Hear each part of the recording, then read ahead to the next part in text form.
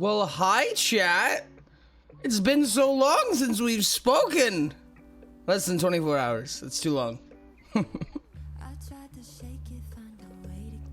I'm making plans, big plans in my head, chat.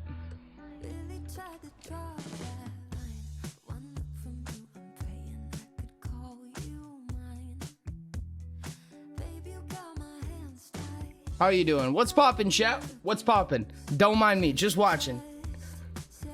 I fucking love that shit so much. That song, that little snippet of song is so ingrained into my head, rent-free. It's terrible.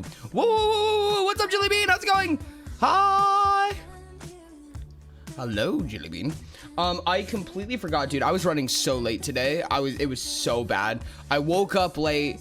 I got ready and then realized I had even less time than I thought. I walked Piper. I had like 5 minutes left when I got back, and I never got food. I didn't do like a bunch of the stuff that I would like to do before stream or give myself any time to prepare. So I got food delivered, which is not preferable, but here we are, I guess. Lamau.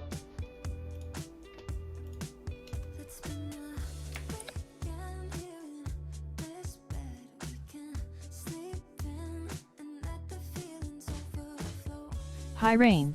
Hi Jelly. Hi Monkey Aini. Monkey.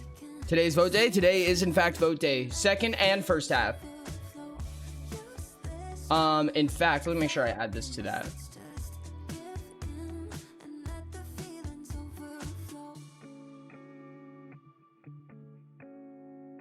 Hi Elf. Today we can play Horrors Beyond D. Hello, Elf. Vote pink. Did you? Oh, nope. There we go. Nope. Oh, no, that did work. Okay, goodness. I idiot-proofed my own commands. Thank goodness. Wait.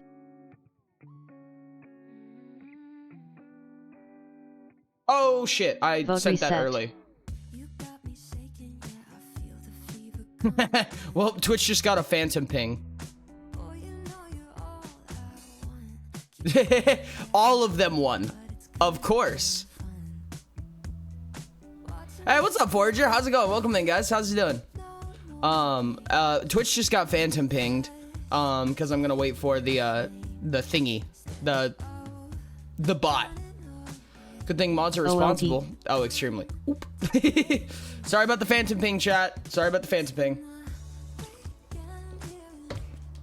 I would say it won't happen again, but you never know with me. I forged 1K common MC on Braid today. What? How did you get 1,000 of them? I wish I could share this egg sandwich with everyone here. Oh my god, please, dude. I'm so hungry right now. My lord. I'm sure. D. My lord. Easy. Jesus Christ, that's so many. Lots of time. Oh, I really hates us hitting us with phantom Discord pings, making me think I have friends. What? God damn it. Hold up. Wait, okay. At the first thing I thought commands didn't work. There's just so many of them that it has to take a second to write them all down. Oh, so you're gonna be voting D100. for. Oh, so Ty's gonna be voting on chatting today, and London is going to be very lucky today. The vote's gonna be reset before that happens, as long as I know how to do my job. So it's kind of a 50-50 chance. Also, I forgot to say congrats on the first strain. Thank you so much. I think that was the 32nd, if I'm correct. There we go. At monkey_pasquire, correct. Now this ping is not a phantom ping.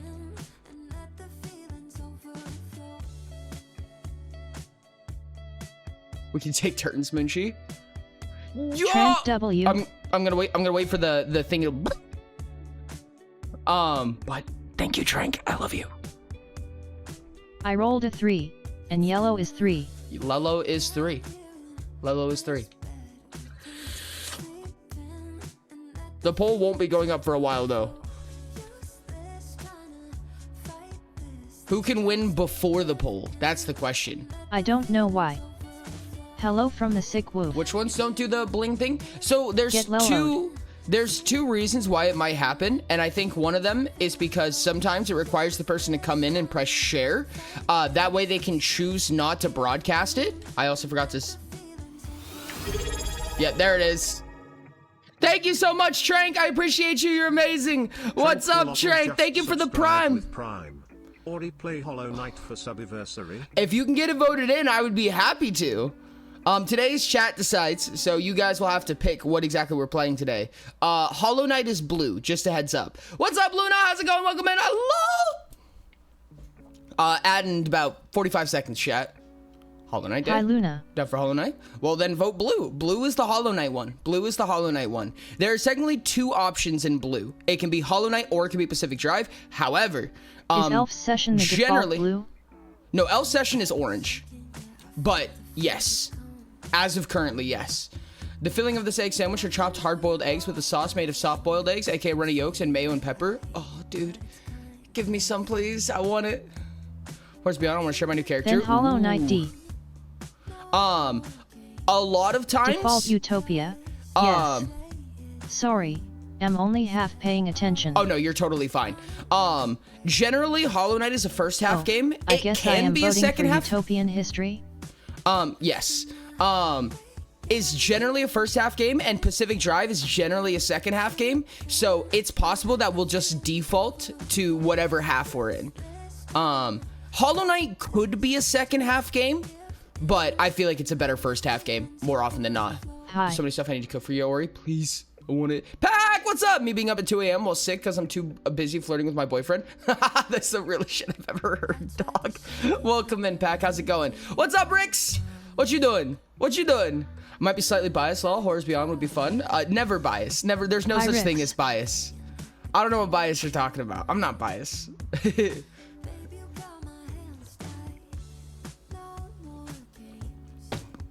Chad, I want you to know, I can proudly say I have not even started editing. And by proudly, I mean I cry. Speaking of that, though, I can delete these VODs off my computer. They're probably taking up more space than I'll get up, dude. I'm biased in green because of the lockdown update. Oh, lockdown update is kind of real, though. That's actually super fair, honestly. Do I not have this VOD? What the hell? Flap. I'll probably end up deleting the actual final video as well. At PA3CKP7 flirt with not your boyfriend as practice, then tell him about it. He'll be super proud of the work you're putting in. Return to the polycule. Hi Axolotl. Axolotl.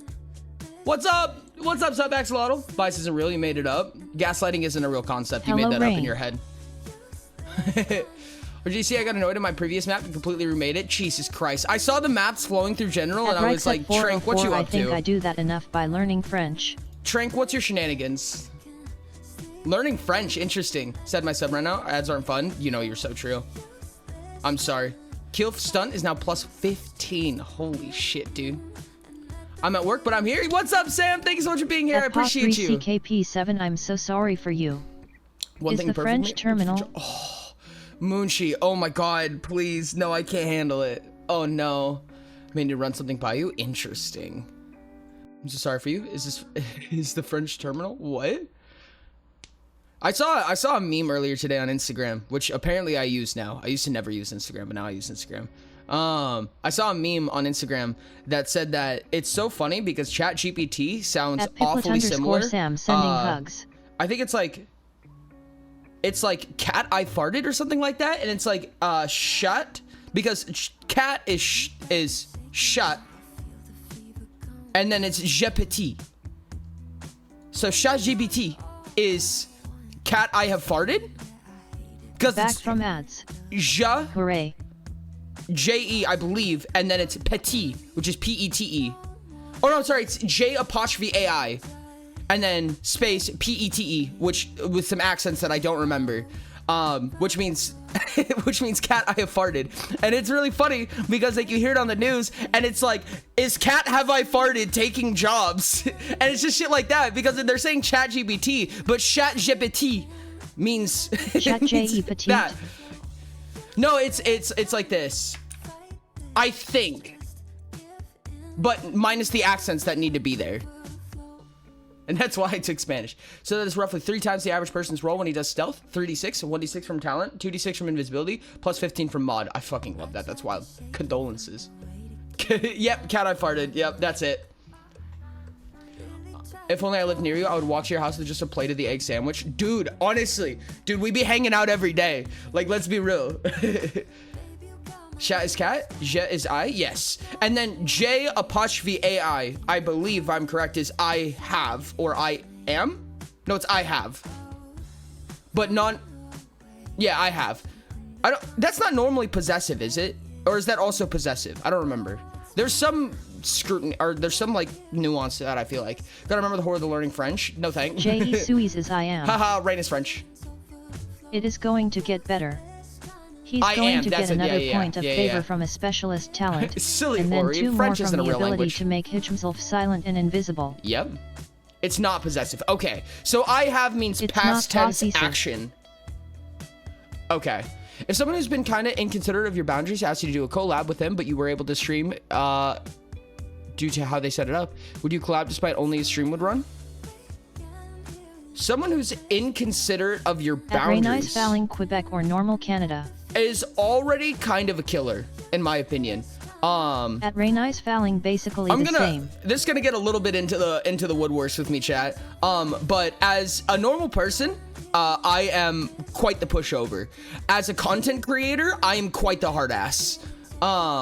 Because I take a lot of my work when it comes to content creation very seriously. And when boundaries are not respected, that's like pretty much a killer right there for me personally. I'm like, there's a very specific way that I like to do things, and I apologize if that doesn't work for you. You don't have to be a part of it if you don't want to. However, if you're gonna be a part of it, I request that you respect that. My dad is French, that's why I speak about 5 words of French. I love that. I have is more like, I have a pencil, then I have done my chores. Yes, exactly. 5019 is my favorite French bilingual joke. I'm confused.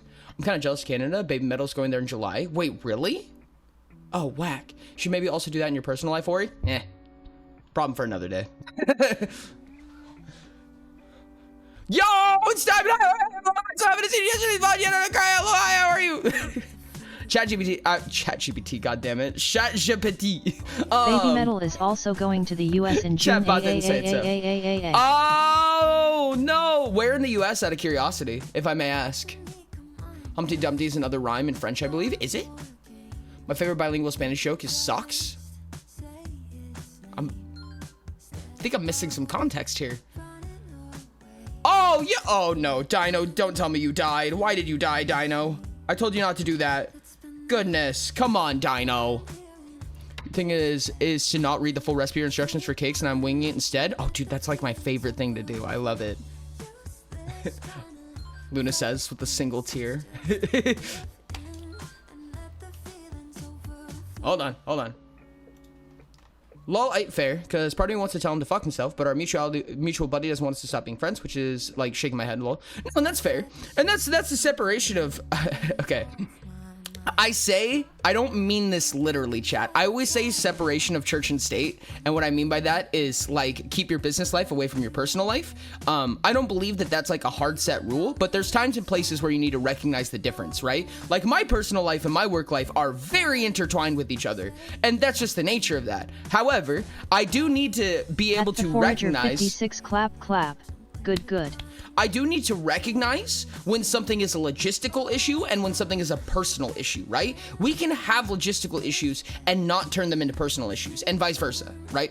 But everyone just needs to be adult and mature about the fact that both of those things need to be understood and warranted. We're all a little special. Thank you.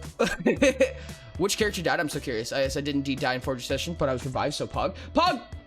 Always know someone with necromancy.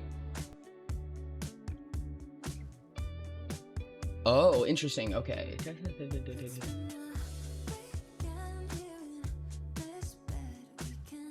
Nowhere nearby here, unfortunate.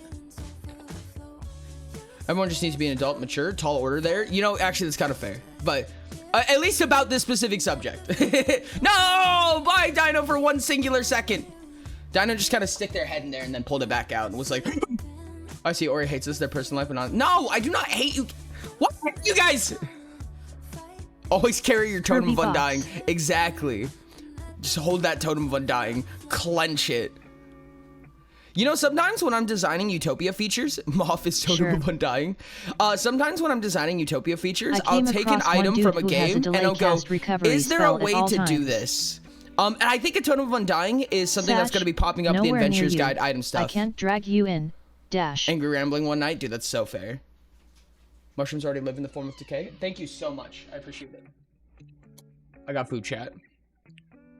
I would like to eat this food, but I kind of don't want to do it on stream. Translate 5019 into French and play the audio to get a 5019 joke. Oh, goodness.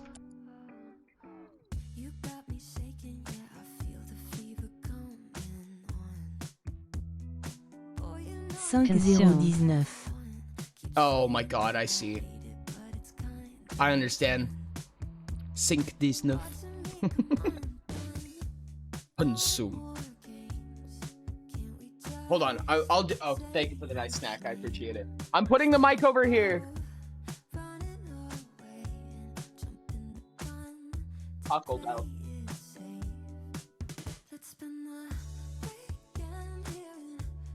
Chat, what do you order from Taco Bell? Tiny. It's so full. So small.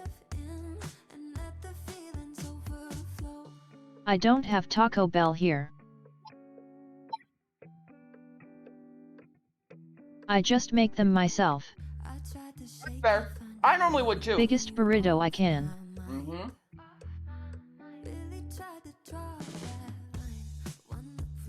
Double beef burrito, no sour cream, and double stacked taco with no lettuce. Oh, that's the good shit right there.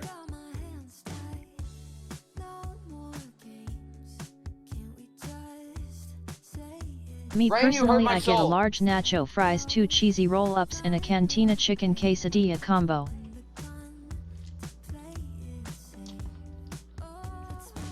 Munchie, please.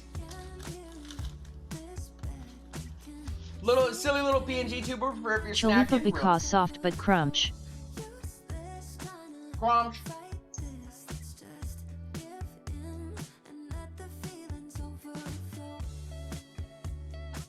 So what's up? I've never actually had Taco Bell. Not something I'd have. Oh hey Headless. At Oridont, before doing those tacos for you, how do you feel about pineapple on a taco? On a taco? This feels like a pineapple on pizza. Howdy Ray. Like, question, Howdy, Ori. but like way more loaded.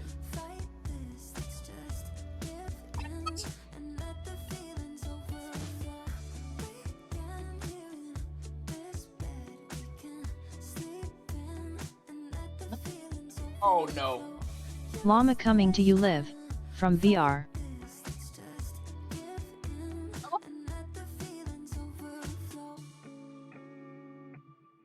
Oh, wait, okay. No, Munchie kind of slaps, though. Honestly, if it was anybody else, I don't think I'd trust it. But I trust it with Munchie.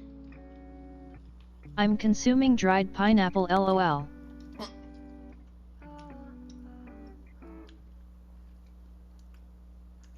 No, you're fair, London.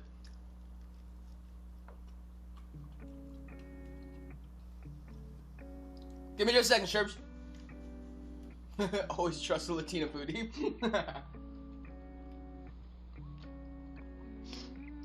At Raini's Fouling, I can't tell if you are trying to say it's good or bad. About 12 minutes, Rix. The vote will be up in about 12 minutes. At the Forager 56, it's so good. I currently got 28 Myth MC and 25 Myth RC. Jesus Christ! Hey, what's up, Genki? How's it going? Sorry, I apologize. I'm smacking down a burrito right now. I'll put my mic back. Vote 7 to 1.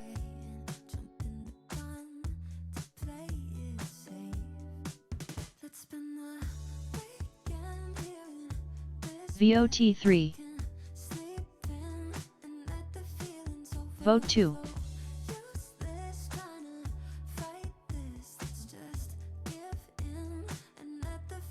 I've never tried mango salsa, but I've heard of it. I'm intrigued. Chat, one thing that I think is really important to keep in mind when it comes to the vote command. Full disclosure, I'm voting Just a Chat heads up. Games. I don't know what orange is. What's What lewd did I about vote pineapple? for? Keiki, there's somebody else who requests Cassette Beast a lot, and I have not tried it before. I've not played it. I haven't even seen it. But I've heard about it a couple of times now. To noun. No, there's no poll on screen. It'll be up in about 10 minutes. One thing that's to give you a little bit of info on the vote command, like something to be wary of, is that if you do exclamation point vote followed by anything, it will set the cooldown, right? It'll put you on cooldown, even if you put a typo. So do be careful when you use the vote command. One of my friends used to think that everyone hates pineapple and pizza because it's so spicy. Nope, they're just allergic to pineapple. I was gonna say, I'm like, spicy pineapple? Mango hot sauce? I don't know. Love some Horrors Beyond. So I've heard. Unbiased, obviously. Have you ever seen Taco Al Pastor? No, I have not. Spicy heaven. Been listening to some of it. It's OST and it's great. Highly recommend. Also, how do I vote? Once the vote starts, it'll pop up right here and there will be like a rainbow right here on overlaying chat. You'll see in just a second. But we're gonna start the vote at 5:30 PST or about 10 minutes from now. 30 minutes into stream. I'm gonna do the same thing I did last time. Do you take yellow? Have me reroll. Interesting. You know that there's these Korean style late chips that are butter flavor? Butter flavor? That's kind of whack, dude. That sounds like an American dream right there. Pineapple is spicy. My throat goes bye-bye. Oh my god, no wait, that's good. That's not good. That's the wrong type As of someone spicy. who lives dangerously Why is close it to spicy? Italy, pineapple on pizza is a war crime. Dangerously close to Italy, real. Won't you stop being red? I'm also allergic to pineapple, but that hasn't stopped me. I've had a couple of times where I was like Arrives with giant moth plushie. What I was doing yesterday. Void again, Yeah! asterisk, I have eaten the VOD, it was so good. Stop eating shit. No, chat, don't eat VODs. No. Go for something nutritious like pineapple. I am very allergic. Welcome in, Sky. How's it going? When I was doing makeup yesterday, I had Tay here, which Tay was tagged in the Instagram, and they were helping me out with like some of the outfitting and stuff, because like I can't like set up the chainmail on my own. You can't tell. I mean, US I can. what It's you really eat. hard. Streamer. And at one point I was doing the makeup, and I'm like, dude, when you put that on, it's so At itchy. Oridont look in DMS. And she was like, if it itches the moment you put it on, you're probably allergic. And I'm like, yeah, but you already did one wing, so we need to do the other. I will DM you opinions. I think I can say dangerously close, considering the shit invaded both World War. Yeah, what's up?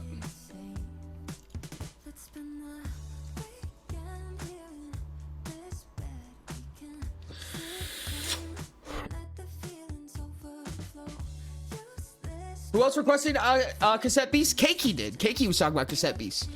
But the VODs are an infinite resource of nourishment. Why would you take that away? All right, chat. Fine. You win this one. Go eat the VODs. See if I have anything to say about it. You know, there was a time in my life where I was considering whenever someone said that they ate something, I would just delete it and it would be gone. I'd be like, sorry, they ate it. It's gone. Would you eat the chocolates I sent you in DMs? Yeah. You don't have to tell me what's in it. Just be like, eat this, and I'll be like, okay. At their headless infinite nothing is still nothing. Eat the Oridos videos instead. Much healthier.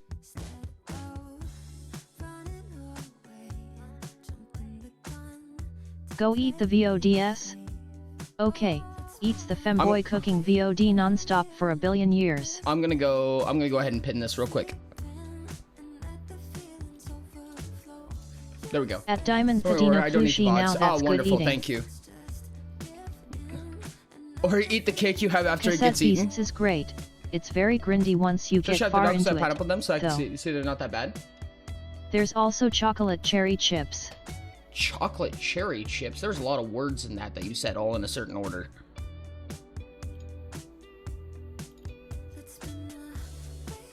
Chat, this is the tacos that Munchie is talking about. Honestly, no, they look kind of bomb. I'm gonna be honest with you. Like I was skeptical, and then the image is kind of like, oh, never mind. I'm not skeptical anymore. Immaculate evening. Yeah, I'm gonna introduce a friend to it too after Deltarune 3 and 4, but I never fully beat it, and I wanted to try a fresh multiplayer run. Oh, that's so fair though. Chat, do you all think 50 ore is enough to end a man? Chat, Is cassette? You said Cassette Beast is multiplayer?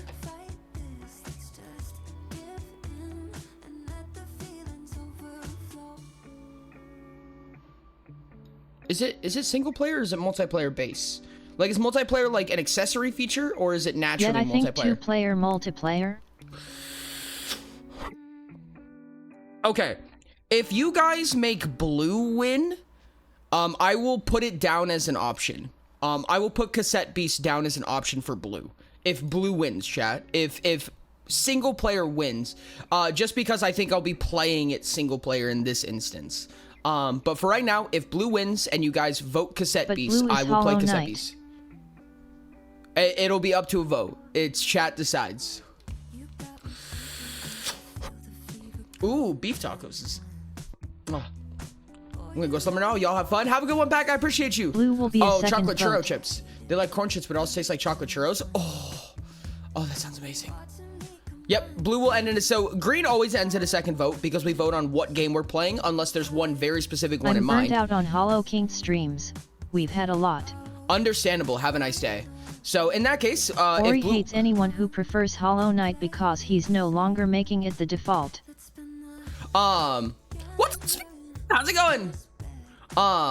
If blue wins, we will put up a vote. And if there's a chance that Cassette Beast could win, I will put Pacific Drive, although I don't really think it's a good first half, just because it can take up a lot of time. But you guys decide. Just subscribed for 8 months. What's up, Soup? How you doing, dog? Thank you so much for the sub. Let's go. How you doing, buddy? Hi, Soup. It's been so long. Hi, Soup. No, TW Trank, did funny Ori enough, save Z I do asterisk not. T. The Zope. Yay. If you It's pretty Google funny how turtle every chips, time Ori says hi there's to me, the my original clips most sweet out of my corn name. flavor, and then there's chocolate cho. Turtle chips and chocolate churro. Oh, that's so wild. We missed you so much. Don't try to catch me in your logic. Oh, you have Reddit, Discord, and VR via sideloading? That's kind of wild, actually. Zote boat hours. 3 again, Ty. No escaping. Plants vs. Zombies stream win? Oh, no. Where are you? I'm at sub. Oh, Ori. If I ever visit, I'm taking ownership of your kitchen during my stay. Okay, fair enough. I don't exist much at the moment. That's actually so fair, Soup. I feel that. I feel like I'm actively dying. That is extremely not good. And I hope that stops being the case soon. I just got my girlfriend an old laptop playing computer games, so she's gonna play Repo with me. Let's go! Hell yeah! I wanna be there. I wanna be there. Yo, then come over here. Come on, Sherbs. Let's go. Would have been voting for yellow even if you had me reroll elf. Soft modding is a haluva thing? Like a hell of a boss? Soft modding? What do you mean by that? Don't be actively dying. Passively dying is much better. Yo, what's up, 99? So how do we do this voting? It's gonna happen in about 3 minutes. There's gonna be a bunch of bars that pop up over chat, and there will be a command that you can use. I'm not gonna say the command, because if you use the command right now, it's gonna go on cooldown. You won't be able to do it when it happens. But I'll explain it once the vote comes up. It'll be about 3 minutes. The weather does not like me here in the race war state. Thus, I have a fever and feel sick. I'm so sorry, dog. I'm so sorry. I woke up to my dog, very heavy pit bull, stepping on my chest to get to the door. Oh God, dude. I used to have Danes, and I know what you feel like. I know what you feel like. I see you. Hi, 99. Welcome in, by the way. Thank you so much for being here. I really appreciate you. Just a heads up, the more that people interact with stream, like before this point and in general, the more votes that they have. So some people are going to move like a third of a bar on their own, and some people are just going to give like a little bit, right? The more they interact with stream, we do this every Tuesday. The more that you interact with stream, the more votes that you get over time. Lurking and chatting both give you more power in that vote. That's why, like, sometimes when people are saying that they're heading out, I'll say lurk for power. That's what I mean. Do that taste so good? Software modding, Ori? Well, I know what software modification is, but I'm curious why it's a haluva boss thing. Thanks so much for the hydrate. P. Chugga-Conori? Chugga-Conroy? Lurk. Biggest dog I ever had was an American Foxhound. Oh, that's so fair. Most of my life I've had big dogs. When I was really young, we had Saint Bernards, and when I was growing up, we had a ton of Great Danes. And it wasn't only up until recently, my most recent dog, which is Piper, who is massive, big, huge, vicious hound. She's a corgi. Twitch needs to step the fuck off my emoticons. Dude, that's actually so real. I'm pretty sure Moonchi has more pull on the vote. Moonchi probably has a lot. At Supixolotl, we prefer the term exclusive neurodivergent bestie collective. Here, vicious beast right here. I Vicious wonder what beast. my XP is at. I've You're been lucky my hard other love committing for the language last is couple type of weeks. drawing is cooking. That's actually so real, and I love you, Moonchi. It's based on XP. Rain currently has more. Oh, interesting. Thank you so much for the show, dog. Dog. Stinky puppier. Stinky pupper. What you doing, Stink? She's side Corky the hound of the fairies. Yeah, see. She's giving you the bombastic glare, Make it chat. currency based /J. Helluva is just a phonetic spelling of Helluva. pipsqueak. Oh, I understand. Okay, I thought we were talking Adorable. about Helluva Boss, and I was just like, what? What do you mean? I understand. Okay, I see. I'm just stupid, I chat. have to be more active, I guess. MMMMMM. More active, real. Good doggo. Another show dog. Hello, Speedy. Say hi. No. Oof. Sad face. What you doing, pup? What you doing, pup, pup, pup? Indeed. Join us. Oh, another show dog. WTF London, is say hell hi. of a boss. Helluva Boss. Wait, do you actually not know what Helluva Boss is? Yo, what's up? Thank you, Loot Llama. Say hi to Piper. Down with the bourgeoisie. Keep Pupper and Lap on stream. Okay. The redeem show dog because dog was on stream. What's up, dog? What you doing, dog? Hey, dog. I will keep her on my lap for as long as she stays. Oh, she's leaving. Oh no, she come back. She come back. No, I know what Helluva Boss is. I don't know what Helluva Boss is. Oop. Helluva Boss is a furry propaganda for people who don't know. I love it. It's perfect. It's everything that the world needed. If I cook for someone, it means I'm ready to commit various crimes for them to bail them out. No, why headless? Not this again. Sorry, Piper.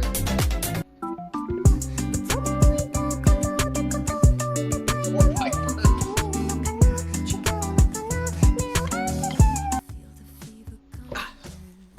Poor Pips. She's so upset, dude. She's so pissed. Oh, not the shot of hot sauce. Why? Okay. Chat, the poll's gonna go up while I go grab this hot sauce. Give me just a second.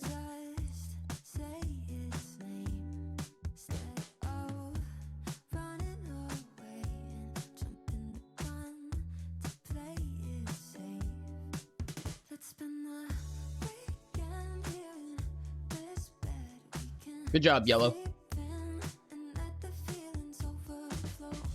You guys are using up your cooldowns right now. That's not good. I'm gonna wait a little bit because if you do it before the poll happens, you'll eat up your cooldown. You won't be able to vote. So I'm gonna give it a second. Show the pup? I did show the pup. I had the pup for a while. Give me just a second. We'll go grab the hot sauce.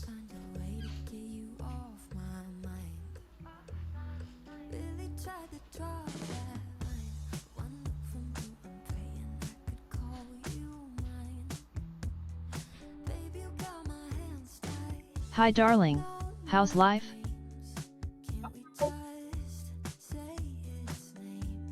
Didn't eat my cooldown. For Tadsy, anything inspired by him is goaded. What is that? What? Oh, I'm confused. Please start it now because I go for 30 minutes and to get the AG1 vote in before I have to leave. There you go, chat. Okay, the vote is up. So you can do exclamation point vote, followed by space, followed by a color or a number. So of course it is 1, 2, 3, 4, 5, 6. Or you can do a color. So you can do exclamation point vote yellow, exclamation point vote green, so on and so on. And like I said, the more time that you spend in stream, the more power you have over this. Vote green. I need to open this. Vote 4.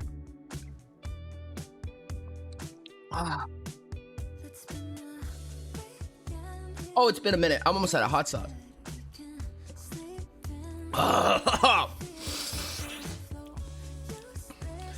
Vote green. Old people are scarier than kids in horror movies. Green That's a good question. I never really thought about wished that. a video game with Oridont. Ooh, green is taking fat lead right now.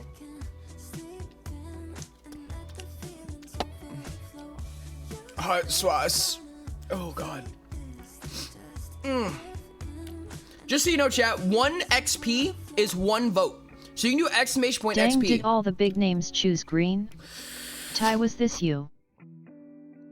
1 vote, So 1 many XP votes. is 1 vote. So if you do exclamation point XP, so you see I London hope just he did it. plays Repo so me and my GF 86,772 can votes. join him, lol. The more time you spend in stream, and you get it really quickly. Mystery XP. box is a great way to get XP. Lurking is a great way to get XP. Chatting is a great way to get XP. All of those things will get you a ton of XP. It comes a lot faster than it sounds. Trust. 18,452 experience. Yep. What's up, Saf? Ooh, games. What's up? Collie spotted. See? Forge just got 100 XP from the mystery box. Your existence will be rewarded. Hey, look, XP. Thank you for explaining the concept. Okay, so now we don't know if blue or green is winning. Vote when the bar green. fills up, the votes will still count, but it just stops keeping track. So I don't know who's winning. Chat, there's gonna be an ad in about Green 15 winning. to 20 seconds. W Sharps. Vote for.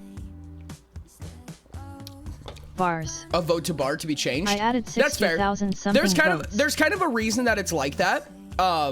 There's a reason why the ratio to vote is the way that it is. And part of that is because I know a lot of new people will come in and vote.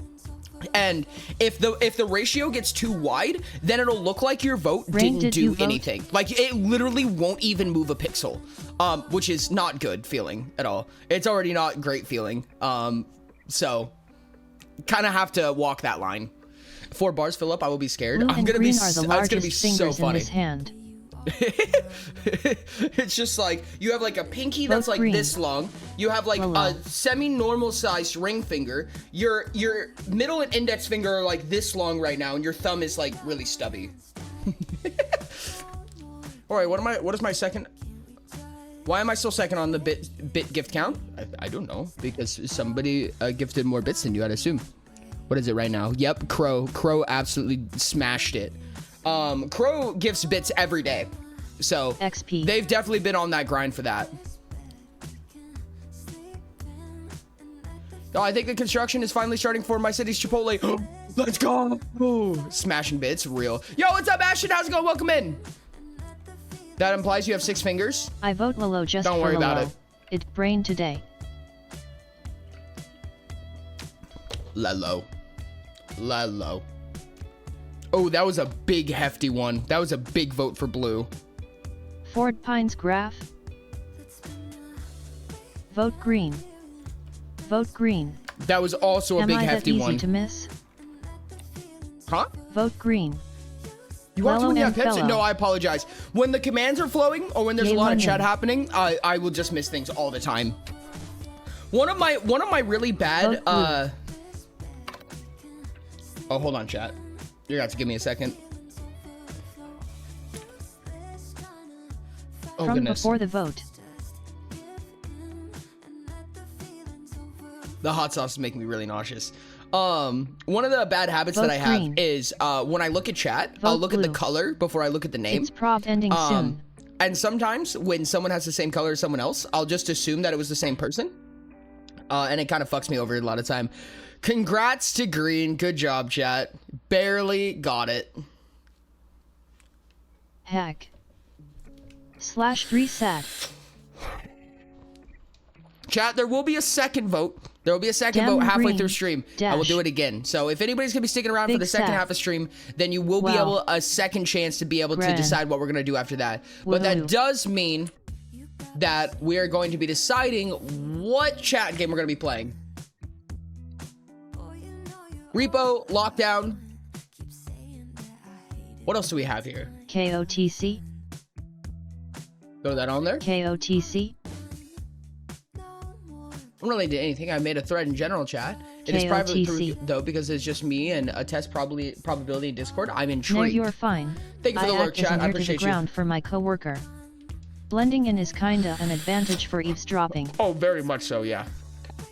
Freaking type sorry and it autocorrected to CEO. Why? That is like the worst thing it could autocorrect to, I feel like. Gang Beast is true. Buckshot rule yet? Buckshot roulette. Oh my god, wait, no, this is something, but that's not a chat game. That's not a chat game though. Oh man, dude, I actually wanted to play Buckshot roulette so bad.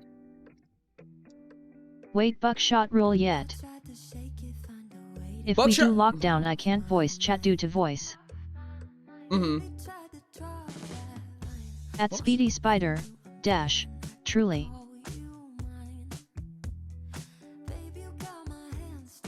Ow.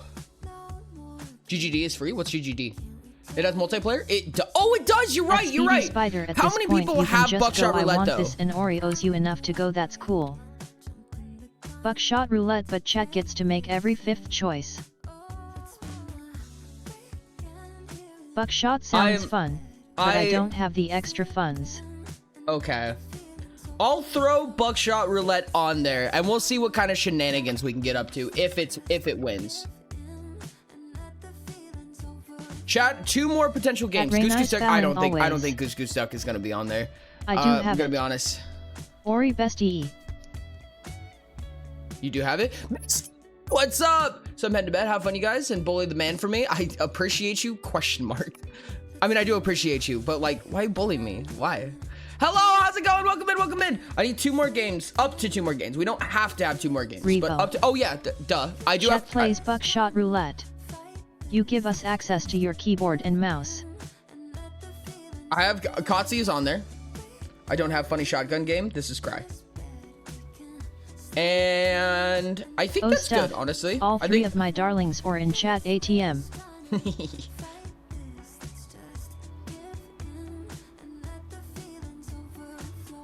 I'm tempted to say Raft, but I'm not gonna say Raft this time, chat. Maybe next time. Here comes the poll, chat. Here At comes the Jilly poll. Bean King of the Castle. Yeah, King of the Castle. Chat, you can type 1, 2, 3, 4, 5, or 6 to decide what game we're gonna be playing. Before At the the bot Forager gets me to it. 56 Elf, Sky, and Fall/Rain. Decide what we're gonna 3, do, chat. Okay, King of the Castle is winning. 2, I'm surprised how popular King of 1. the Castle is. I never would have expected how popular King of the Castle is, but it really is. Oh, never mind. Goodbye, 3, King of the Castle. 3. King of the Castle is basically like At a monarchy Tranquilittle, politics it's so game. fun. It's a monarchy politics game where chat Buckshot can play My the game gambling through. addiction, LOL. I did vote.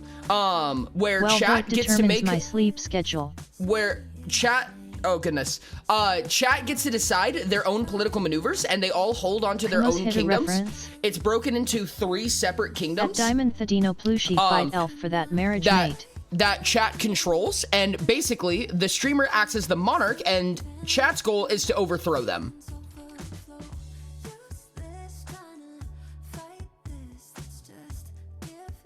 Chat button needs to be turned down. What number is Buckshot? Buckshot is number 5. The Probably just dilemma. watch and play Hollow Knight. Real. Ori has voted 2, so I should also vote 5. that, but then I might be forced to play. I'm tired of politics, so I'm no longer faction leader. Understandable. Have a nice day. Chat shall I see end chat your bot making bloodline Ori forget streamer. words. You Dude, every cannot single contain the time houses. we need to Luigi or you don't. Wait a second. Chat shall end your bloodline streamer. You cannot contain the houses. King of the Castle is winning right now. King of the Castle is winning. Streamers basically shifted my sleep schedule, end up condensing to about 5 to 6 hours. That's about how much I sleep generally. And like, that's not like an unhealthy thing. That's like a What is up, chat? active decision. Like, I feel like I get the best sleep when I get about 5 to 6 hours a night. I offer to play Kotzi all the time. Nobody ever shows up. I'm just not as popular as Ori. No, shush. I have 3 hours of lockdown wins. I think lockdown is actually Buckshot Roulette is in second. Funny enough. I'm gonna give it a little bit more time because people might trickle in. They might decide they want to do something else. Yada yada. I just want to see what people want. Lucky Ori. Wish I needed less sleep, dude. It's phenomenal. I want to say it was due to practice more than anything. Like, it's not like a natural thing. It's a practice thing. But also, like, a lot of people in my family have the same habits, so I think it might just be a thing. I don't know. It's really easy for me to feel overslept. At Sherbert DMC5, I've not played plays that. him. So I'm fucked up if I stay up further. Oh no, yeah, don't do that. Don't do that. Or give me your genetics. Thank you for the show, dog, Collie. Pip, pip, pip, pop, pop, pop, pop, pop, pop, pop, pop, pop, pop, pop, pop, pop. Come on, Pip. Piper will come in about 3 to 5 business days. Pips! Piper! Come on, Pips. Strange. At blue 3_mag3 buried Some delight crazy shit deep in within. DMC games. I'm intrigued. Hey, oh my goodness, it's Perry! Perry, what are you doing here? Yo, what is up? How long has it been? Oh, we have a tie. We have a tie, OMG chat. hi he he he. Perry, what is up? Piper, Hi where'd you Perry. go? Pips.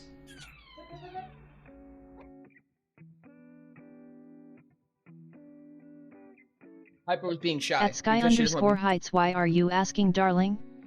Just steal her blood like I do. Thank you for the show, dog. She hates this. Hello.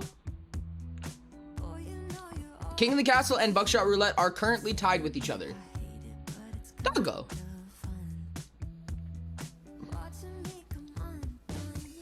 Do you how do? Chat, the rule is that I get to break ties. So if it ties, then I get to decide. We'll send their blood. Need me to sleep less? Real.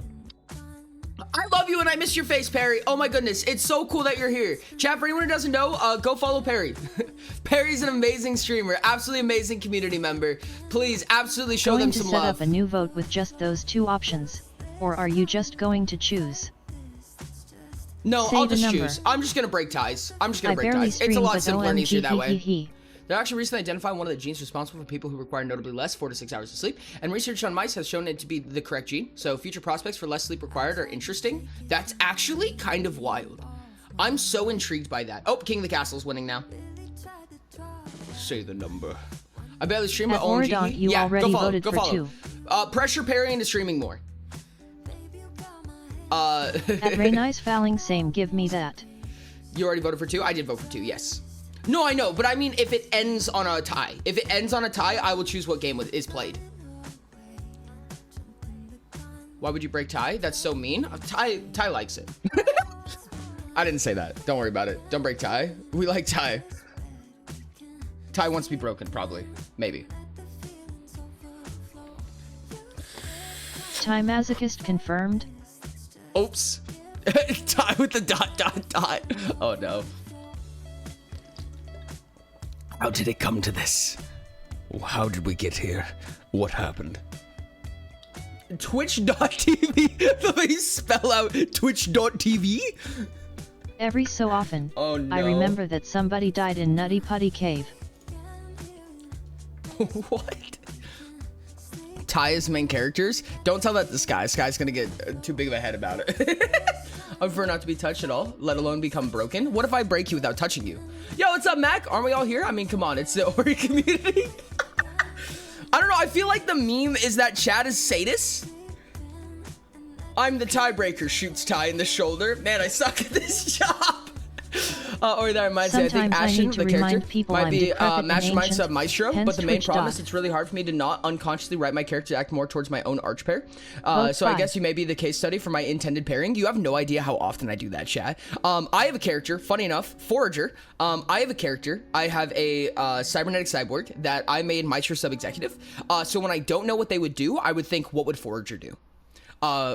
So that's actually a really common thing that I do, and it really helps me to kind of like flesh out and make characters feel organic and things like that. I am neither a masochist or a sadist. Or you're a sadomasochist, sorry. Sadomasochist would also be neutral in this sense. Just saying, Ty. Just saying. I would suck at being sado. I can't hurt people like at all. Dude, that's actually so fair. What have they done?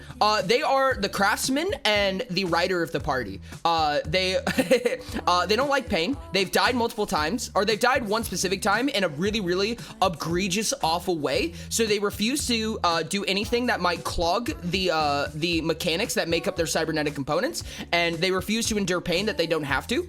They will shove the party in front of them any chance they get. At the But also Luna they 03, predominantly are love. focused on evasion Vote 5. and crafting. So they really like writing, they really like crafting, and their Nice big thing Valley, is love. preparing the party.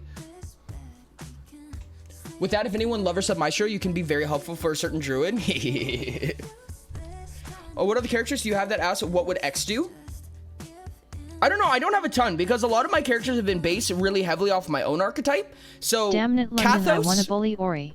which is the cyborg I was talking about. Yeah, that fits. That's actually exactly what I'd do. Let's go! I did it! Don't say 3. Oh, it's tied again between King of the Castle and Buckshot Roulette. Play a Rain Inquisitor? Bet. Or do I can't stop you. What if I break you without touching you? Your toes looking, ew, no, I hate it so much. No toes. The beans yearn for lockdown. The beans. You're gonna need a lot more votes for lockdown, chat. I'll give you guys another couple minutes. Before I drop the vote. I don't care about that. Oh, I hate it. I hate it so much, dude. I hate it. Gasp. That is against Ori. Godness. Godness? Goodness? Gush. Gorsh. Hey, chat, how many fingers you are on your left hand? I'm also not a sadist or a masochist. 22. He'll tie you up if you ask nicely, though. Perhaps. That was so wild, dude. That was so wild. Oh, I hate grippers. I hate grippers so much. How much bean juice do you need to get through the day without murder or arson? I don't drink bean juice. I drink energy drinks. This is why we're engaged. Not asking for nefarious purposes, obviously. Kinky, lighthearted. Just beat the third boss today. First and third one were both 1 try. Second one was 2 tries. Hey, let's go. GG. Let's fucking go. Chat, about a minute left before I drop this poll. At Sky_Heights, I wear that with pride. Yeah. 66, 2/3 of the entire poll are between King of the Castle and Buckshot Roulette. Math. So this is why you and Rain are getting married. Kinky? Lighthearted?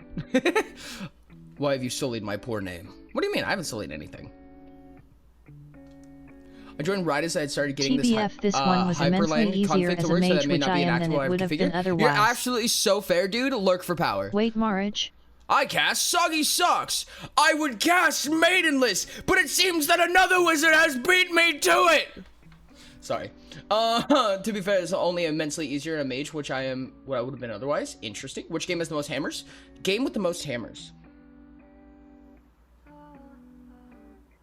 Probably Kukuro. If I'm to be honest.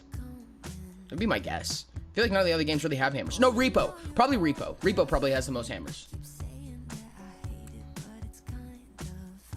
All right, chat. I'm going to end the poll. Buckshot? Does Buckshot have any hammers? All right, chat. King of the Castle and Buckshot Roulette. I think I'm going to go with King of the Castle. I'm going to say King of the Castle.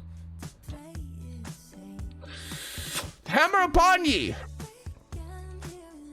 There's a gun part called a hammer. That's fair. No, that's fair. That's a good point. Repel Support Network. Oh, goodness. Ori's favorite hammer. Welcome in, Ori's favorite hammer. How's it going? I cast Fuse Bond upon all your joints. Oh, Jesus Christ. I hate that. I'm not gonna lie. I could see the Eminem image. Fun fact, I have a ridiculously high pain tolerance. I broke my arm and I thought it was a sprain for 3 weeks, but I hate ever using said tolerance, meaning I act like I bruise by touching a doorknob. Then when I do get injured, I stand up with a bone sticking out my arm and I go, oh yeah, nothing major. Dude, that's actually really relatable, honestly. That's so fair. What is Kotzi? This is Kotzi. So this is King of the Castle. Do we want New Dynasty or do we want to continue, chat?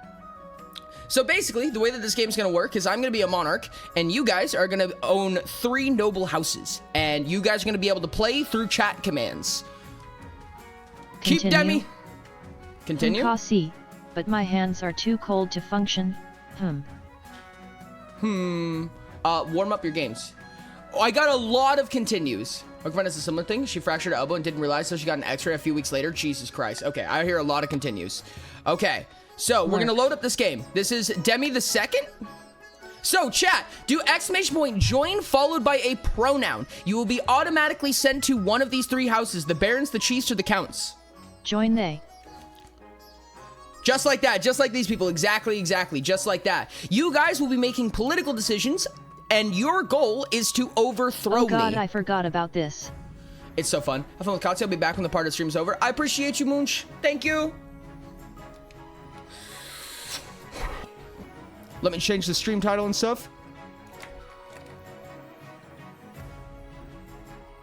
Join he.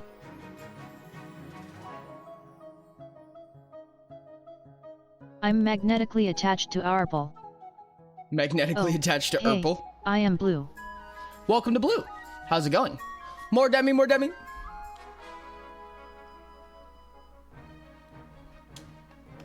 Oh, this chat's not updating. Wonderful. Nice color scheme. Love it. Chat shows it. Chief Gang, let's go. Thank you for looking for power. I appreciate it. Chat, you can join in the middle of the game, so we'll probably get off the screen pretty soon. And as the game goes on, you guys will be able to see over time kind of like what's going on, what all this means. I'm on team with Rain. Let's go. Thank you so much for the freeze command chirps. I appreciate you. Yo, We what stick kind together of demi tight. is that Queen Auradon eyes? What kind of demi is that? I just chose a pronoun at random.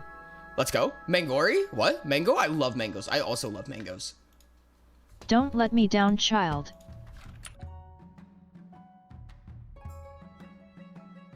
Okay, let's get started. You guys can join in the middle of the game, so you don't have to wait for the starting screen. You guys can join at any time. So, TLDR, kind of what we're working with here, is that you have all of these metrics that have to do with the land that is a part of your house, right? You have these 3 territories that you guys are a part of. I'm going to be going through different events as seasons go, and you guys will be able to scheme against me, rebel, depending on how everything happens. It'll kind of walk you through it as it goes. So the path to the victory. What team are you on? Let me see if I can go find you. Piplet, you are on Team Blue, which is the Chiefs. But you'll be able to see as time goes on. Your Majesty, you have some big boots to fill, and with your parents out of the picture, the nobles will be looking for any opportunity to replace you. When you die, how do you hope your kingdom will remember you? So this is a really tough one for me. This is a really tough one. I need to know what my goal is. I feel like authority or stability are usually the best ones, because military sucks. Oh, the widget. Ori, Thank you. the Thank you. widget. Thank you. Thank you. Let me go ahead and add the King of the Castle widget so you guys can interact easier. There we go. Okay, so now the King of the Castle overlay should be up when you guys are on stream. You should be able to interact with the actual screen and the widget in place. For me personally, having the goal of military sucks because your guys' military being bigger sucks for me. So I don't want to have the goal of military, even though it's probably the easier one. It's kind of just very risky. Faith I don't like because we never get faith. should Faith is choose always faith. just like I hate doing faith personally. Farming and trade is fair enough, but I feel like authority and stability, albeit the Join me. hardest, are the safest ones, in my opinion. Yo, I think thanks so Sai much for the wants follow. faith. I really appreciate it. Whisker Films, welcome in. Thank you so much. I appreciate you. Okay, I think I'm gonna go for authority. Authority to me feels like the easiest. However, if I don't get authority by the end of it, I'll be able to come up with a new objective. I suggest over the next few years, you focus on improving your authority as much as possible. Once you have an heir, I will return to discuss how your ambition is in progress. Good luck, Your Majesty. Coronation! Authority means Ori hates chat. No. Your Majesty, it was an honor to serve your parents, but now it's time for you to wear the crown. As in tradition, the council will decide what happens at your coronation. Let's get this over with. Shall we call the nobles in? So, this is one of the examples where you guys are going to get a choice to decide what happens. So, you guys can either host a lavish parade with jugglers and fountains of wine. You can proceed with a religious ceremony that honors the ninth god. River.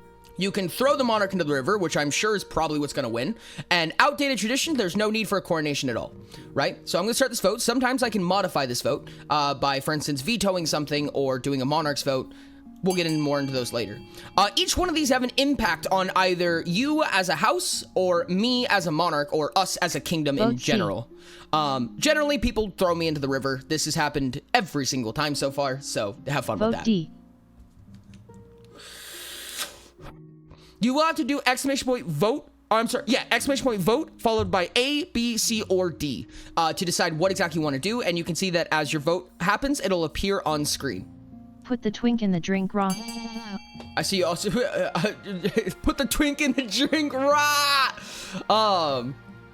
When the timer ends, the vote does not necessarily end. I, as a monarch, can control that. I can control when the vote ends after the timer. Twink in the drink. I'm dying, dude.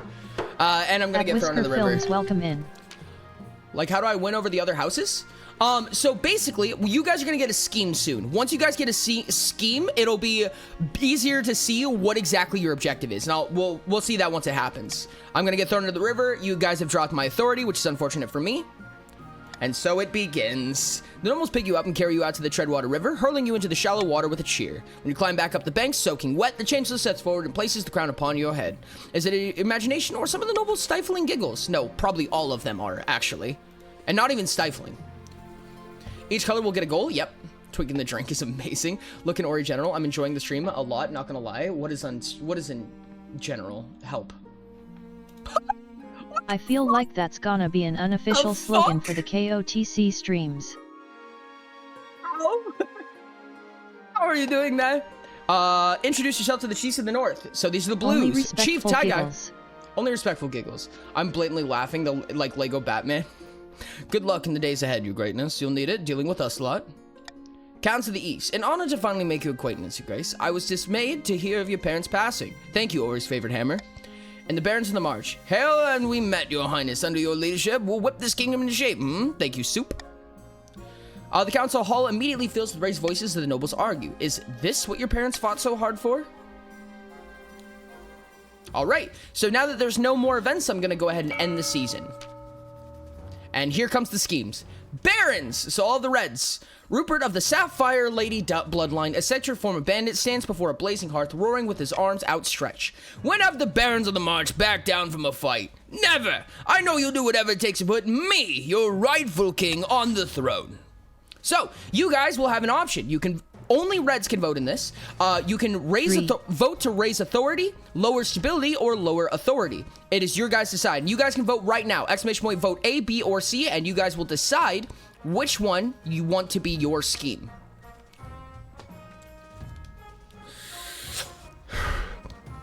Lower authority. Interesting. So, there is a lot of mechanics when it comes to stuff like this. I will let you guys kind of decide how exactly you want to do that.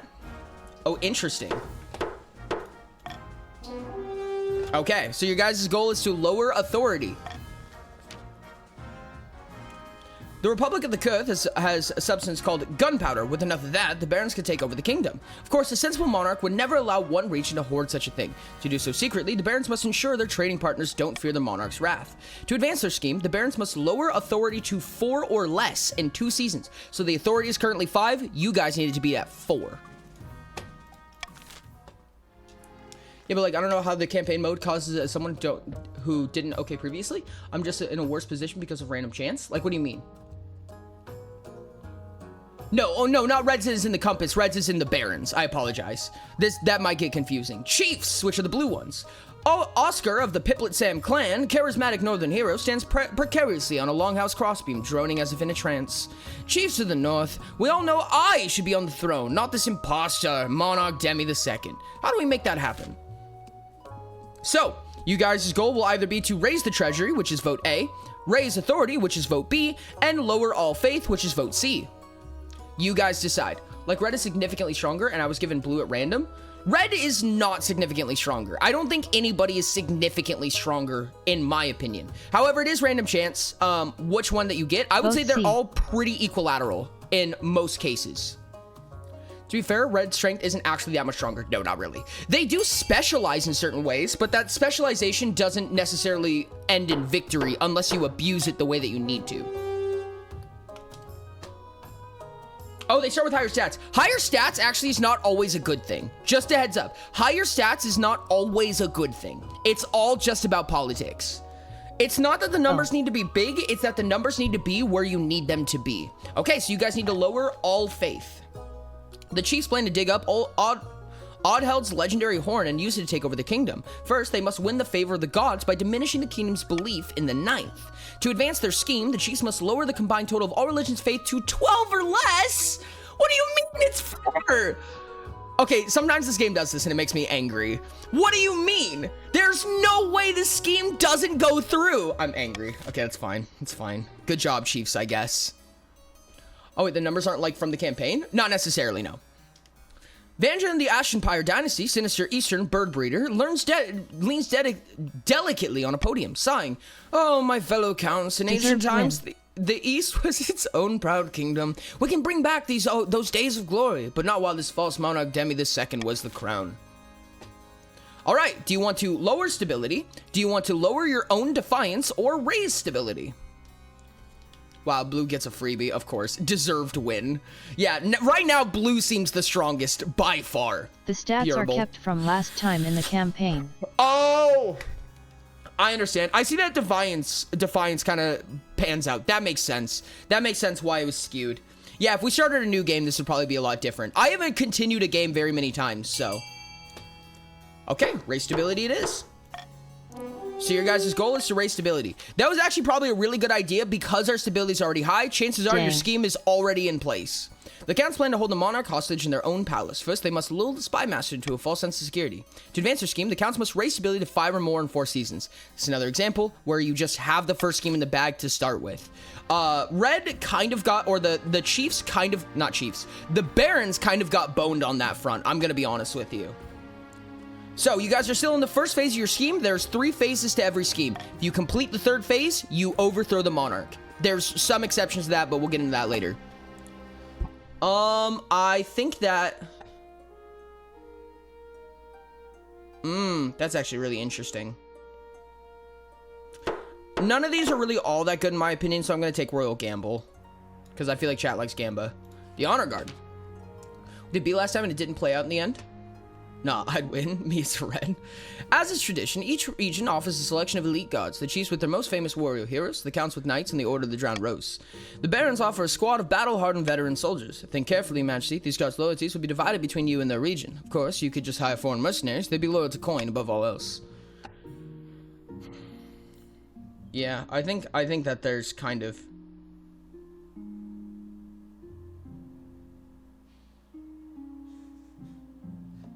Which one is which? I need to make sure I'm correct about this.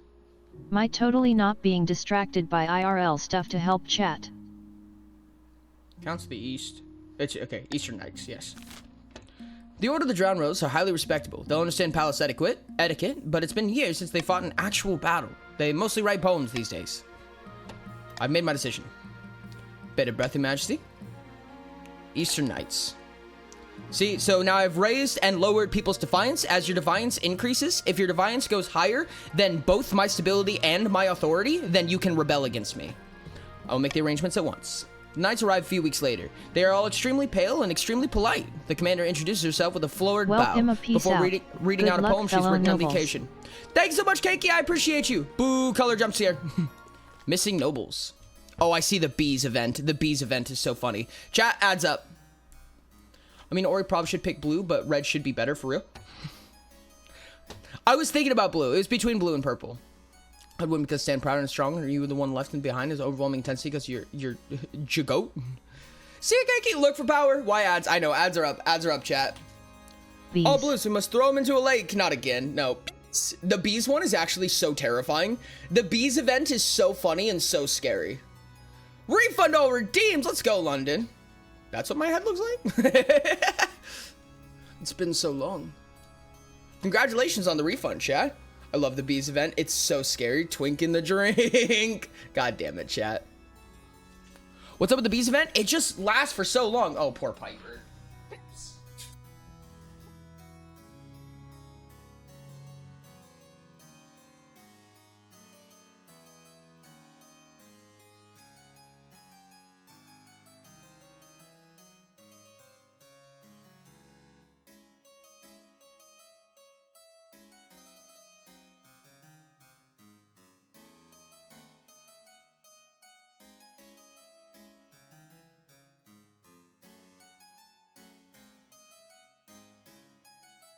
Okay, here we go.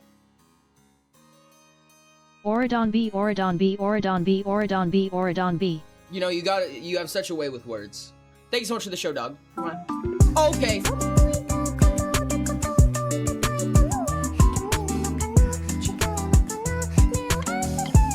I can't do that to her. I have to set her down. She doesn't want to come now. Like when I call her, she's like, conspiracy. This is a conspiracy, love that.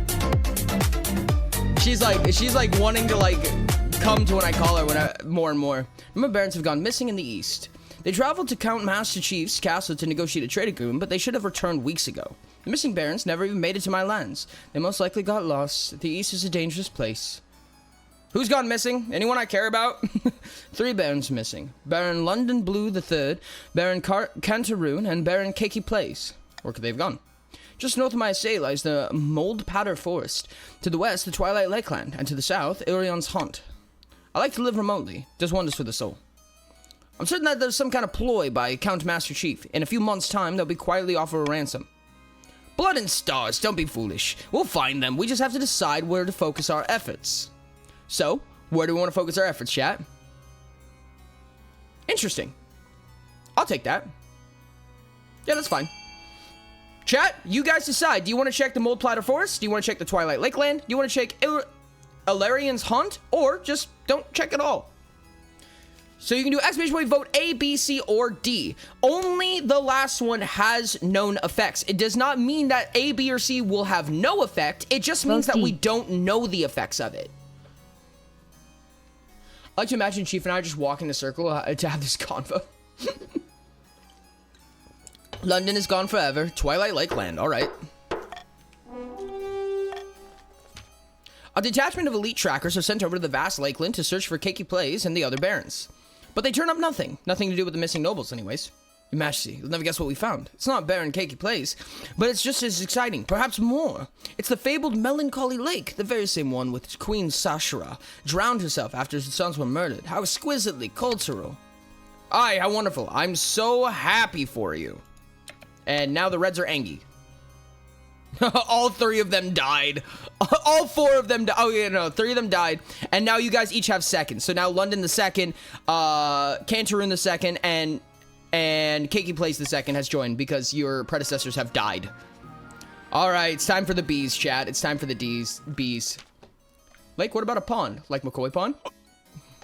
Don't say pond in this chat. Don't say, you can't say pond. That's like a huge word for everyone. Chatbot is kind of covering the screen. No. Oh, not shoot. the bees. Not the bees! Guys, we found a lake to dunk the twink. Your Majesty, 10 minutes in the east. The bees have vanished. You can have you can have outdoor picnics in peace. This is no small matter. We count for lion bees for our honey trade, but it's worse than that. Far worse. In the east, bees bring us of good fortune. We look after them, and they look after us. It's a grim omen indeed if you've deserted us. Our peasants are scared that we've offered the bees somehow. We must track them down. Okay. Bees come and go, let nature take its course, or send messenger to invest other regions, or ask the peasants if they notice anything wrong. I think... yeah, we'll veto this. So, A or B? I vetoed C so that C is no longer capable to be voted. Vote I say B. C, no bias. Crazy. We have so many trigger words, honestly. Okay. Vote A. Grr. Yes, grr away. Interesting. Oh, wow, this is split. Vote A. So, in the case of a tie, which of course I know that more people were trying to vote, I'm allowed to cut it short after the timer has ended. With that in mind, I now get to decide tiebreakers, unless it's your scheme. I will say probably my goal is just going to be to lower your defines. So, yeah, that works. Send messengers to investigate other regions. The eastern beehives continue to languish, but the counts are grateful that the council takes the situation seriously. Messengers ready themselves to traverse the kingdom and find the bees. Surely it shouldn't be too hard to find such a huge swarm. Can we use a word other than tiebreaker? I don't know what else to say. I'm playing a game. Sob. No! I'm sorry, chat. Okay, now comes the auction. So this is a really big one. Basically, what you guys are going to be able to do is do exclamation point fund, followed by a letter, followed by an amount. On this right side, you'll see how much money you have. So for instance, Ty has 4,350 gold that he can spend of his own personal wealth. Each one of these different buildings have an effect. So for instance, the aqueduct for the chiefs will increase the chiefs' farming by 1. Or they can take the stadium, which will decrease their military by 1. So you guys can decide. 1,100. Only 2 buildings will actually take effect, and it's the ones that are funded the most. Beautifully done. Beautifully done, chat. Wait, I think I'm broke. Saf, you have 1,000.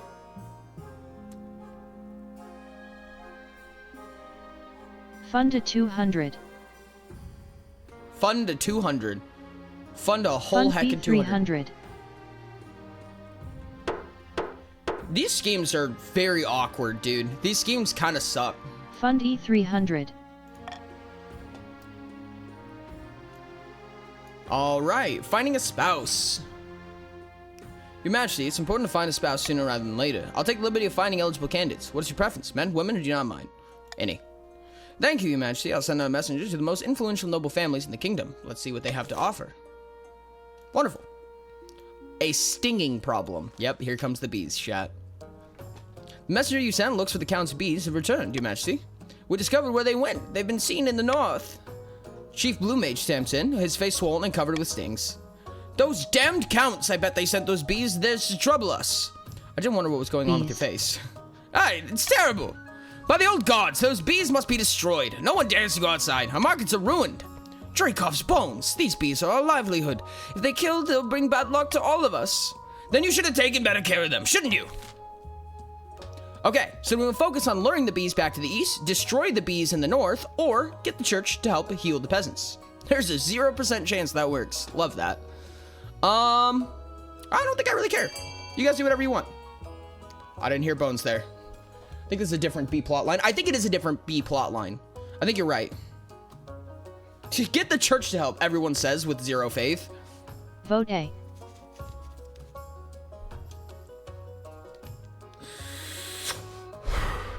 Vote C. Unknown outcomes are very There sketchy, are multiple chat. B plot lines. 0%, it's like, it's Evil laughter it's the B asterisk. plot of the B plot. 0% chances are very scary. I will be honest with you. They can have bad effects for everyone. Yes, bees are important in this game, yes. Welcome to here, Donut. How's it going? Do exclamation point join followed by a pronoun if you'd like to play King of the Castle with us. All right. 0% chance it is. Chief Blue Mage looks skeptical, but agrees and hurries away and drags more priests to his land. But even the holiest of priests have At their limits. Taigai As they stung more and more, 614 their I'm fervor sure falters. staff enjoys. Eventually, they give up. Okay, so if it has a percentage on it, what it means is that it's based on a certain score. So this one was based on faith. However, Blue's faith is 0, which means there was a 0% chance that the event was successful. Chat chose it anyways. Usually, if you fail, you get negative outcomes. If you succeed, you get positive outcomes. And everyone voted for the negative outcome that it was 100% guaranteed. As Northern Village, so you guys lost trade and you lost farming. As Northern villagers cower in their homes, market days are canceled and fields lie untended. Meanwhile, the Counts are silent on the matter. You guys decided. And the Melancholy Lake. I didn't vote for this. Subaxolotl is like... The lake we discovered is, beyond all doubt, the final resting place of Queen Sashara, the Melancholy. She drowned herself, and your ancestor, King Orald the Great, killed her sons. This is a very important cultural discovery, you understand. Pilgrims have already turned up from all across the east. A number of poems have been composed. Alright, Chief has gotten a little bit more money, and your faith can't get any worse. Thought you might want to be involved. Perhaps spare some of your treasury to fund some of the cultural events. Okay, so evacuate the lake bed and search for Queen Sashara's remains, so it's 60% chance of success. Hold a festival and a poetry competition, which will remove some of our treasury, but also lower their defiance, or leave the lake alone. I think I'm going to go ahead and veto this one, because that is not helping anyone. And we can't pay enough money for this one. You guys decide. Bad little blue. What is the join command again? It is exclamation point join followed by a pronoun. So you can do join he, join they, join she, whatever you'd like. Everyone loves the gamba, dude. Everyone just wants the fucking gamba. They're like, I don't care what it is, I want a gamba. Goodness me. Speaking of gamba, actually, this is kind of like exploitation.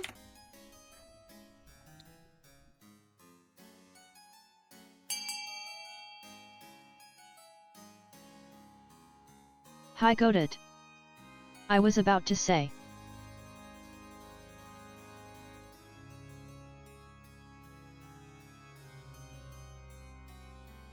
Chat, I'm going to put a gamba up. I'm going to put a 5-minute gamba up, channel point gamba, in chat. So if you guys would like to vote in the gamba, absolutely do.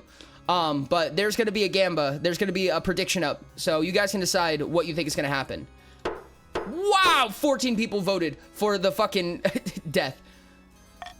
It is a conflict of interest. You are correct. It is absolutely rigged. Like bet and search for Queen Sashara's remains. It succeeded, chat! It succeeded! Let's go! The excavation begins immediately against the church's wishes. Sure enough, an ancient skeleton is dredged from the lake bed within a few weeks, though you're not sure how anyone knows it's her. This is fantastic. A true piece of Eastern history. This belongs in a museum.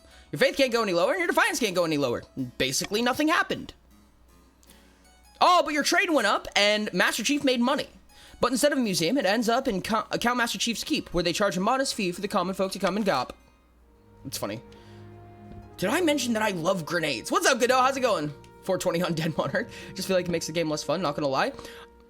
I think that it's a little bit of spice, in my opinion. I think that, at least for me personally, I've played this game a lot of times, and I like a little bit of spice, a little bit of, you know what I mean?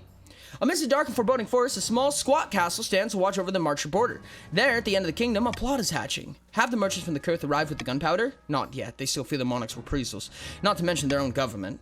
Then their work is not done. We need to weaken Monarch Demi II's grip. The barons aim to lower authority to 4 or less. So, here is a big one, chat. Now, I get to modify taxes. So, I can either take money from you or gain money from you, and by doing so... Don't tax me, Ori. I think what I'm probably going to do is this. More than likely. And I'm doing this completely based on scheme representation, because purple is very far ahead of their scheme, blue is very far ahead of their scheme, red is very below their scheme. So, we're going to do it like this. And this helps the treasury. The treasury is actually everybody's problem. A bad treasury hurts everybody. But in order to do this, why are you so rich? See, like right here, we lost 700 to this, but us. plus 800 Ori for really this. Does so hate chat. I do not hate chat. We'll use the Defiance Thanks, well. Ori. Wonderful. We'll use the Defiance well. Absolutely. Eligible options. Money to us. Yay! Money to us, yay. I have found 3 potential matches for you. 1 eligible young candidate from each of the kingdom's 3 regions. Choose wisely. You'll be securing powerful alliances. Yes, I know. The chancellor leads you to a great hall where they've arranged 3 portraits on easels. For now, each is covered by cloth. Alright then, let's see them. They whisk away the cloth from the first portrait. This is Kestreed, firstborn daughter of the northern Tranquilotto clan. Beautiful, isn't she? Apparently, she's also exceptionally well-mannered and agreeable for a northerner. She keeps the company of witch women and god speakers, who have taught her mysterious secrets. They say she's popular with the common folk up north, too. I can see the appeal, I suppose. This is Irvon, the eldest heir of the Eastern Lut Lama 60 dynasty. I meet them in a party once, but all they did was squeak out a hello and run off. Seemed nice enough. They had a laboratory installed in their castle and spend most of their time there, conducting bizarre experiments. They're always planning something, they say. Schemes within schemes. They're an intriguing candidate. And finally, we have the March's offering, Lorenz, scion of the prestigious Diamond Dino Plushies bloodline. And you can be sure he'll tell you about how prestigious his bloodline is. He can always be found at the card table, drunk as a skunk, betting away his inheritance. Oh, and he's not popular with pleasantry. Something about him sets their teeth on edge. Sounds like a laugh. What do you think? Of course, by picking Canada, you'll anger the other regions. But you'll get a lifelong alliance. I've made my decision. Which one is who? Chief? Oh, goodness, I have to remember this. Chief is North. Kestreed of the North. Wunderbar. Excellent, I'll make the arrangements.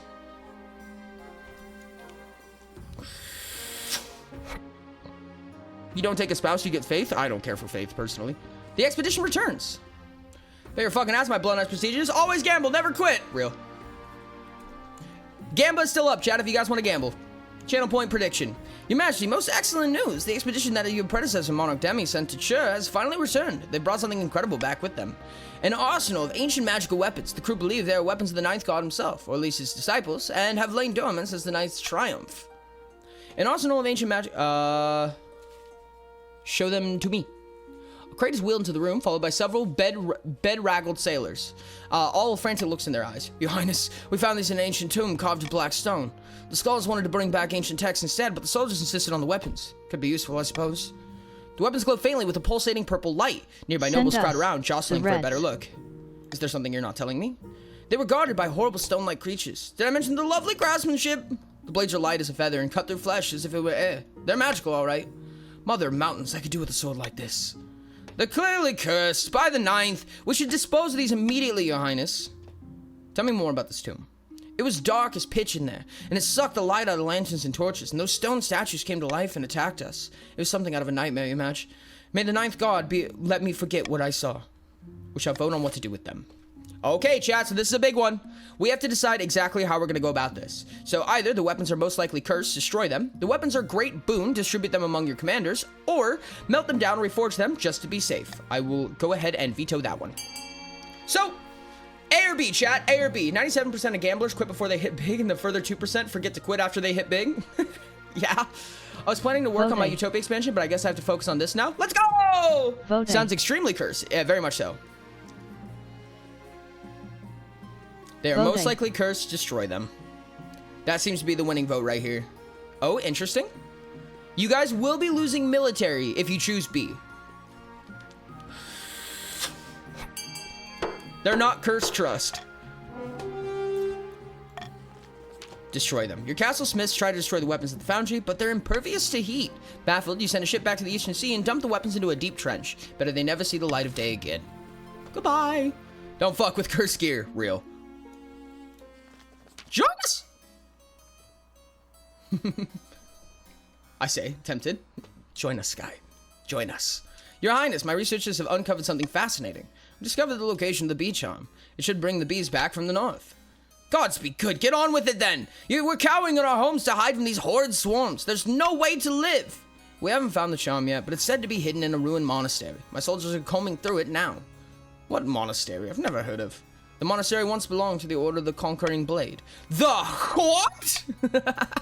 They're long dead, High Inquisitor. Your forebears may be sure of that. Because they were demon worshippers. Their ruins must be destroyed immediately. It's too dangerous to stand. But this is part of the Eastern heritage. It's not our fault they had some dubious practices. Besides, we need this charm.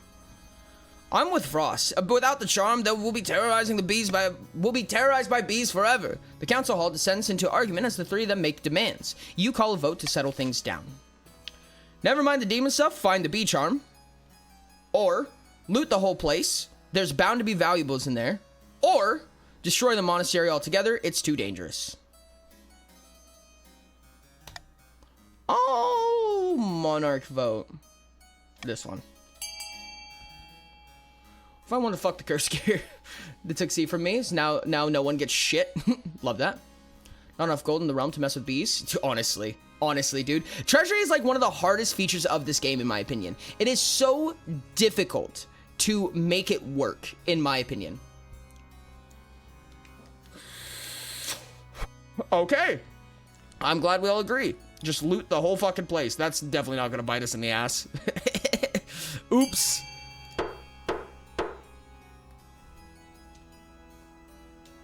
Voting is closed, and by a landslide. The High Inquisitor sweeps out, tight-lipped and furious, and priests in the east become more aggressive in their sermons. The north is now less angry. The purple is now even less faithful. You are far into the negatives. Not actually. Unfortunately for her, it's the opposite effect that she hoped, and peasants start drifting away from the congregations. Meanwhile, Frost's vassals return from their expedition with the charm, along with a large sack of treasure. The counts take most of it, but donate a portion to the treasury. Most importantly, the bees quickly return to their eastern hives. Dope. Again, probably bite us in the ass, but not bad enough to care.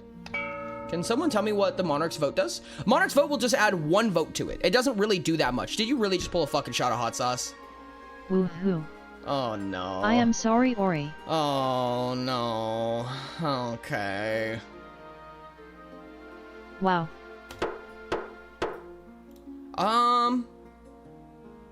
Yippee. Yeah, probably that one. Get sauced. Yeah. I think I'm gonna be out of hot sauce after this. Oh god.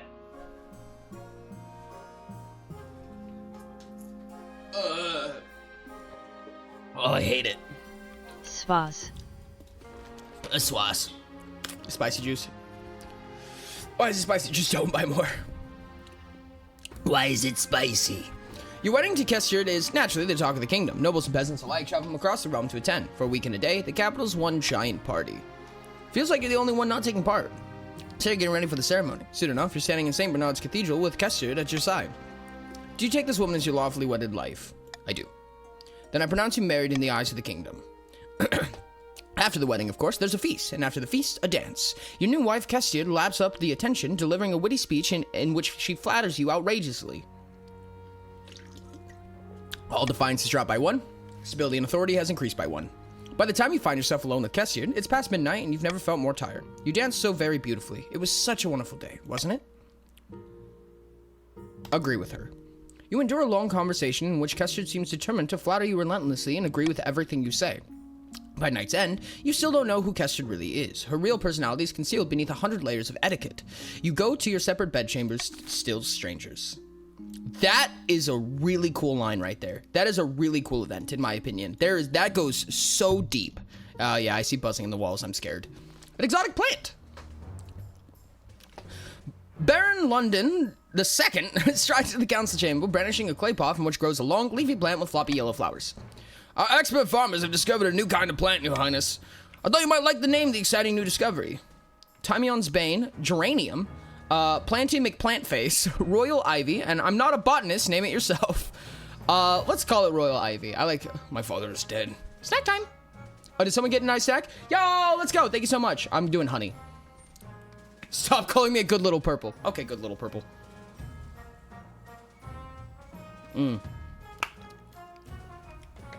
Honey snack. I know a great botanist for it. Planty McPlantface. I think I'm gonna say Royal Ivy.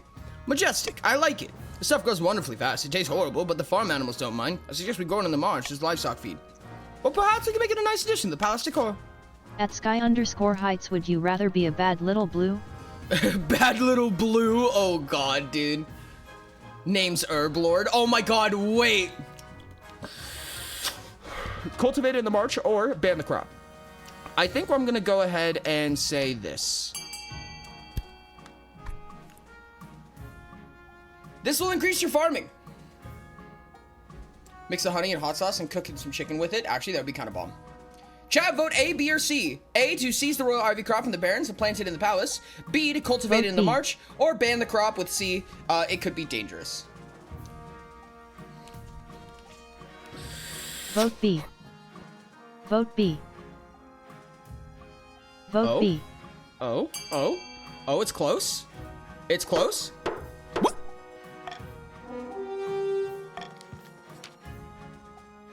Marchers farmers plant fields of royal ivy to support their livestock.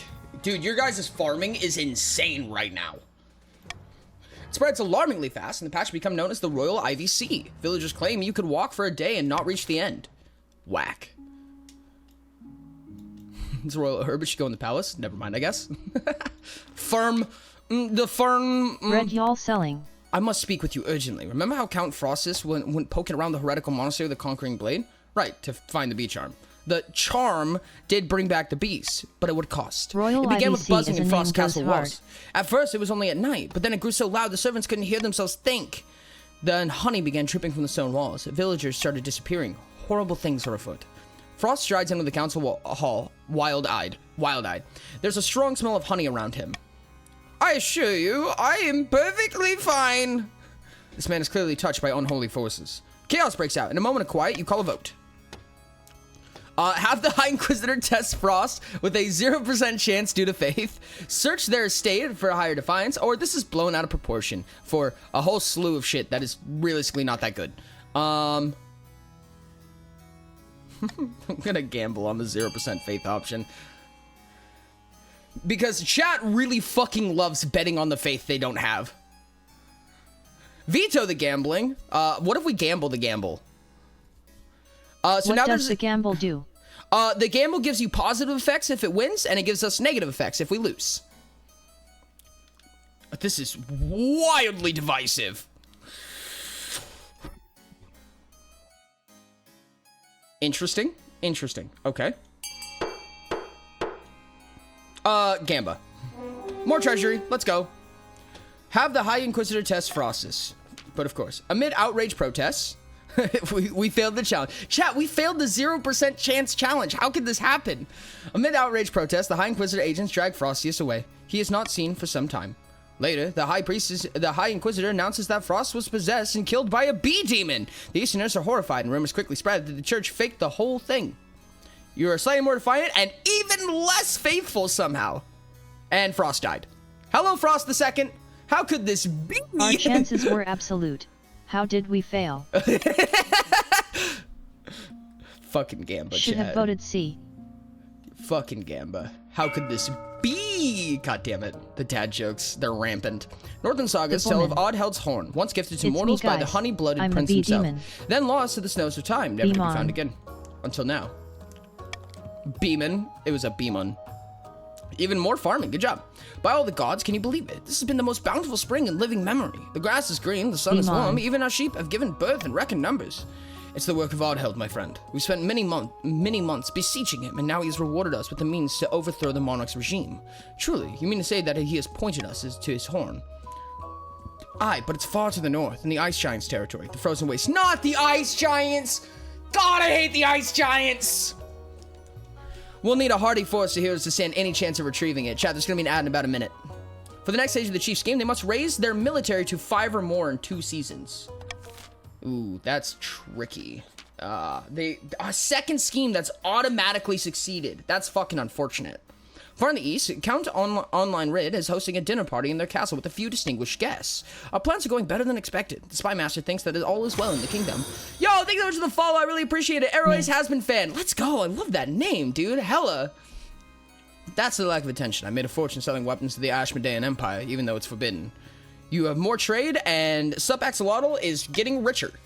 Things are proceeding better than I have imagined. Our next step is to replace the Palace Watch with our own loyal agents. We're to control the Honor Guard. If we can buy the Royal of the Watch, we will have complete control over the palace. For the next stage of their scheme, the Counts must lower the treasury to 1,500 or less in 2 seasons. Interesting. Okay, so Blues are kind of a menace right now. Reds...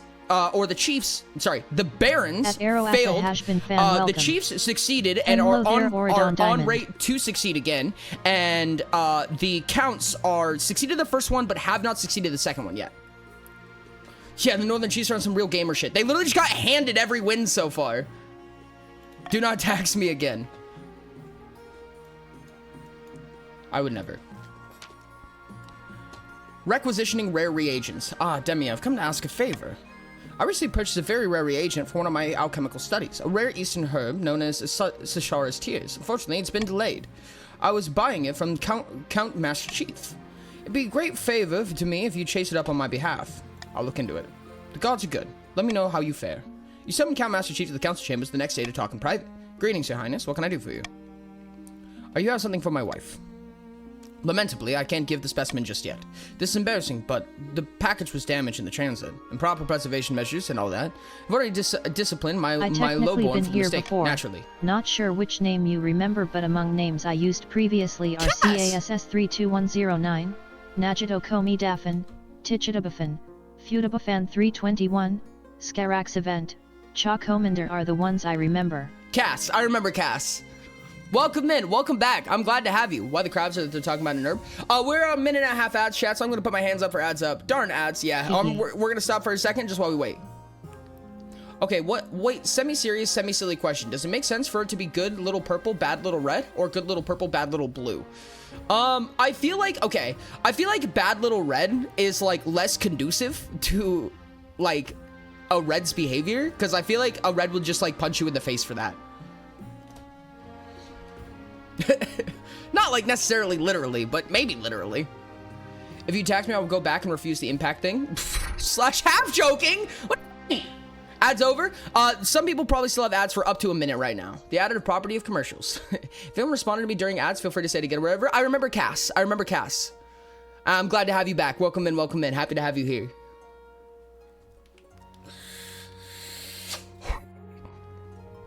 Love this. Violence. It's like violence, but it's violence. Biological warfare. Can I see the taking squeaky hammer and saying bad red? And then the red gamble responsibly fucking explodes. Literally. Gamble responsibly. Like it doesn't like outburst like tangential outburst, like just literally like fireball explodes. Hey, chocolate knows what's up. Audio jungle. Hammers? Good little Lello also works. Good little Lello absolutely works. Why, Inquisitors? But the flower is already ruined. Crushed beyond recognition, I'm afraid. I'm trying to source another specimen, but Sashara's Tears are very rare indeed. I'll see if anyone else has one to sell. You are more than welcome, Your Grace. I will warn you. Only I offer a price so low. They're not lying. The only specimen you can find is being sold by Count Loot Llama for a much higher price. Tougher asterisk. The second thought, I'll wait to see what Count Master Chief turns up. Sends out the peasants on a hunt for a new specimen, but it's fruitless. At After some months of endless 404 searching, we get to Kester vote on comes to you things in and we private. have a goal to Not to worry, raise my or monarch. lower certain stats based on what team you are on. Yep, and it'll say right here. So for instance, if you're on the red team, then your goal is to lower authority. If you're on the purple team, your goal is to lower the treasury. If you're on the blue team, your goal is to raise military. However, you've already met your goal, so you want to prevent it from going down anymore. Silence, bottom. Soup. Not to worry, my monarch. I'll find another experiment to do. At least you tried. A namesake returns. Interesting. Your Majesty, you might recall that your predecessor, Demi, allowed a child from the march to take their name. I suppose it was a gesture passed by the barons? Perhaps so, Your Majesty. In any case, we've had word from the march that this child has reached adulthood. What are they up to? Young Demi has become a notable bard, traveling all across the kingdom, but they're quite the rabble-rouser. That doesn't sound like Demi at all. It kind of sounds like Demi. Apparently, they've been stirring up discontent against the royal bloodline. I wonder if it would be wise to curb their activities. Let them sing, it's a free kingdom, or pass a law making it harder for bards to travel from town to town, or invite this bard to play at the palace in return for toning it down. I think I will go ahead and veto this one. Go ahead, chat. My avatar's ready to stab someone. Such a bad partner. True. True. Elf has seen one side of me. Lovely chalky milk is great. Real.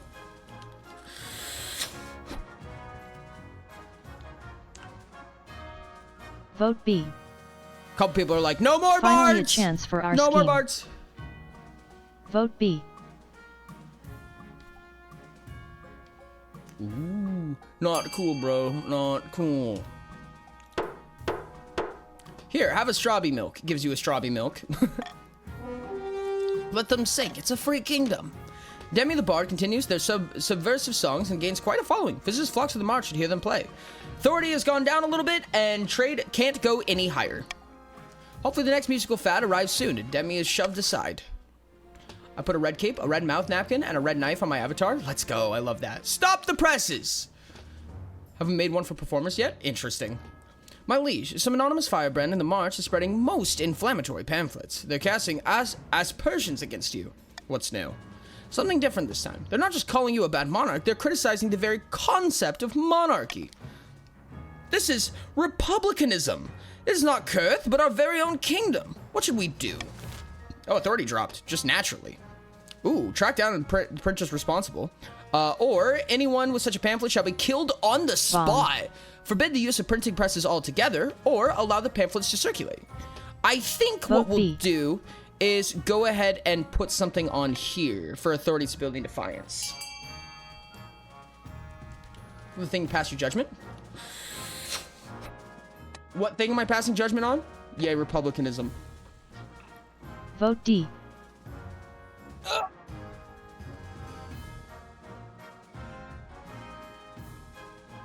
The stability, the 90% stability is actually pretty sick, honestly. We haven't seen a 90% yet. I've also failed at 90% before, which is kind of funny and terrible.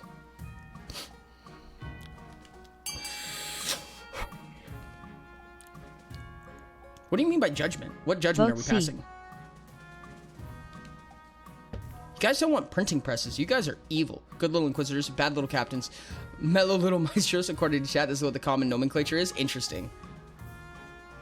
I don't like modern Republicans, but I like actual republicanism. I don't want to get too much into politics, but... Compass Flash Band. It's too late. There are dozens of printing presses set up across the kingdom now, pumping out everything from cookbooks to holy texts. There's no putting the genie back in the bottle, and your attempt to suppress it appear desperate. The pamphlets continue to spread. For the first time, people across the kingdom seriously contemplate the idea of a republic, but for now, it remains a fringe faction of rabble-rousers and radicals. Wow, it's me. What the heck, guys? Do you hate free press? Apparently. I mean, it is a monarchy. In a distant fortress. Back in the march, in the Castle Baron Cantaroon II, a number of figures crowd around an amusing barrel. Look here, our first shipment from the Kurth. Incredible, may I see inside? Careful with that torch, you fool. You blow us to smithereens. So this is the fabled black powder. Incredibly powerful, but will need much, much more to put you on the throne. For the next stage of the Baron scheme, they must raise the trade to 5 or more in 4 seasons. Your trade is currently 10. I hate this game. All right, chat, auction's up. Exclamation point fund, followed by a letter, followed by a number. Silence, or you don't deserve rights or knees. Oh, okay. Time to lick the black powder. Num num num.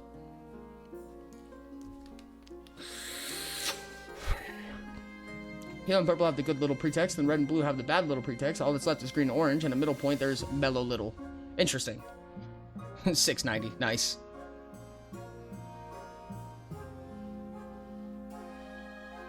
Fund D1000. Oof. More military for the chiefs can't hurt.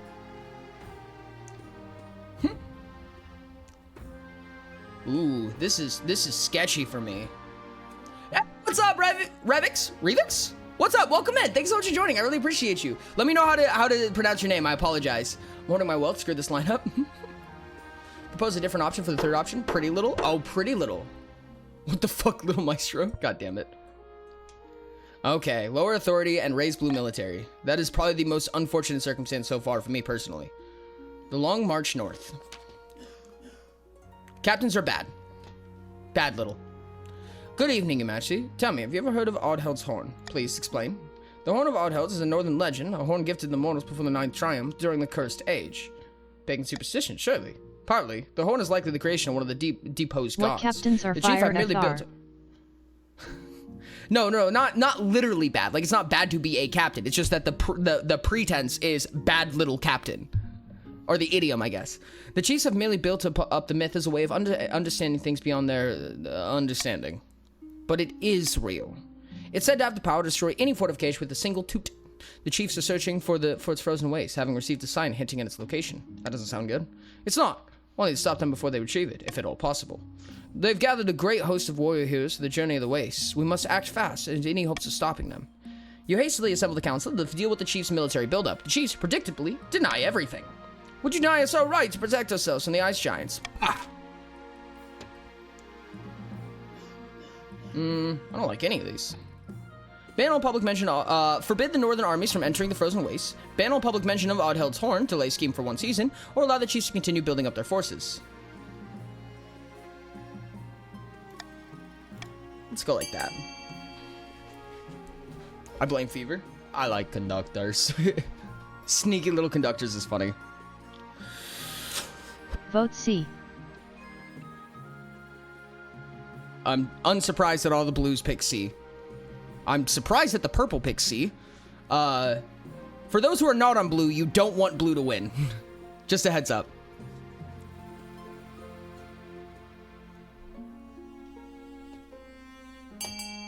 All right.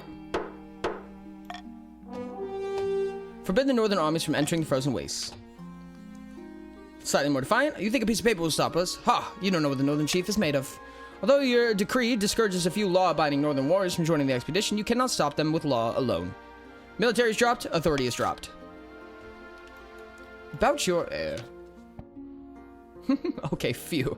Your marriage to Kestiad has grown stale. Oh, you get along well enough, and you've made some good memories together, but there's no spark.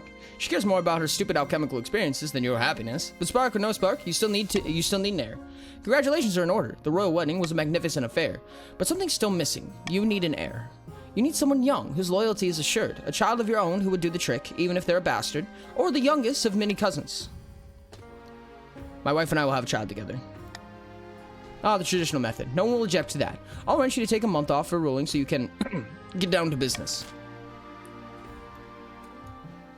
Is there another one? Oh, there is. Towering vines. Interesting. Our lovely royal ivy is flourishing, which is wonderful, but a few naysayers are concerned. This is ridiculous. The vegetation only swallowed a few villages. It's perfectly fine. Let the royal ivy flourish, offload the excess royal ivy to Ashmedai, or order Marcher farmers to manage its growth. Oh, there's a 100% chance of that one, actually. That's interesting. I don't think I actually care what happens here. Yeah, go for it. At Diamond Thadino Plushi, I mean. Cusco. It seems that Chad Pretty is sure I have a wanting bastard one child for lying each somewhere. archetype, I was looking so at that one. I suppose that I can change it versus just having 3 groups. There is a thing that says I'm pretty sure I have a bastard child lying around Vote somewhere. I thought that one was so funny.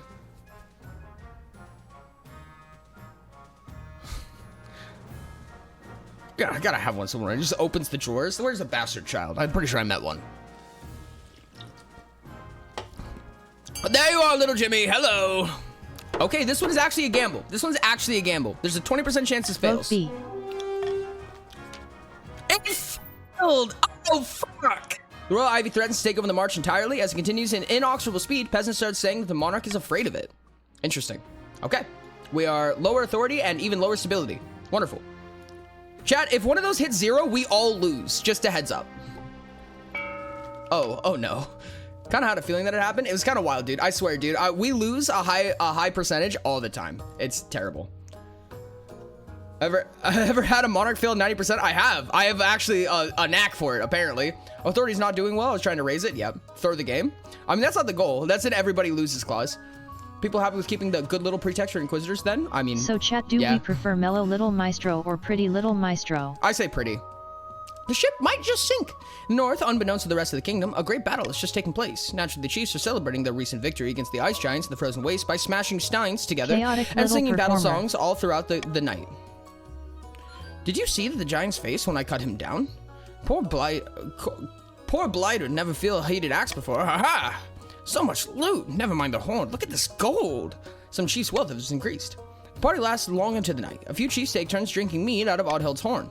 As dawn breaks, they stumble to the main hall where Chief Oscar has beckoned them. Quiet down, you louts. Ice It's time to get giants. serious. This horn has the power to collapse buildings, cause earthquakes, even destroy mountains. We must vote on how it will be used. Threaten to destroy the kingdom's food supplies by lowering other farming, or sneak into the capital and collapse the palace onto a monarch's head. Lower authority. Oh. Why are blues just getting all the fucking freebies, dog? This is ridiculous. What is this, dude? What was the RNG of this scheme layout right here? That is dumb. Christ almighty. Misu cooked. Well, good night, sweet prince, I guess. Bit too sneaky for my liking, but I'll get the job done. We best make sure that the security is lax enough for us to sneak in. I'm sure we can convince the monarch to relax a few restrictions here and there. For the good of the realm, of course. For the final stage of the scheme, the chiefs must keep authority at 1 or less for 1 full season. So if we get to authority to 2, we can end the scheme. In the darkest depths of the eastern forest, Count Online has gathered their fellow plotters around a mossy stone obelisk. The palace watch won't accept our bribes. The treasury practically overflowing. They don't need our money. And I suppose they ran straight to the spy master to blab about it too. Damn our luck. So that's the end? The best investments are never profitable to begin with. We will bide our time and strike against when the monarch least expects it. Aim to lower the treasury to 1,500 or less. 2 authority is our goal, real. Chill. Chill. Ori, do not tax me. You guys are like getting taxed first. Like, that's the only confirmed one. Tax them all. Honestly? No. I only tax the ones with successful schemes, I think.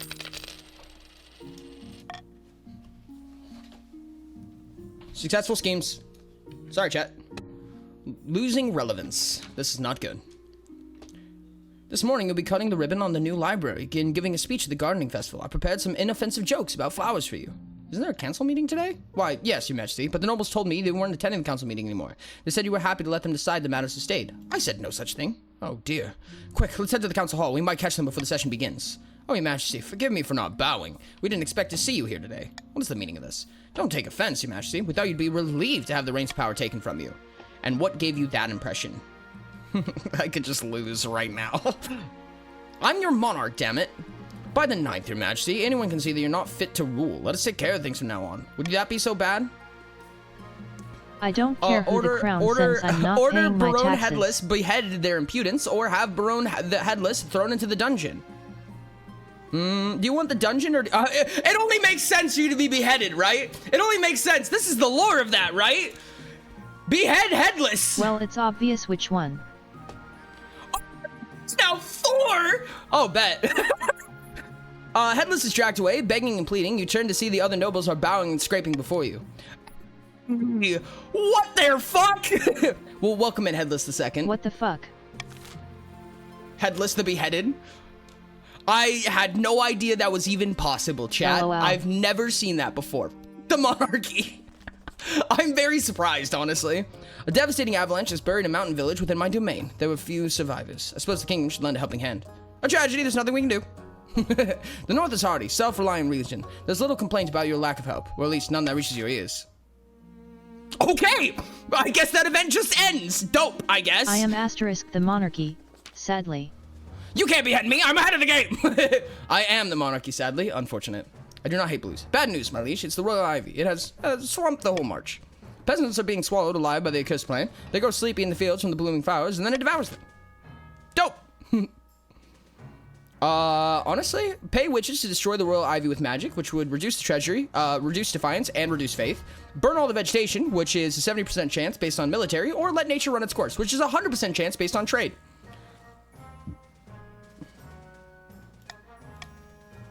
I'm gonna hope that we pick the 100% one. It's a man-eating plant? Yes. Vote A. 100% Gamba. I mean, 100% chance at positive outcome is not bad. You really can't lose that one. Vote C. I forgot our objective. I don't know which team you're on. Blue's objective is to lower authority. Red's objective is to increase trade, or rather keep trade where it's at. And Vote Purple's B. objective is to lower the treasury. Let nature run its course. Enterprising merchants join with the farmers to harvest as much royal ivy as they can, wearing masks to avoid the fatiguing effects of the blooms. Authority has increased, trade has increased, and trade for red can't go any higher. Trade for the east, or the purples, have gone even higher. Even more trade. A few peasants are devoured by the stray plants, and tales of horror are quick to spread. Some say you can't stop the spread of royal ivy, even with fire. And our stability is dropped by 1. But it turns out capitalism will do the trick. Capitalism will do the trick. Fucking wild ass statement right there.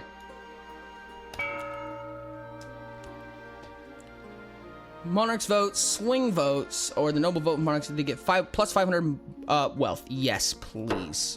Absolutely. Now I can bribe you guys. The Wandering Bard. Good old capitalism.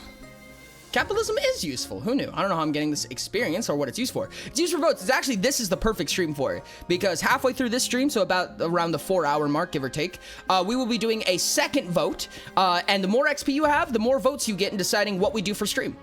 America! Ribus, we can't be bought. Well, unless there was 500 gold in play. Your Majesty, a traveling bard. She says she has come to compose a song for you. Is it Demi? Not just any bard, Your Highness, the best in the land. Sally Six Fingers, they call me. You're not Demi. I have no time for this. But you haven't even heard the verse I was working on. You roll your eyes as the palace watch, you drag the bard away. They never learn. Oh, okay. Well, fuck me, I guess. I didn't realize that you could just dismiss shit. I've never done that before. To think our monarch would resort to such lowly tactics as bribery. Also, I accept. You have no fingers, Sally. Cuts off all fingers. We need more votes. Anyway, I have to formulate a message in a certain channel. Interesting. Let's go blue. Ooh, hurt him.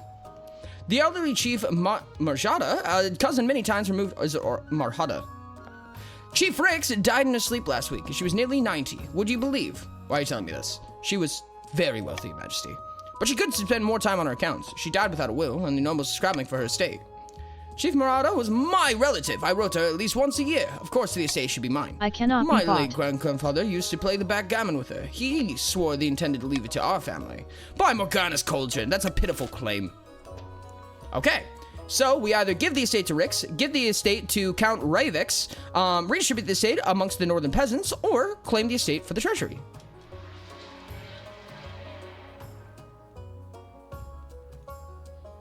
Yeah, I don't think I care. Yeah, go for it, chat. Thank you for the stretch. I appreciate it. Why am I in this? Because you joined. So when you join, there's a chance that you, as a king or queen or ruler of some kind, specifically a count, a baron, or a chief, will pop up in the story and things like that, and you will influence kind of the politics of the situation here. Your guys' goal is essentially to overthrow me.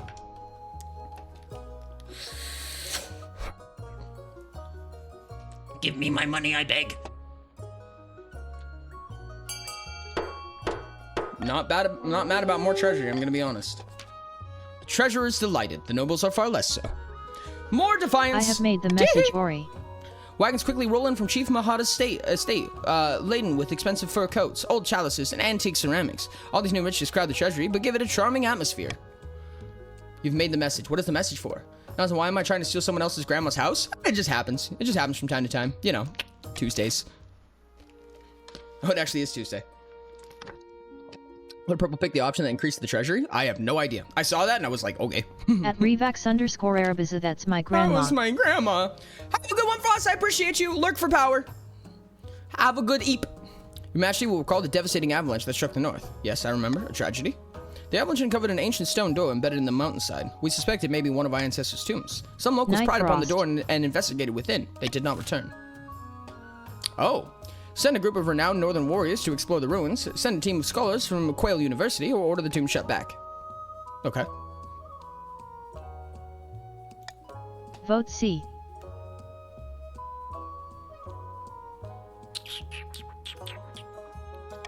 Yeah, let's do that.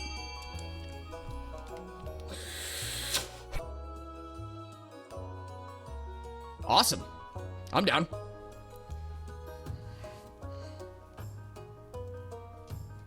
Damn, you guys were quick on that one, too. Vote A.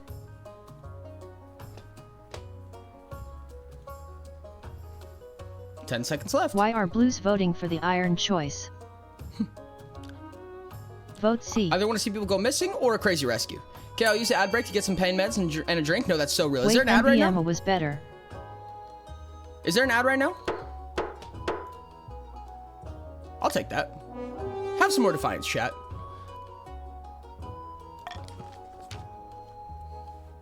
Ah, look, our authority is 6. And so is your defiance. Is there an ad playing? I don't think there's an ad. Do we not need to complete the scheme to do that? You guys need to lower authority to win. However, if your defiance gets higher than both our authority and our stability, you can rebel against us and win via rebellion. Even my delay, unfortunate. This is the tomb of our ancestors. We deserve to know how it's hiding. You're foreboding us from knowing our own heritage. So we need to do that, guys. You suspect she is more concerned over the fact that the ruins could contain valuable treasure. Still, no point risking it. So you guys kind of have two fronts that you can work off of. Ooh, the monarch currently has no heir. Unfortunate. Let's do that. Your heir. There it is.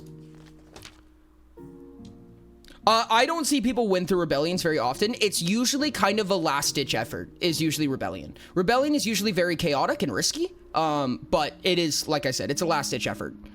Your quest for an heir is finally complete. You stand before the council, holding a small child in your arms. Should I die, I ask that my crown be passed down to. The hall is filled with nervous silence. My son. My daughter. My child. My child. The assembly of nobles break out into a polite applause. By descending in heir, you've cemented the stability of the kingdom. Your Highness, may I be the first to congratulate you on the birth of your child. What is their name? Demi the Third. Hurrah, Your Highness! I'm sure little Demi the Third will grow up to be a chip off the old block. My first 5 games were all won via rebellion. Really? I have not seen. I don't think I've seen a win via rebellion yet on stream. Anyone want to see the unholy hell that is Braid? That sounds dope. Q baby. Q baby. Triple Demi! A lot of Demis running around. Demi, but 3. Congratulations on finding an heir. Now we just need to fulfill your ambition to win the game. Expect a visit from the Spy Master soon. The Irksome Legacy. At Thielfmitch, what have you done with Braid this time? Your Majesty, the treasures of the late Chief Mahada. I heard there was a necklace of rubies amongst them. Where's the necklace now? This is of the utmost importance. It's probably in the treasury. And that full treasure has no idea how dangerous it is. By the 9th, a frail monk in the 7th century wrote a ruby necklace that drove those around it to sin. I believe the late Chief Mahada had it in her collection. After all this time, it may have surfaced. Or she didn't just want the necklace for yourself. The High Inquisitor draws herself up to a full height and fixes you with a steel glare. Red is my color. But you would suggest such a thing. The necklace should be destroyed. It could be tested, but holy reagents would be expensive. You call the council to discuss the situation. I knew all along that this state was a bad idea. Yes, as did I. A bad business, that's what I always said. Such a shame that your greatness fell foul of this evil magic. Fuck both of you.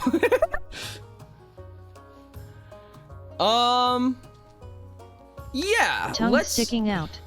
Let's bribe you guys. Bribe for C. You guys will get extra money if you pick C. personal wealth that you can use to fund investments later.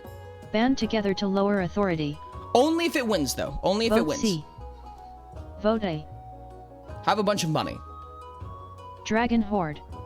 Dragon Horde. Chat sometimes is like struggling to keep up on my side. Like the application that I use to look at chat, it's like not keeping up very well. Vote C. How does TTS work? It's just random. When you send a message, there's a small chance it'll be read out loud. Normally, we have a little chat bot, which is this guy right here, that'll actually speak it. You can see in the corner right next to chat. They'll actually like animate and like talk whenever it reads something out loud. But it's just not there because it covers up the game. Chat has become too strong. Taking 500 from the treasury. Please don't destroy it unless you have to. It's worth much less melted down. The High Inquisitor ignores her and takes the necklace away in a leaden box. She refutes after a few days with an implacable expression. We had to destroy the necklace as it was bribed for like 10 gold. It was irrevocably tainted and hosts numerous dark spirits. The treasurer is furious and complains for days about the High Inquisitor's overreach. In the end, the Archbishop steps in and sends you a nominal fee as an apology, though it hardly makes up for the cost of the ritual. But when word gets around what happened, the people praise your level-headedness. It's better to be safe than sorry when it comes to evil jewelry. I'm pretty sure that 500, it goes 500 to everybody. It's not split up. It's just 500 to everybody. Let's see if we can get through this before the next ad. Your Highness, the Barons of the March are attempting to amass a store of gunpowder. You know, the explosive black powder from the Kurth? What can I do? The Barons have established contracts with Kurth merchants, no doubt at great expense. Without the coin to purchase more powder, however, their plot will fail. Unfortunately, the Barons' trade is booming. There's no doubt stockpiling massive amounts of gunpowder. You bring the revelations, which the Barons wholeheartedly deny, to the Council.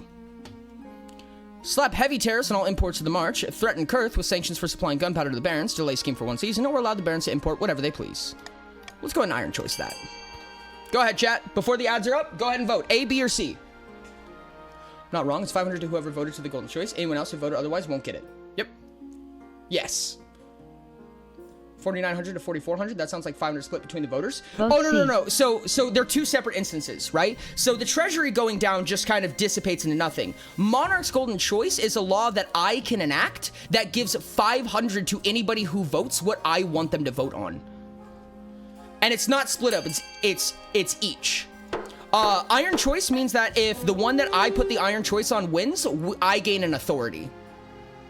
Allow the Barons to import whatever they please. The council takes no action. The Barons smile to one another as they watch the plot march on one step closer to the goal. Congratulations.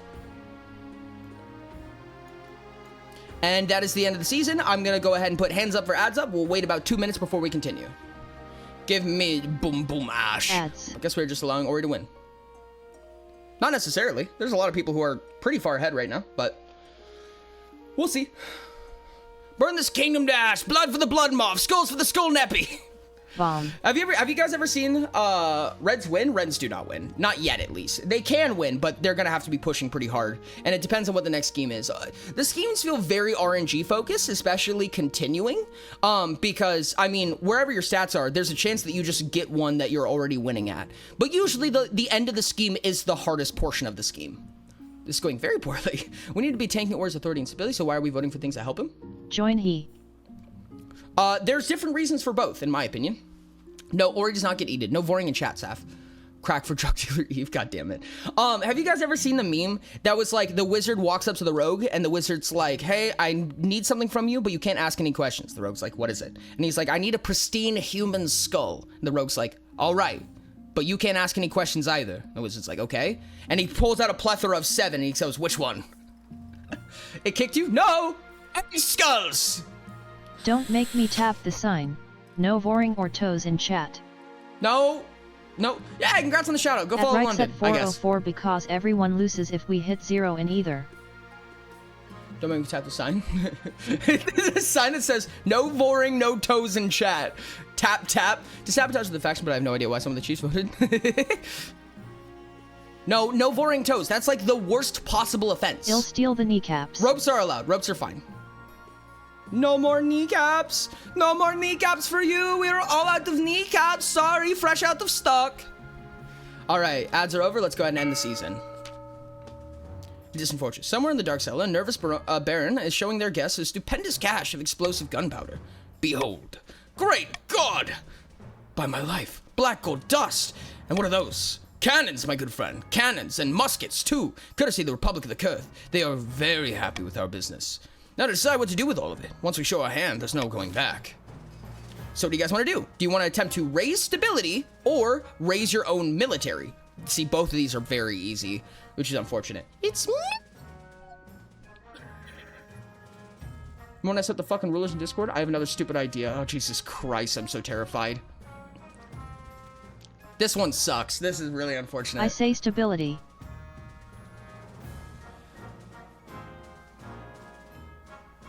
Well, I'm gonna actually leave now. Have a good night, y'all. Wish me luck at work. I hope I survive, literally. I appreciate you, Speedy. Thank you so much. You're amazing. Lurk for power. At Speedy have a good day Spider, at work, buddy. have a good one, Speedy. Immo, I Sink would the choose gunpowder on the palace and military. blow them all sky high. Your goal is to Kaboom. raise stability. Before we can seek this stuff anyway, we'll have to pull the monarch into a false sense of security. Not to mention the fact that the roads need to be safe for transport. For the final stage of the scheme, the barons must raise stability to 10. Whack! The barons are going to prevent all possible rebellion by doing that. With a stability of 10, people literally can't rebel. Very little things affect military. Understandable. Have a nice day. Hey, look, a way to affect military, but not the one that you need.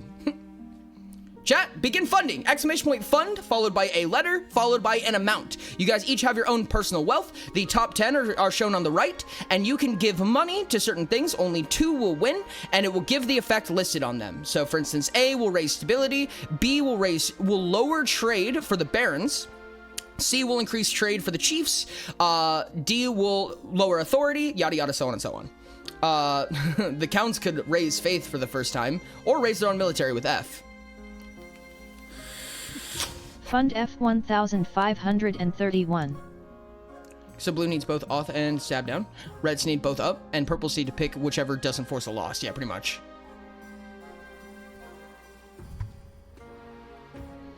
No. Oh, stability is increased to 9. This is sketchy, chat. This is very sketchy. Your ambition. I should have done this last. Fuck!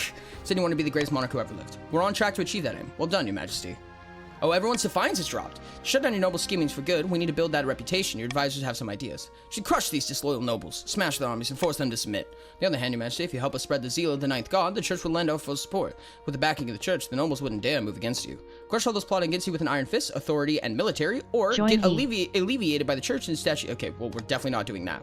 Wise decision, your majesty. I'll begin putting together my plans. But of course, it won't be easy. Your priority is raise your authority and the kingdom's overall military as much as you can. Of course, there can't be a rebellion amongst the nobles.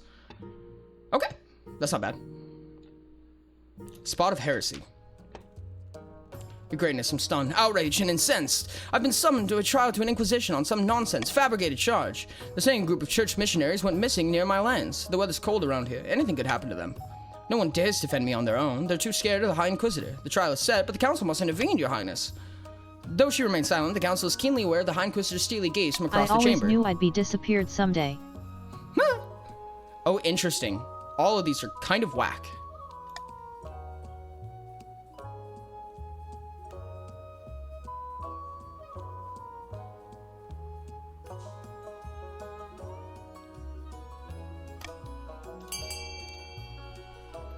That was probably a bad idea, but that's okay. A lot of room to give purple to avoid blue or red to win? Yeah. No, 100%. Vote B. 50%? I love those odds. I love this.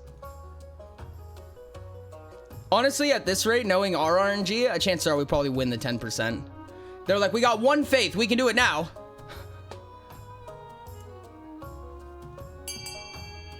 Can we stop ganging on blue and gang on red? Ooh, interesting. 10% I like the mods, Kappa. I like the mods too. Oh, we failed. Damn. Oh no, our stability dropped. Such a shame. The High Inquisitor's poor agents are pestered to distractions by the North locals and bogged down with false leads. With no dead missionaries, the trial quickly reaches an impasse. Reluctantly, the High Inquisitor is forced to drop the charges. Shucks. No! Fuck! Your Majesty, a chief by the name of Whisker Films, wants to present with you with a new invention. Your Highness, we are entering a modern age, a more humane age. Yet botched executions are commonplace. Decapitation where the heads doesn't come off, or hangings where it does. No more. Behold, a merciful machine for removing heads quickly and painlessly. I call it the Whisker Films. He swishes away a cloth to reveal a huge machine of iron and wood. It has a hole for someone to place their head and a heavy blade dangling ominously above it. Slight sense of chill down your spine. You want to name this horrid thing after yourself? Why not? It's a machine of mercy. It's a guillotine. With a little funding in Matchy, I can distribute Whisker Films across the kingdom. Fine, but we are not calling it Whisker Films. Very well, I suppose we can call it the Decapitator.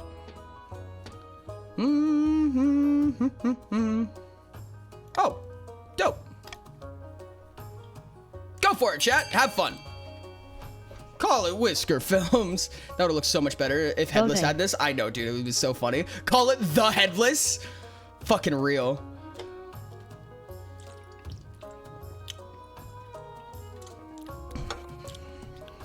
Voting. Just so you know, that first one where it says minus 1,000, that's the treasury. The second one where it's a bag of money is personal wealth. So in the second one, you lose personal wealth if that's voted for, or someone will at least. Okay, cool. Let me decide. I'm down. Yeah, no, this is actually pretty perfect. I'm fine with this. Bloop. Tested on Chief Whisker Films himself. Bye, Whisker. Your Defiance is now enraged.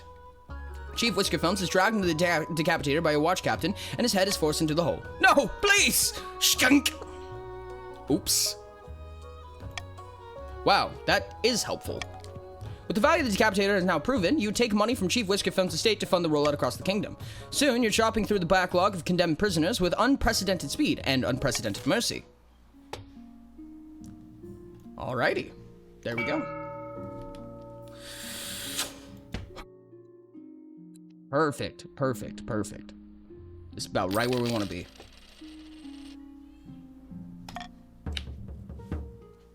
Defiance is too high, and one or more regions consider rebelling. Rebelling will stop the region from advancing their scheme, and they can't be taxed or take part in normal votes.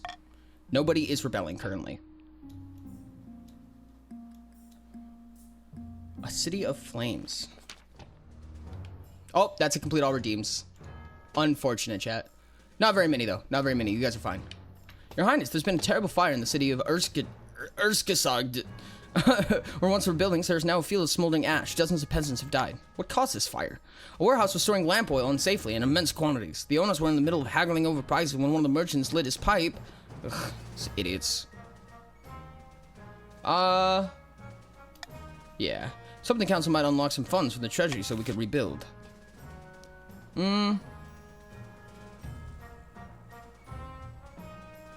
Yeah, let's golden choice this one. Introduce warehouse regulations so this can never happen again. I will golden choice that. If you guys vote D, you guys will get personal money. With they have a lot of gunpowder, yep. Lamp oil, vote rope, D. bombs. Vote B.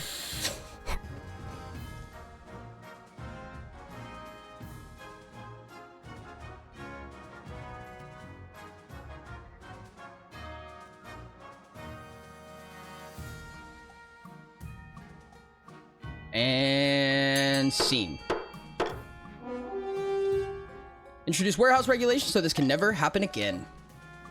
Most of the townsfolk celebrate that justice has been done and future disasters have been averted. Though the barons, who bear the cost of rebuilding, grumble that money would have been much more helpful. Bloody hell! What is the point of having a monarch in the first place? Some of the barons' wealth has decreased, trade has dropped, defiance has gone up. Meanwhile, merchants chafe against the new regulations. Many migrate to other regions where the laws are less restrictive, and authority has gone up. Ambition. Tyranny. You've done some redecorating in the throne room, anticipating your future as an iron-fisted tyrant. When the marshal walks in, she whistles appreciatively.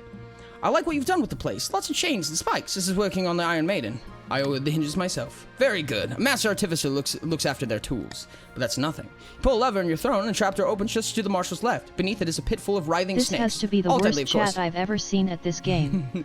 Ha! Classic! Let them try to vote against you now! She composed herself. Monarchs never win this. I've been surveying the troop across the kingdom. This is 60%. Oh, there we go! The troops are looking good, Your Majesty. The northern warriors look out of the whole nest of wyverns last month. Now the key is to make sure the armies are loyal to us, not to their region. Easier said than done, of course. I need to speak to the ordinary soldiers, grease some palms, smoke some cigars, reminisce over old war stories. They don't respect the council any more than I do. But at the end of the day, Your Majesty, it'll come down to how much they respect you. That evening, she rides out to meet the kingdom soldiers and get the lay of the land. Wait for her to return. When she returns, the marshal punches you in the arm so hard you almost puke. At Taigai 614 too late. It's gonna be Did a I do something monarch wrong? win. Nothing at all. It's all looking fantastic. The troops are with us. They're fed up the council passing all the nammy-pamby so-called laws. It's time for an Iron Fist to punch this kingdom back into shape. Over the next few weeks, soldiers across the kingdom mutiny against their commanding officers and swear fealty directly at the monarch. The nobles beg for a council session to discuss the crisis, but you pull them off, blaming the renovation of the council hall. Of course, there's one person you can't avoid. Your wife. This is an interesting twist, isn't it? When I married you, I never thought you'd be taking control of armies of my own people. Understand. I won't hurt anyone. It's just to make a point. Maybe I'm a fool, but I believe you. Don't let me down. At long last, after you assure the armies of the kingdoms are in palm of your hand, you allow the next council session to go ahead. The final council session. The marshal stands at your right hand, flanked by a garrison of the city watch. Your honor guard flanks you at the other side, ready for anything. The nobles file in one by one. Is that an Iron Maiden? Most of them are looking nervous, but Chief Rain is falling, just looks angry. Sorry, Rain. Your recent conduct has been outrageous, Your Majesty. Unforgivable. Delaying the council session, secret meetings with our soldiers, violating the feudal contract. My top officers have been killed in this little mutiny of yours. Let's call a vote right now. I'm ready to deprive you of that crown. No, scratch that. I'm ready to deprive you of your head. Pull your newly installed lever. Have Chief Rain is falling thrown into your deepest dungeon, or deal with the intimidation, not violence. Bad little blue. You inform Chief Rain is falling that any more of this kind of talk will be met with cold steel. Your Eastern Knights back up your words, drawing their swords and smiling coldly. I am not good, even your greatness. blue. How dare you threaten me? It's over. Stand down. Ugh. I would have By pulled the lever, Starflare. Kronk. Damn you. Fine. Go ahead. Just know that this kingdom will remember you as a tyrant. Fall There's is a moment being of a silence. bad kitty. Your Majesty, I'm sure we're all delighted to be here. Right, you lot. I don't think we need any more votes, do we? The monarch can take over from here. Of course, Marshal.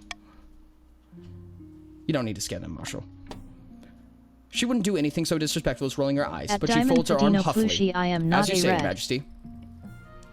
As the nobles shuffle out with their tails between their legs, you let out a joyful laugh. Maybe some would describe it as an evil cackle. But those people would be dissidents, and you deal with them harshly. Without the council holding you back, your daily duties are so easy, so efficient. Your firm grip on the kingdom will secure an excellent future for little Demi III when the time comes. Your reign of terror is here, but your future has only just begun. Well, chat. Ori Lamau wins. Ori Tyrant. Yes, I got the full regression ending, chat. Congratulations. I did win. Monarch did win. Congratulations on the Gamba. Oops, full regression. Congrats My on the bad. win, Ori. Give me them points. Congrats on the win. Thank you guys so much. I appreciate it. I just got 5,517 Oreos. Yo, holy shit. Enjoy my 420 Oreos. At Remember Raini's Sick West Fouling, guys? no worries. That's why we don't wear clothes. Now This is why you we know. don't wear clothes. Hope you had fun though. It was a lot of fun, Smiley chat. I hope you face. guys had fun as well. I'm back. Ori won again. I did. More Oreos for the Help Fund. Every other streamer that plays this game is constantly losing. I won. I lost Every other a streamer lot. that plays this game is constantly losing LMAO. The line of Demis are the only ones to have won. It should have been all mine. I put in 200. In haste to complete their scheme, the barons mishandled their gunpowder. It blew up in their faces, literally. All that was found of the Baron Cantaroon was a pair of boots with feet still inside. The chiefs abandoned their hope to Oddheld's horn, which passed into legend once more. A treasure fit for only seducing adventures into the frozen waste where ice giants or hypothermia await them. The Count's attempt to worm their way into the palace was uncovered, and a number of arrests were made. Count Online ended up with life chained upside down to a dungeon wall. Monarch Demi II's reign spanned another 15 blood-drenched years. The council couldn't defy them, fearing a gruesome fate. It was a dark and fearful time for everyone but the monarch, who seemed to enjoy themselves immensely, especially when the spikes and thumb screws were involved. Thumb screws, holy fuck. Alright, chat. Alright, chat. We can usually only get one game of King of the Castle in just because of how long it is. This is normally earlier than we would have ended, but King of the Castle usually takes about 2 hours. So I guess it's kind of like an early half, which is interesting. At least the one who was actively sabotaging our pursuits got a terrible end. Can't believe there's an entire line of demisexuals. Maybe it's genetic? It must be. For anyone who doesn't know, Demi is actually a Utopia character that I play. Guys, AG1, I beg. Which means that we're gonna have a really big second half. Interesting. XXL chatting section. I'm down for it if you guys win. We love Demi. I find it ironic and fun that Demi is the one that's winning every time. Also, Beautiful, we love. Demi also being a mastermind and succumbing to piracy is really funny to me. Would you love Demi? We could finish School of Law today. We could. Absolutely. There's a Utopia character you should play more often. Hint, hint, hint, hint, hint, hint, hint, hint, hint, hint, hint, hint, hint, hint, hint. Hint. I imagine just getting elbowed in the nose and just being like, hint. Just going to vote for what I want. Bot is broken. Woo! I've never heard of them voting for what they want. This is crazy. Tyrancy. Tyrannicalness? Tyrancy? What is the word for that? So down for AG1 today. I've gotten 4 times in a row. Oh my goodness. We love tyrants. Tyranny! Thank you. I'm so dumb. Not the nose. I'm Probably the super ribs. in for Okay, Adventurer's fair. Guide. Hint to throat Tyrannical. punch. My Utopia expansion is coming along nicely. Might look for playtesters soon. Interesting, Donut. Well, if you're interested, if Purple ends up winning, we could be working on the next official Utopia expansion as well. If you want to throw in your ideas, you know, give a little bit of feedback on what's going on, everything like that. Tyrannical. Super in for Adventurers Guide. There's a lot of Adventurers Guide here. I'm clipping this.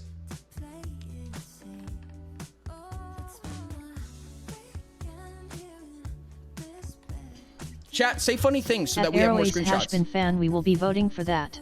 We'll be voting for that.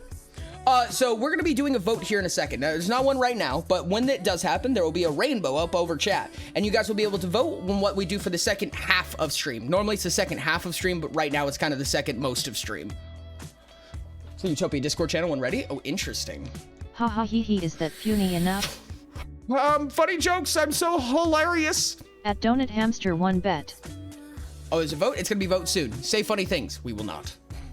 Chat, is this some cage monkey to entertain you, streamer? No, I think I'm the cage monkey. I think I'm the cage monkey in this scenario, chat. It's so hot in here, dude.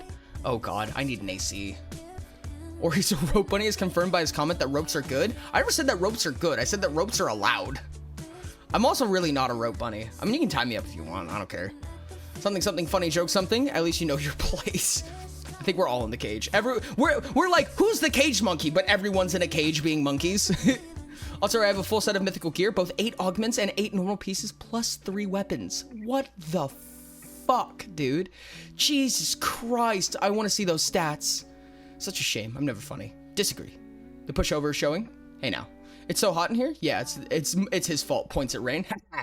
Hey, they are good. It's just a fact. Ropes are allowed, but we've established they're not available. Rain's got them all. You can tie me up if you want, as long as you don't tie me up before me. Oh no, please don't. Why is this a thing, chat? Silk ribbons are better, to be honest. Oh my god, wait, that actually sounds kind of dope. Braid is pure insanity. The roguelite ability just gives me a crit, but 300% damage and over 20 shots to a specific type of weapon. I don't have any of that weapon, but I do have an ability that makes all weapons that type of weapon. Holy shit. Need to change your name again? Why do you need to change your name again? Love the Pharaoh returning to the Ori Don't channel. It's kind of wild. It's kind of wild. It's been a minute, dude. There used to be a thing called Feral Mondays where we would where we would basically just go absolutely bonkers. At Thielfmich, help. Let me go like this and blap. What weapon class would a meteor hammer be? Weapon class? Like, what do you mean by weapon class? If you're talking about Utopia terms, slow. Definitely slow. Feral Mondays become Moth Days. Moth Days. And now it's just Feral Not Mondays, where every other day is Feral. Do tell me what you think. That's a ranged slow weapon? Yeah. I don't, because of the current topic of conversation. I'm going to bed now. Have a good bedtime. Appreciate you. My name is Feral Mondays. Moderate. If Ori gives up on a game and doesn't want to do anything, he becomes Throwery Don't. God damn it. Throwery Don't. Feral every day, except Monday. Monday is Moth Day. I'm gonna go put away my water bottle, chat.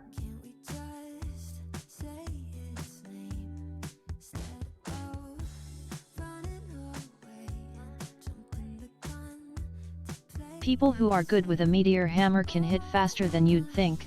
I say moderate loading weapon. One being Eve.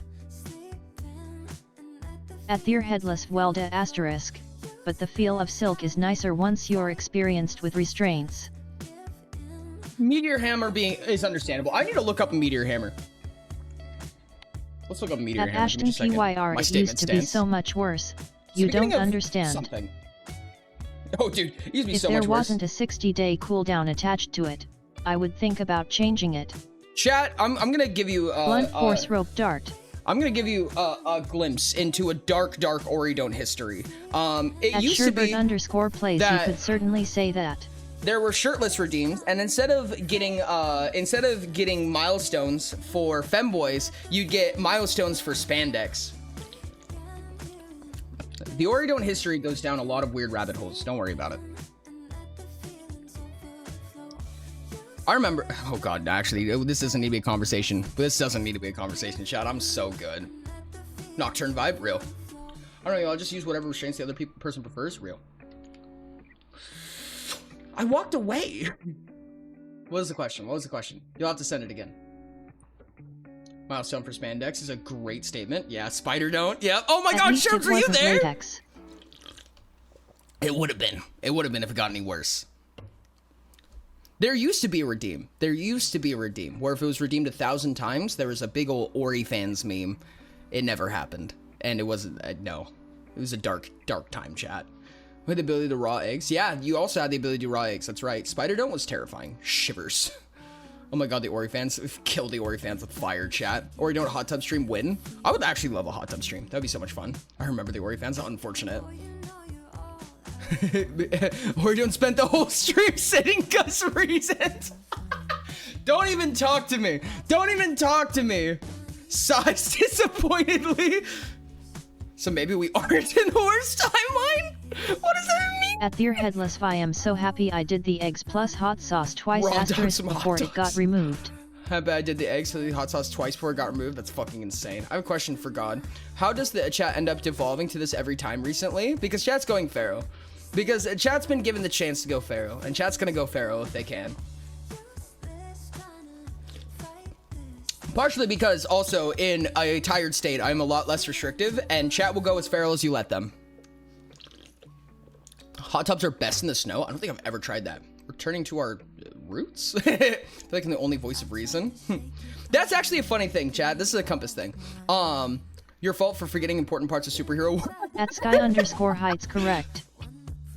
Or don't ignore the question this time. Since Elf's gone, what's Smart Session on Utopia? If Utopia wins, then yes. If Elf is not going to be here, then Forager, you are second up. Let's go. For God. Sorry. Oh God, what was I going to say? Oh yeah, compass thing. So there's a really interesting thing that happens that I've noticed is that I think that AG1 is likely winning.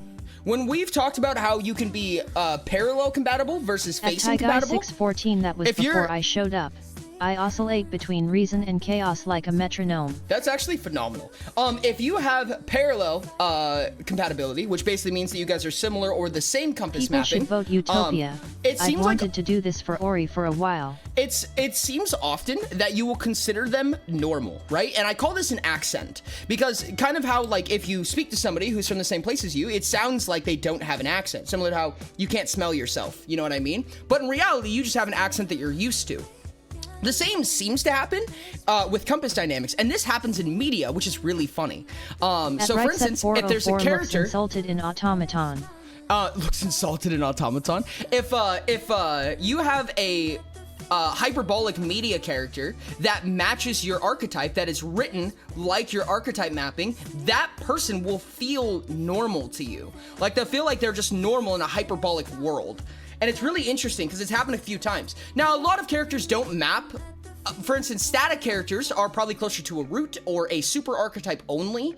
And a lot of characters aren't written either consistently enough. Do not insult the automatons when Sherb is around. Or with enough time, with enough depth to have a full super and sub archetype. But when they do, it's kind of like, why are they just normal? They're just normal. And everyone else is like, what do you mean? They're not normal. Can't smell your stuff. Anyone who walks in the room after a week of vacay will disagree. That's fair. What's up, Tiny Tim? Pretty sure everyone here is a whack job except like, actually nobody. We're all a little strange. There's something amazing about everyone being freaks, chat. I didn't mean that in the weird way. I mean, in the weird way too, but that's not what I was trying to say.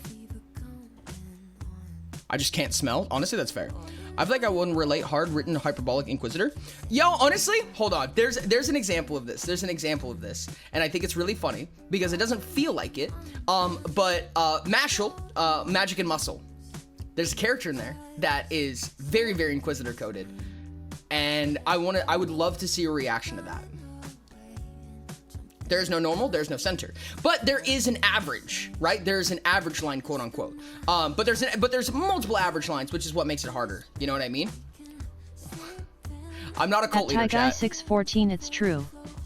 Anyways, let your freak flag fly with pride, chat. Yes, I agree. I love Mashal. I've watched it twice. I have too, actually. I fucking love Mashal. It's so good, dude. Mashal is so funny. I do not watch anime, so you'd have to do it by force. All right, get the rope, I guess. _mag3 true. It repels dumb nards and attracts cool nerds. Dumb nards and attracts cool nerds. He's for sure not an Inquisitor. There's only one normal character. He's for sure not an Inquisitor, of course. Where does the Oriverse server fall on the average of the bell curve? It's somewhere on one of the ends. I don't know which one, but on one of them. They're definitely not in the middle.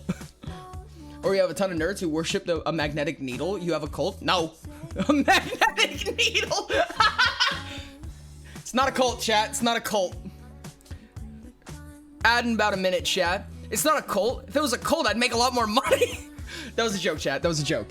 It's not a cult. I don't think there's anything freaky or feral to use in common nomenclature about me.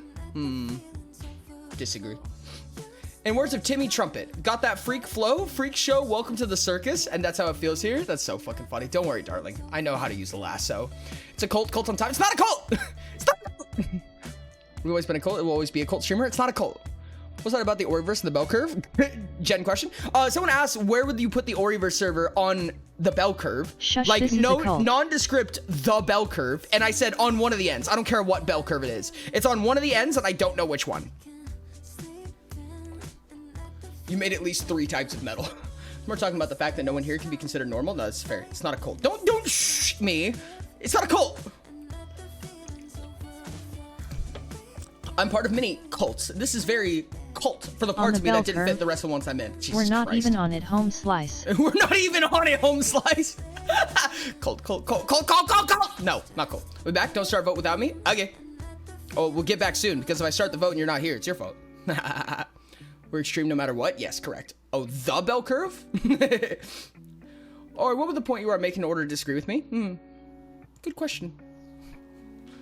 Silence bottom. This is a cult. I'm not a bottom, and this is not a cult. It's almost like we shouldn't sacrifice people to Elder God in his name. This isn't a cult. This is the truth. That's fucked up, man. That's fucked up. Cult phrase. At blue3 _ mag 3 wait. You aren't sacrificing random animals Please, to Ori. for the love of God, do not sacrifice any At least animals. it isn't Cult of the Lamb. We would be getting bowls of poop. We played Cult of the Lamb for a while. For anyone who wasn't here for that long, we used to regular Cult of the Lamb, and we had a cult named the Friends We Made Along the Way. Sacrifice. Reds. An Ori, but glad you admit it. God damn it. Wait, what is that? I'm not a... You know what? It isn't worth it. Not ones with feelings. I mean, humans are technically animals. God damn it.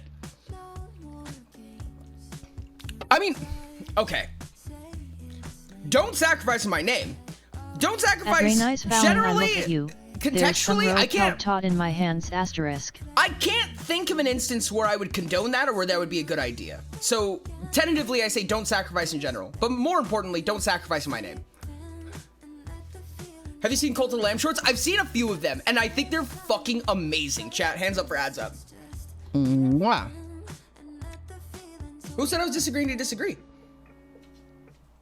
Hold hands together in front of you. Oh my gosh, yes, the Friends We Made Along the Way is a great cult name. It was so much fun. Fine, Dad! If I ever do a sacrifice, I'll make sure to do it in your name. Stop immediately. Miss Cult of the Lamb. Ren and Damon are getting freaky up in here. You know what, next time, we should probably throw Cult of the Lamb as an option in chat games. It's been a minute, dude. Massacre my sleep to be here more times than I remember. It's so crazy to me, dog. Like, imagine massacring your sleep to hang out. Like, that's so, like, endearing. Like, don't do that, but also, love you. They're engaged, to be fair. I sacrificed so many creatures in your name, Ori. God, why? Stop. Don't do that. My sleep schedule is being sacrificed in Ori's name. See, like that. It's like, it's so endearing. Like, it's not a good idea. I mean, in some cases, it's not a good idea, at least. Doing that now cause I can't sleep. There's definitely, oh sure, no. There's a way to do that healthily, right? Like, I always tell people, I'm a big fan of mediocre decision making, right? Not bad decision making, mediocre decision making, it's great. However, you do have to do it cunningly, right? Like, mediocre decisions are very bad in excess. However, a good mediocre decision here and there is kind of fun. You know, it's a little bit fun to be like, fuck it, you know? There's enjoyment. Rain agreed. I said it and Rain said Reds. I originally said it because you refused to list an actual reason and therefore must have none. That's quite the leap in logic. If you have leaps in logic like that, I can't imagine that your reasoning is correct. I have bones hidden in the woods next to your altar, Ori. God damn it. I'm sure I'm sacrificing my productivity and my sleep schedule. I totally flipped my sleep timing upside down and then mirrored it on the Z-axis so I could be here on a consistent basis. That's fucking wild, dude. What's up, Mads? How's it going? Welcome in. No, like, don't get me wrong. Like, I skip sleep. I do dumb shit all the time. I look at something and I go, that's a bad idea, and then I do it, right? That's mediocre decision making. I love that. I love that. But there's an exception to every rule, right? You know what I mean? That's one of the big things that came up about the thresholds with the compass, dude. I was such a fan of that because, like, it's such a strong mapping. Like, it showed me so many things about me. Oh my god, dude, it was crazy. I love that shit so much, and I want to refine that so bad. I want to refine that to, like, perfection, dude. Oh, I'm so excited. I'm gonna send this one last time and before I give up. My Cult of the Lamb cult was named WrestleMania, and I named all the followers after wrestlers. Nacho Libre was the tax collector.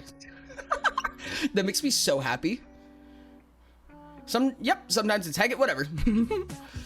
Then why would you still not say anything to prove me wrong one way or another? If you have the ability to prove my claim, would you not? Not necessarily. That diamond Sometimes. Padino Plushie, so if you invert it, you'll make it normal again. Sometimes if I have confidence in my belief, I will not say it publicly because I don't need to convince anybody else because I feel content just being convinced myself. It's out back my house. I'm pretty sure it used to be an altar in some other deity. Now I use it for Ori. Jesus Christ, chat. This is terrifying. Please don't do that. If you invert it, you make it normal again. Sometimes Ori lives for the chaos. I do. Chat, this is a really big secret. I'm probably not actually as chaotic as you think I am. I finally got my IRS tax bill that I can definitely 100% afford. Let's go! I hope you're not joking. I'm hoping that's not sarcasm. Yourself so Chotbot doesn't have to. Or is she messing with me? No, I'm being honest. /J. Oops, forgot that.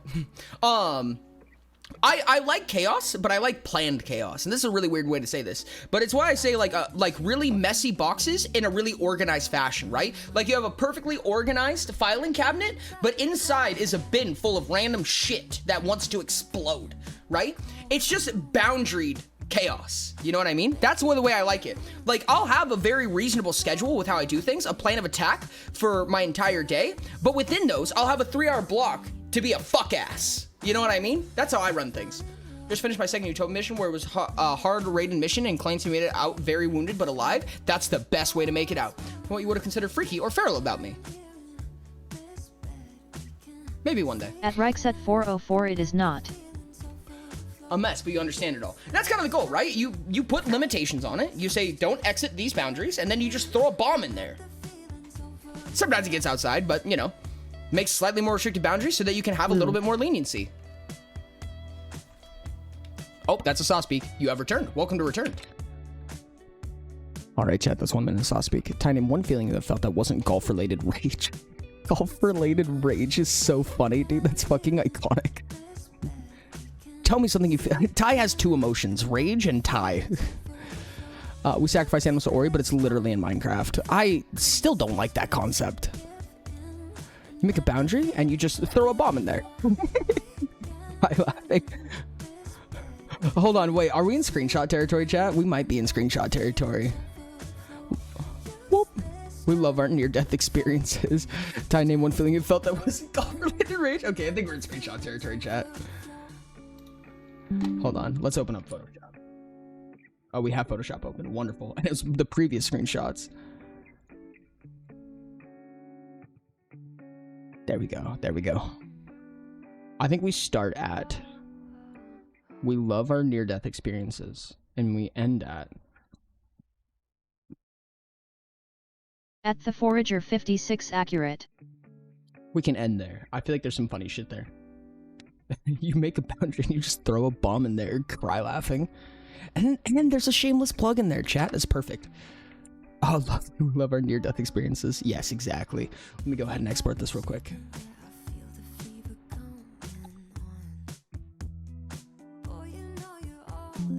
There we go. Beautiful chat. Chat, if you would like to, say hi to Instagram. I post these discontextual chats on Instagram. So if you would like to say hi to Instagram, do so now. Nothing better than a bit of death trauma. Hi, Instagram. Hello, Instagram. Yes, say hi. Say hi, everybody. Hi to INSTogram. Instagram. Hi, INSTogram. That INSTAL, Graham. 614 Ori did explicitly say that it wasn't sexual freaky, It's just not the cult of wacky Ori. freaky. Yeah, there's more ways to be freaky than sexual. Plenty more ways. Definitely wacky freaky. I love the stay hydrated chat. That's actually so funny, and I love that. Dino, you're amazing. We all know he was lying, god damn it. We all love our near-death experiences, all the way down to instance. Hydration is important. We'll see how much we can get of this. Did explicitly say it wasn't sexually freaky. Wacky freaky? That needs to be in there. That's so funny, dude. God, that's so good. Okay, thank you, chat. Thank you, chat. God damn it, dude. People just like tell me to do shit, and I'm like, okay, that sounds like fun. Or why do you like my death comments so much? Because they're funny out of context. Hashtag no context. Today I learned that there's a freaky version of the Bible called the Wicked Bible. What? Chat just gets freakier and freakier. This is a sign, chat. Thank you for the clip. Don't get me wrong, chat's freaky for real. What's up, Gronkle? How's it going? Welcome in. Red. Yo. I'm gonna drink more honey, chat. That was so the mic only caught it, the ace in there. It's fun, not as fun as you think. What? Perhaps, but Pharaoh usually was the main point I was considering in my messages. Hi, Diamond.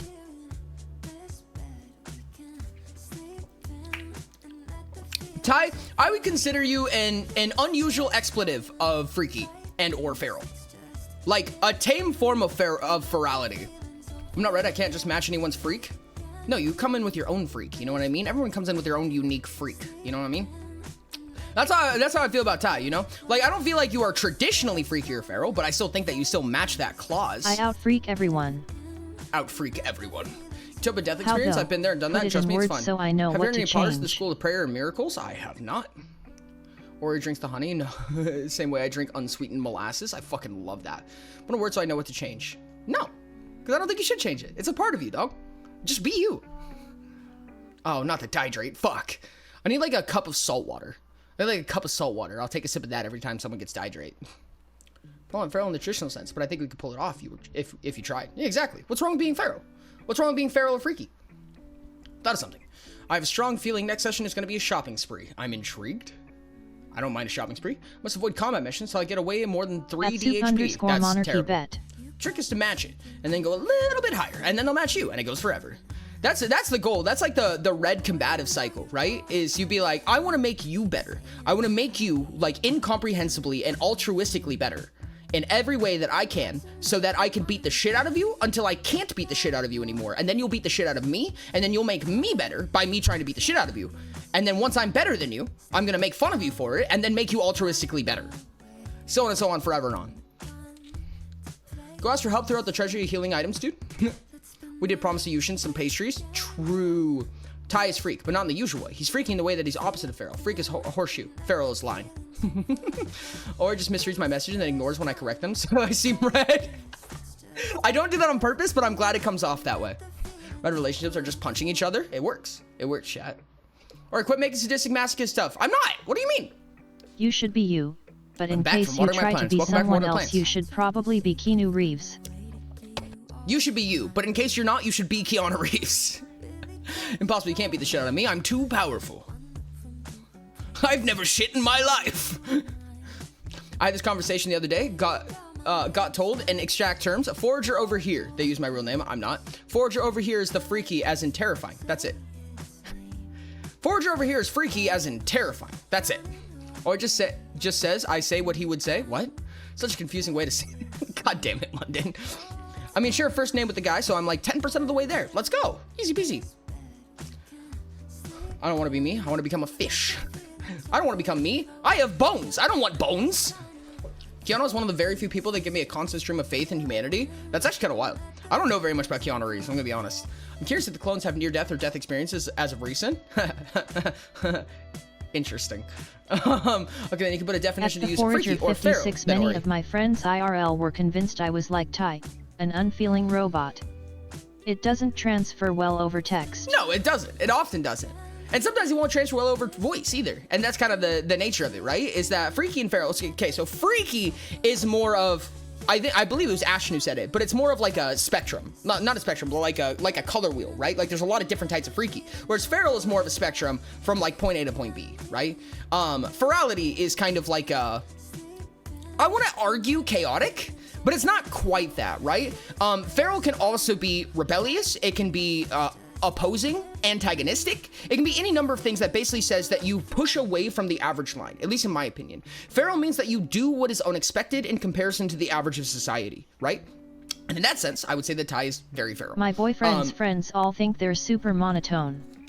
I definitely hear their emotions, but apparently many people don't get their tone. That's a big part of intuition, in my opinion. That's a whole conversation unto itself. We can get into that if we want to. Feral is just line pushing yet. Freaky is kind of like the same, is kind of like a color wheel though. Like the center is the least freaky and the outer edges are the most freaky. It's kind of the same idea, but it has more flavors to it, right? I would say they're not synonymous with each other, but kind of share a similar concept in that sense. This video is fire.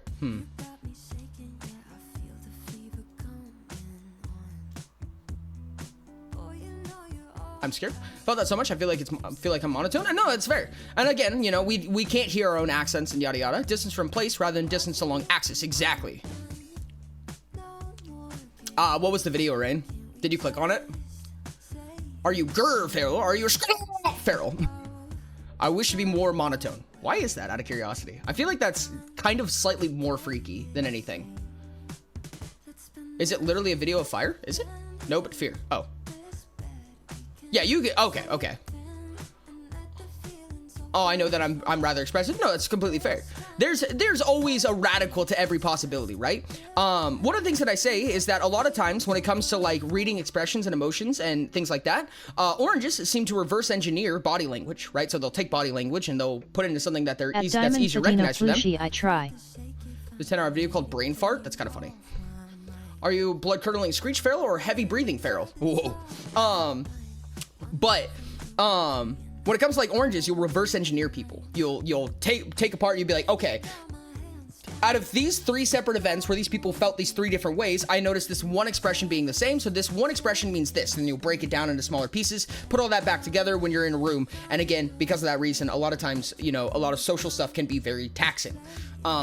Greens, on the other hand, have a natural intuition where they'll subliminally pick up on all those things and they'll kind of slowly piece them together and recognize the outcomes, not in a way that's necessarily explainable every time. They just know. It's just instinct. I see yellows intellectualize things more than oranges, but I might just be wrong. They do the same thing as well, I would say. I think that both can do it. Speaking of feral, look in DMS. Oh god. Laughing face. I think that oranges and yellows very much both can do it. They're both the thinky roots, right? Reds don't care unless they do, and we can get into that in a second. Yellows can do it, but I feel like more green. But I feel like oranges do it for logical analysis or practicality. Yellows do it out of anxiety, if that makes sense. Or they do it out of necessity in some sense. I feel like oranges are more likely to go the reverse engineering route, whereas yellows are going to be more the read into things route, or not the overthink, but a lot of times overthink as well. Greens do it out of instinct, I feel like, and blues do it off of vibe. At least in my experience. Or dancing, or anything really in that category. Yeah. Yellows do what I call world building, which basically means that they're gonna suss out all of the possibilities, if that makes sense, and they're gonna build worlds around that and decide which one seems the most applicable. In the worst case scenario, you always take the worst world, right? You know, pick the worst so you're never disappointed. Blues, I feel like, do it off of vibes, where they'll just kind of gauge things. So they'll shoot something and then they'll gauge, and then they'll shoot something else based on their findings, re-gauge, shoot something else based on their findings, re-gauge, so on and so on. They're very nonchalant, they're very chillaxed, it's really easy to approach them. Reds, I feel like, don't care unless they do. And what I mean by that is that if your emotions are within a red's objective, then they will care. They'll care a lot. If it's not within their objective, they won't care. They won't care at all. It just depends on if you're in the line of fire of a red. Also, when you check DM, show chat. I'm intrigued. I'm scared and intrigued. Let's go. This is fucking phenomenal. Hold on, chat. That's tacos. My bad. Chat, this is wonderful. This is great. Is it Munchie art? It is Munchie art. Munchie, would it be okay if I post this, a screenshot of this on Instagram? With a little tag that tagged you, or if I tagged you in, or what have you, I always think of many possible outcomes and always prepare for the worst case scenario and the ones that are most likely to happen. Real. Peak Munchie art! Or made considering violence. I love this. This is amazing. Sure, let's go! Okay, bet. I fucking love that the cake is burnt to shit. This is amazing. So a little story here. I was at my uncle's for a family event. My message. I'm not ignoring your message. You can send it again and I will read it. For karaoke song that I didn't know. Of course I panicked, but mama didn't raise no bitch, so I clutched that shit up and walked away proud. That's the shit to do right there, dude. That is like the best way to conquer that. I've always said that when I'm scared of something, I want no more than to just sit there and wallow in it. This is kind of a scary story, but for me, I tend to be less expressive in general and closer to slightly neutral, leaning towards sad. I am. No, that's understandable. As a maestro, I don't do either of those things that you stated Orange and Green do. I just lie and say I know what people are doing and pull it as joking anytime I guess I wasn't correct. It works surprisingly often. That's fair. No, actually, that's a really good point. I feel like there's probably some subliminal intuition when it comes to that, because like even that is like a natural instinct of how people work, right? You've deduced all of the options, you've broken down all of the options to figure out what it is, and then you find a perfect line that you can walk through consistently. I mean, nomenclature and semantics is everything. We all take things differently, so take it with a grain of salt when it comes to me explaining something like that, because it might not fit exactly, but maybe the concept fits better than the wording does. I don't know. That or I'm wrong. One of the things that happened is my uncle told me a story, is that he got swept under a riptide. For anyone who doesn't know what a riptide is, it's the big waves that kind of crash against the shore at a beach, and they are very, very dangerous. They're extremely dangerous. If you get swept up by a riptide, there's a possibility of the ocean to drag you under the water. Things. No, it is. It's very scary. And he told me that when he got out, he was by himself. He had no one to help him. And when he got out, he was coughing, he was choking up water, and he almost drowned and died. And he said, you know what I did? You know what I did when I saw that riptide and it swept me under? I stood there until I got swept in again. Yellow, 99% of the time when I assume things I'm wrong, so it's really hard to be proactive if I don't have all the information. That is a big thing. That is a big thing, and I've heard that before as well. Ori thinks I am antagonistic. Why am I considered rebellious? I did not say that. When he got swept under the riptide, he said I stood there until it swept me away again, and I did that, and I almost died. Yes, you did. And then I said, no, I didn't. I said that being freaky or feral is either antagonistic or rebellious or against the norm. I did not say which one you were. I said that it is one of those things. I do not hate chat. I can't do the Ori water like that scares me so far much I can't even go near. Exactly. This is exactly why I did it. He said it swept me up again and I almost died. I almost drowned. And I did it again and again and again. I kept doing it because I was not going to let this fear overcome me. I was not going to let this be something that I was scared of. This will not own me. So he kept doing it. And that is exactly how I take things. If something scares me, I'm going to stare it in the face until I piss myself because I do not want it to be scared. Your uncle sounds like a fucking idiot. Well, don't worry, so am I. Understand red logic. Ray doesn't understand red logic. No, but it's exactly how I feel about it too. I'm like, if my demons are gonna come in here to try to scare me, I'm gonna stare them dead in the eyes, and they're gonna scare me. I'm gonna be fucking terrified. Come back and scare me. It's all essentially the same thing, and therefore you are calling me that. I disagree. They are not the same thing. You can take them as intrinsically the same thing, but I don't think they are personally. It's a respectable thing. Maybe not with life-threatening events, though. Yeah, okay, that's the big thing. I don't condone you fucking getting swept up by a riptide. Don't jump out of a plane without a parachute, right? Don't do shit that's obviously going to have significant harmful effects at a high likelihood or even a medium likelihood. Don't do things that are gonna have permanent detriment to you, right? But recognize where your fears come from. You can't understand or analyze your fears without facing them, right? And that's my personal belief. A more explicit example and a more reasonable example in this case would be when you get embarrassed, right? Dance up on the table. It's scary. It's extremely scary to dance up on the table, to get up, to embarrass yourself in front of an audience. Go do it. Go embarrass yourself. Get a laugh out of it. Be fucking terrified. Piss yourself, and then get up and do it again until it's not scary anymore. Fear comes from the unknown, right? So get to know it. Get to know it really well. If Ori's demons are going to come into his room, he's going to come into the demons. That's fucked up. That's fucked up. Why did Chatbot read that? I'm scared of big muscular hot guys. How should I approach this? Glad to hear that people seem interested in my Utopia expansion. That'll keep me motivated. Thank you so much, Donut. I appreciate you. I'm excited. One of the things that I say, and this is like super cheesy chat, but one of the things I say is that you can't kill your demons, you can only room with them. And once you get a good look at your demons, you realize they don't look like demons, they look like you. But fear is not inherently bad, it's also protective. Being afraid of a riptide is a good instinct that will help you survive. I agree with that completely. And there's an awkward phase where this is not the end of the equation, right? This is my opinion, this is how I approach things. I'm not telling you to approach things, this is just my mentality about it, right? I'm scared of a riptide, so I'm gonna face that riptide until I'm not scared of it. There's a difference between overconfidence and understanding, right? Becoming overconfident is dangerous because you don't— I am demonic enough for the both of us. I'm scared of being unimportant. We shall fix that by forcing me to face it. Yes. Yes. My Wait. fears tend to No. come out as this thing is so cool, look at how it instills this emotion. I was not expecting chatbot to read that either. That's so funny.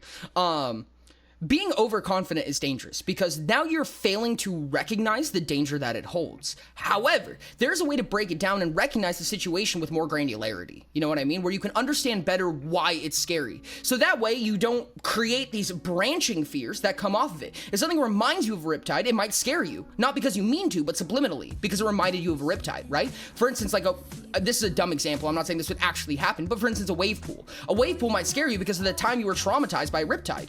When in reality, if you break down that fear and understand it on a more molecular level inside your mind, then the wave pool is not going to scare you because you'll be like, I recognize why I'm scared of riptide. And that's because there's danger involved. That's because it could kill me. However, the wave pool does not suffer that same amount of consequence, and therefore I do not need to be scared of it. It's not a reminder anymore because you understand the riptide so much better. You still recognize and you should respect the amount of danger that comes with a riptide, right? A riptide is very dangerous. It can be very lethal.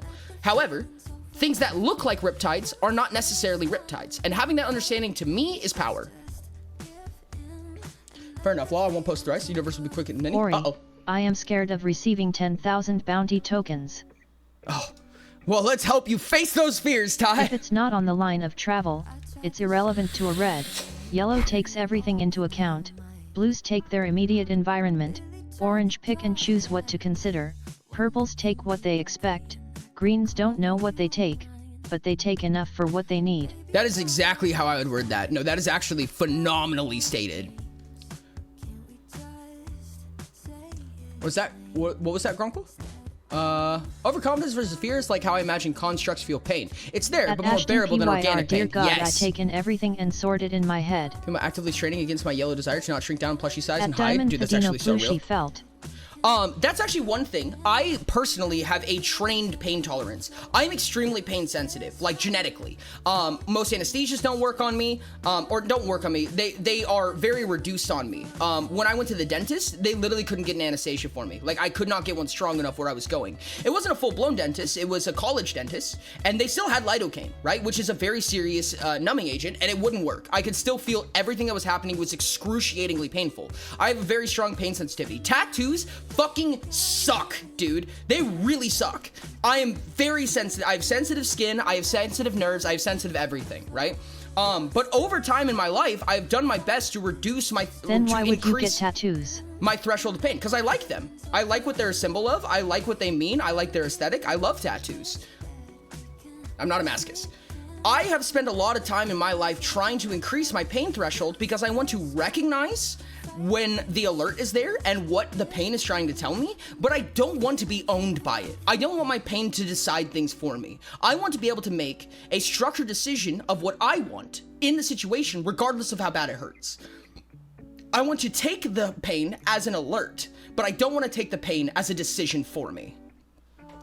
I have the exact opposite problem. My pain threshold is very high. I would love that. Believe me, I would love that. Oh, I feel it with the anesthesia one. I'm very resistant to it. Local anesthesia doesn't work on me at all, and general anesthesia is not strong enough to keep me unconscious. I woke up in the middle of my wisdom teeth removal. Fuck that, dude. Sad, dude, I've had so many nightmare stories when it comes to shit like that. When embarrassed, I get unusually silent for how talkative I am. If I'm feeling numb to embarrassment, even for a little, I get the opposite and say way too much. That is actually so fair. But I woke up in the middle of my broken arm being set. Whoa, fuck that, dude. Get a nice cut and not notice till I made a mess. That happens to me sometimes, but I think that's kind of like more like selective awareness that I have. I've definitely gotten cuts, bruises, and scrapes and stuff and not even realized that I had them. But the moment that I see them, then I'm in pain. My girlfriend wants to get a tattoo, and I've always described tattoos as one of the most unique types of pain, but it definitely isn't the most intense pain. No, I agree with that completely. There's something that hurts a lot more to me, personally, and instant impact pain is not bad. I don't mind getting shocked, because once the pain is gone, it's completely gone. There's no aching, there's no like subsequent pain that comes after that. Lasting pains fucking suck. I hate those so much. Aches, headaches, tattoos, for instance. Elongated pain is so much harder for me to bear personally. Rex, I love you. I'm gonna wait for the pop-up, but I love you, thank you. I have a high pain tolerance, but a literal weak skin. Where'd the bruise come from? Is a constant game. Tattoos don't feel like a lot, TBH. The only one that hurt really bad was like on my skull. No, that's fair. That's fair. All of my tattoos hurt like a bitch, dude. They hurt really bad. But I'd never say that in front of the tattoo artist. They're gonna make fun of me. And they did. Fun fact, if you pass out from having too much pain, you will feel it even while unconscious. Awful. It's a neat sensation when it's stronger. Shocked. Thanks so much, Rix, for the sub. I really appreciate you. And it did up the timer. Beautiful. Thank you so much. I really appreciate it. Chat, there's gonna be an ad about 1 minute. There's gonna be 2 minutes of ads. After that, we will put up the next poll. So we have about 3 minutes until the next poll. Well, that's because you don't really bear instant pain. It happens, and it's over before you can even really be miserable about it for long. Yeah, exactly. I don't mind that. And even for like longer, like even if it's for a second. My social anxiety doesn't let me power through that. I don't want to make anyone hate me, so even if it's a false positive, if I think people want me to shut up, I feel awkward. That's why I keep apologizing for the exposition walls. You can break that down. A lot of problems that people have, at least in my opinion, in my experience, and my problems that I've learned from, is trying to snip it off at the stem. You snip a problem off at the stem, it's just gonna keep growing back over and over and over again. It did move. It did. The poll's gonna go up in about 2.5 minutes, give or take. But a lot of times you have to dig a little bit deeper and find the roots of it, because it's superlative off of another issue. I'm not a therapist, chat. I'm not a therapist. I'm not professional at this. This is just my experience with myself. Don't take it as professional advice.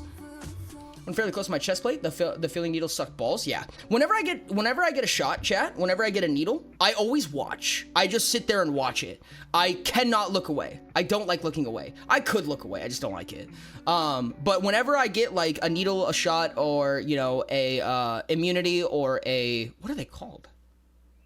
Vaccine. That's what they're called. Whenever I get one of those, I always just watch the needle go in. I sit there and watch the entire time from the moment that enters to the moment that it exits. I'm always watching. Never had a big shot before. Not sure if I'm scared of the big ones, but the small ones are fine. Exactly. Always watch injections. Interesting. Oh, for me, it's a combo of how I'm comfy and I'm where I am and who I'm with and how I'm feeling about myself at the time. And normally the mass out to me being able to get through it. No, 100%.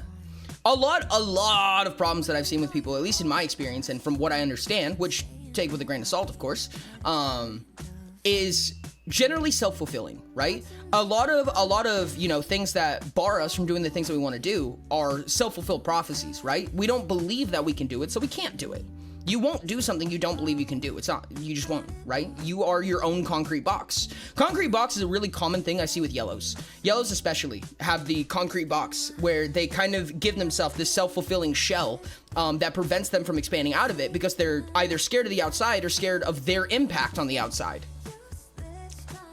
Mastermind paranoia and work real. I used to cry for what felt like hours when I had to get blood work done as a kid. Dude, that's actually so fair. It's actually so fair. This is like the first group I felt 100% welcomed in. Dude, I appreciate that so much. And that is like around the clock, like everything that I want for this community. This community should be a safe space.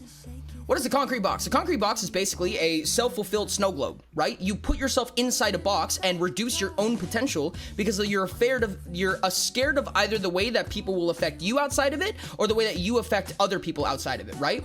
We put them in a cage. You put yourself in a cage, not to prevent yourself from getting out, but to prevent anybody else from getting in.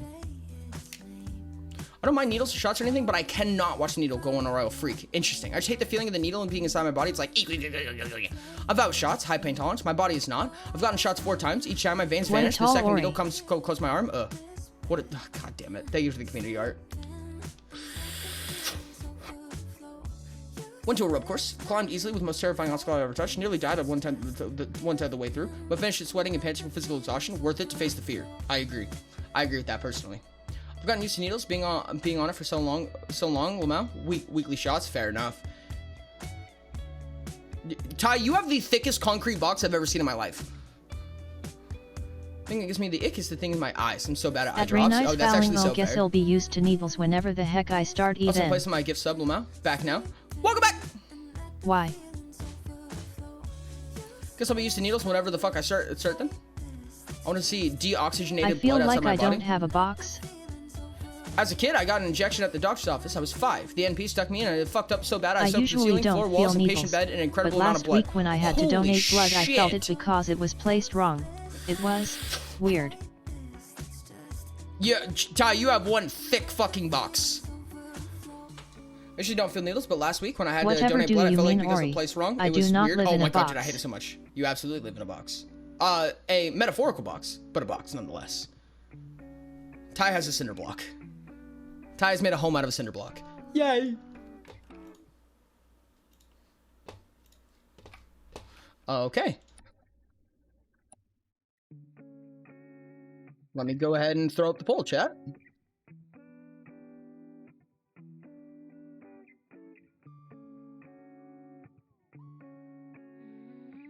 There you go, chat. Do I oh, whoops, sorry. Nope, incorrect. Can't do that. Chat, we have to wait about 5 minutes for that text to disappear now. I'm sorry, that was my bad. I have to poll reset afterwards every time. Actually, no, I can still just do it. Hold on a second.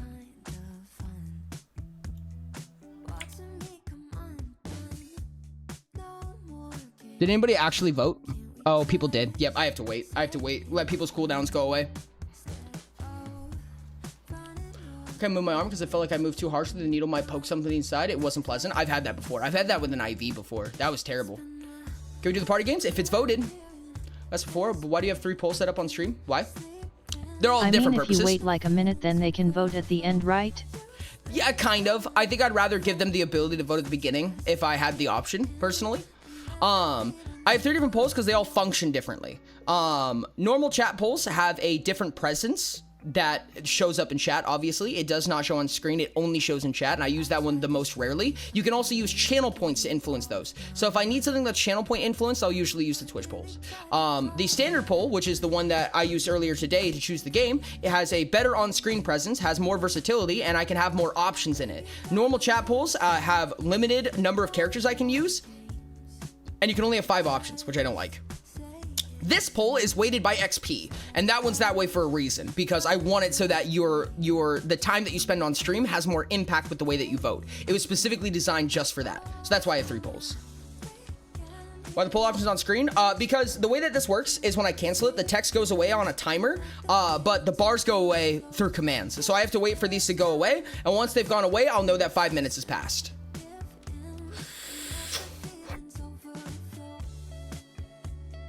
Sometimes to face your fear of needles, you need to just cram a needle in your body and start wiggling around. Don't ever do this, please. It's dangerous. Yes, please don't do that. I'm down to Hollow Knight because I'm gonna leave soon. Damn. Brain too tired for anything else. Honestly, that's so fair. This is like the first group I felt 100% welcome into. Normally a lot of people, especially IRL, get annoyed at me, and it's made my anxiety to bitch to stifle. Drama class helped, and I think it might go from sub-mass to sub-exec, but there's still a feeling at times. The community feels very welcoming, and I think that. And honestly, that is like the biggest goal, right? Like you build a culture around, you know, the environment that you're trying to produce or the environment that you create, right? And a lack of judgment and understanding, this is a weird cliche thing that I say all the time. I say that people are not bad, people are hurt. You know what I mean?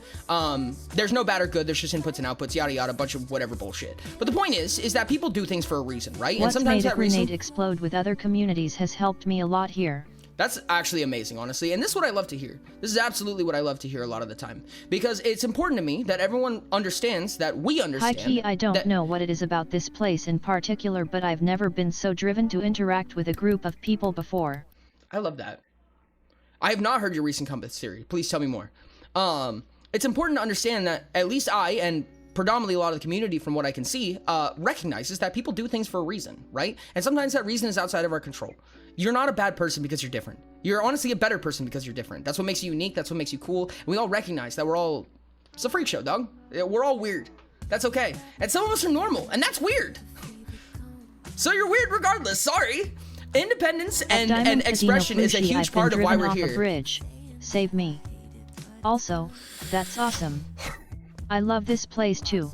This is the most active I've ever really been, and that's the shit I live for, chat. That is exactly the shit that I live for. Giving people a space to be themselves. Understandable. Have a nice day.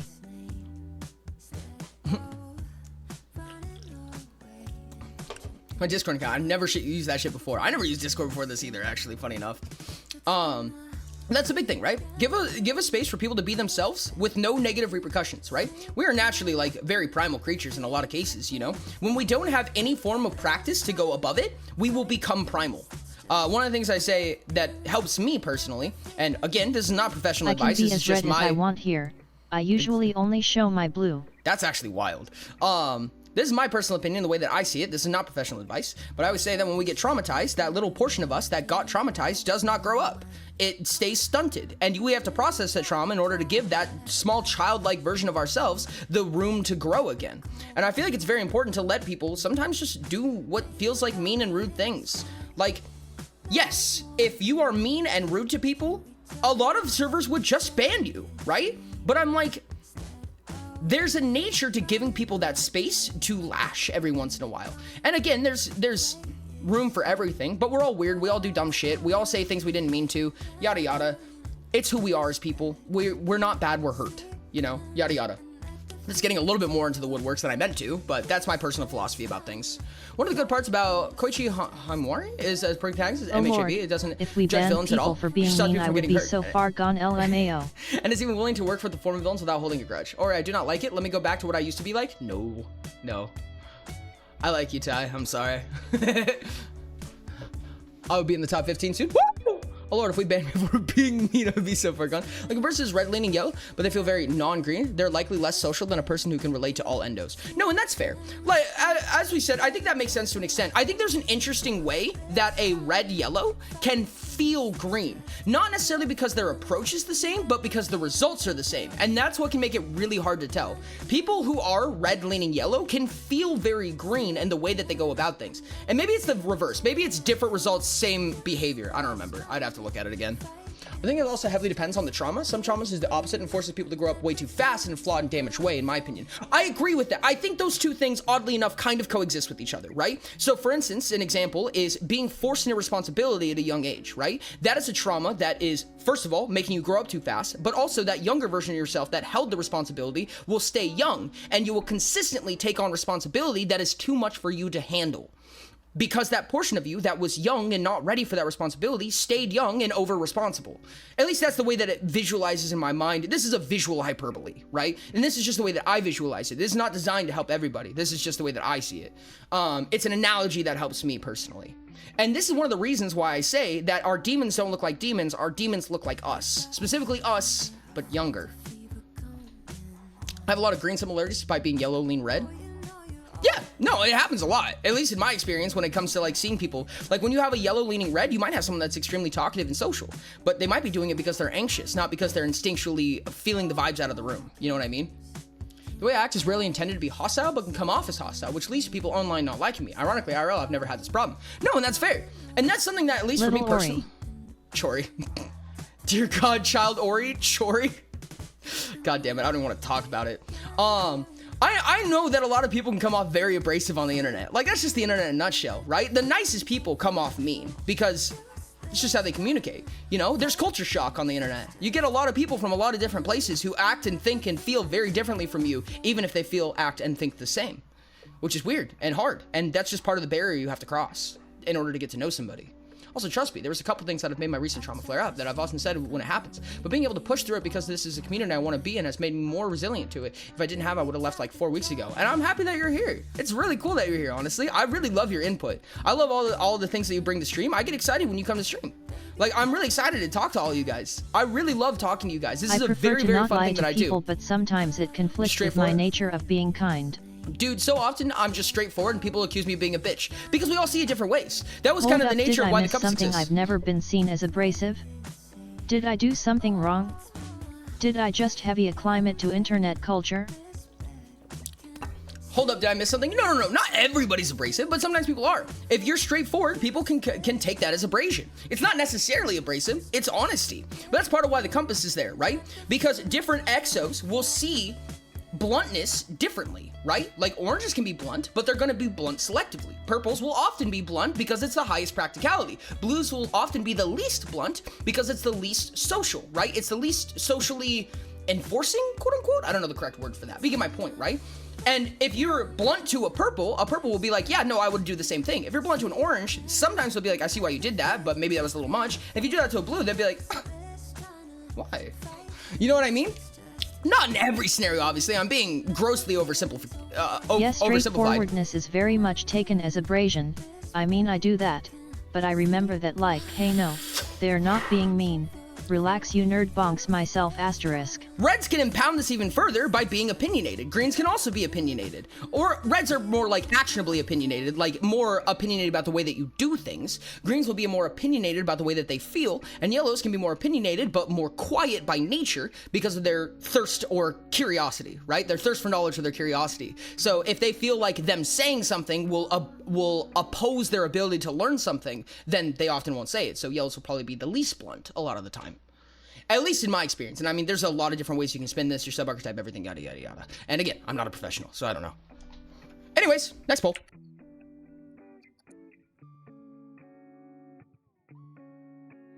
There we go, chat. Now an actual poll is up on screen. So make sure to do exclamation point vote, followed by red, orange, yellow, green, blue, or purple, or 1, 2, 3, 4, 5, or 6.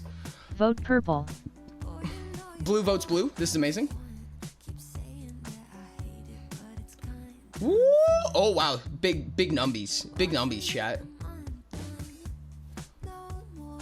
Chat, make sure to vote in the poll. This is for the next game that we play for the rest of stream, or not game. It could be chatting. It could be whatever. I will try again. I think you see that in you. I appreciate it, but sometimes it do hurt. Not gonna lie, but don't stop. Vote yellow. The social games include things like multiplayer games. Party games is multiplayer games, yes. Blue games are not. Blue games are generally going to be single player, like Hollow Knight, Pacific Drive, things like that. Green games are going to be multiplayer games. What would you prefer that I vote for? It's a good question.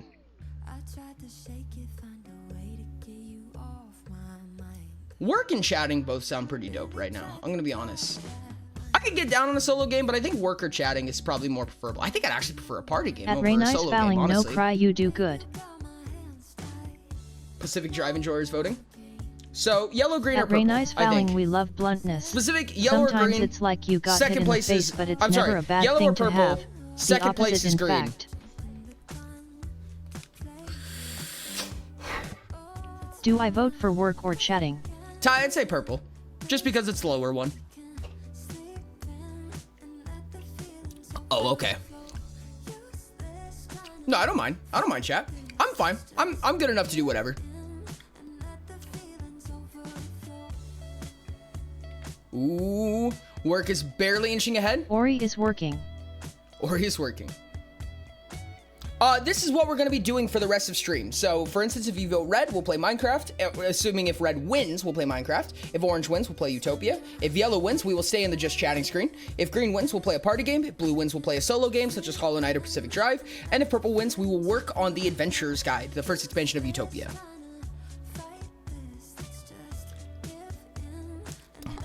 You did. I think you did, Ty. I, in particular, am a fan of people who just say shit at me because if they don't, might do something irresponsible or more responsible than usual. Exactly.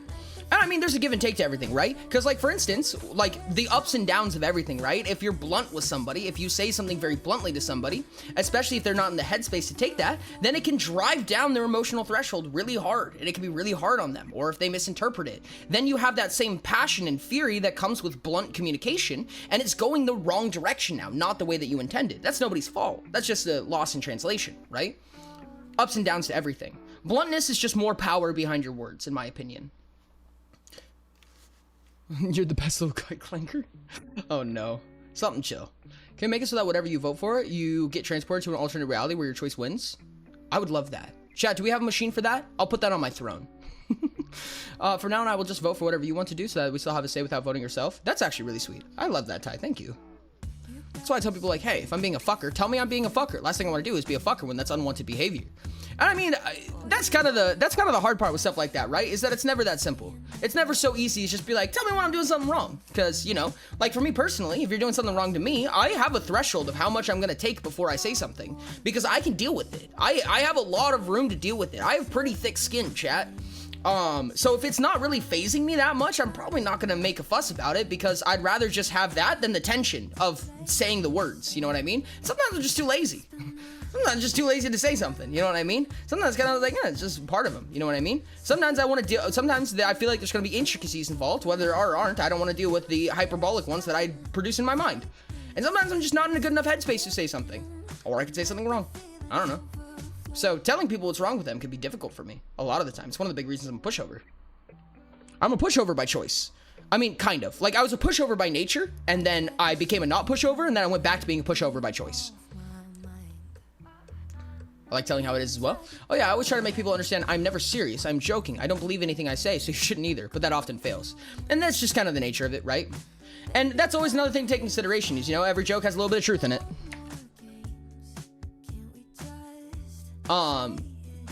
And different people believe that different amounts, so it can be even harder to tell. Yada yada, blah blah blah blah blah. I don't know, I'm just a silly guy, I just stream.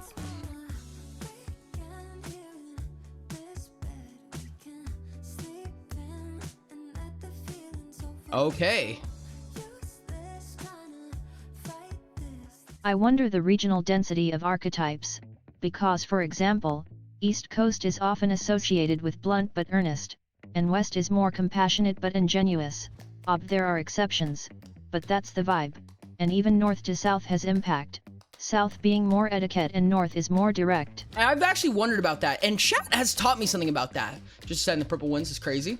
Just deciding the purple wins is crazy. Yeah, I mean, there was actually a couple of big swingers that did purple as well. Time to talk about nerd shit.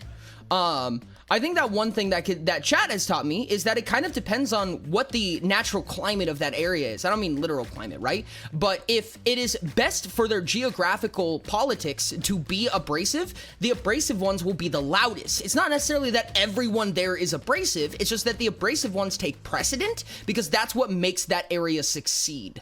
If that makes sense. If etiquette makes them succeed, and it's the reason they succeed, the ones with etiquette will be the loudest, so on and so on. Hi, I'm new to this channel. Nice to meet you. Nice to meet you as well, Mermaid. Thank you so much for being here. Welcome in, welcome in. We're going to be working on something that might not make a lot of sense right off the bat, so if you have any questions, always feel free to ask, but this is about a TTRPG called Utopia. I really feel good when I do nice things for people. I just feel less stressed when I do. That's actually the realest shit I've ever heard. Very true. As a NYC adjacent resident, abrasiveness is just the typical, so the most abrasive people stand out. Mm-hmm. And that's just how culture spawns. I'm gonna go throw my cans away, chat.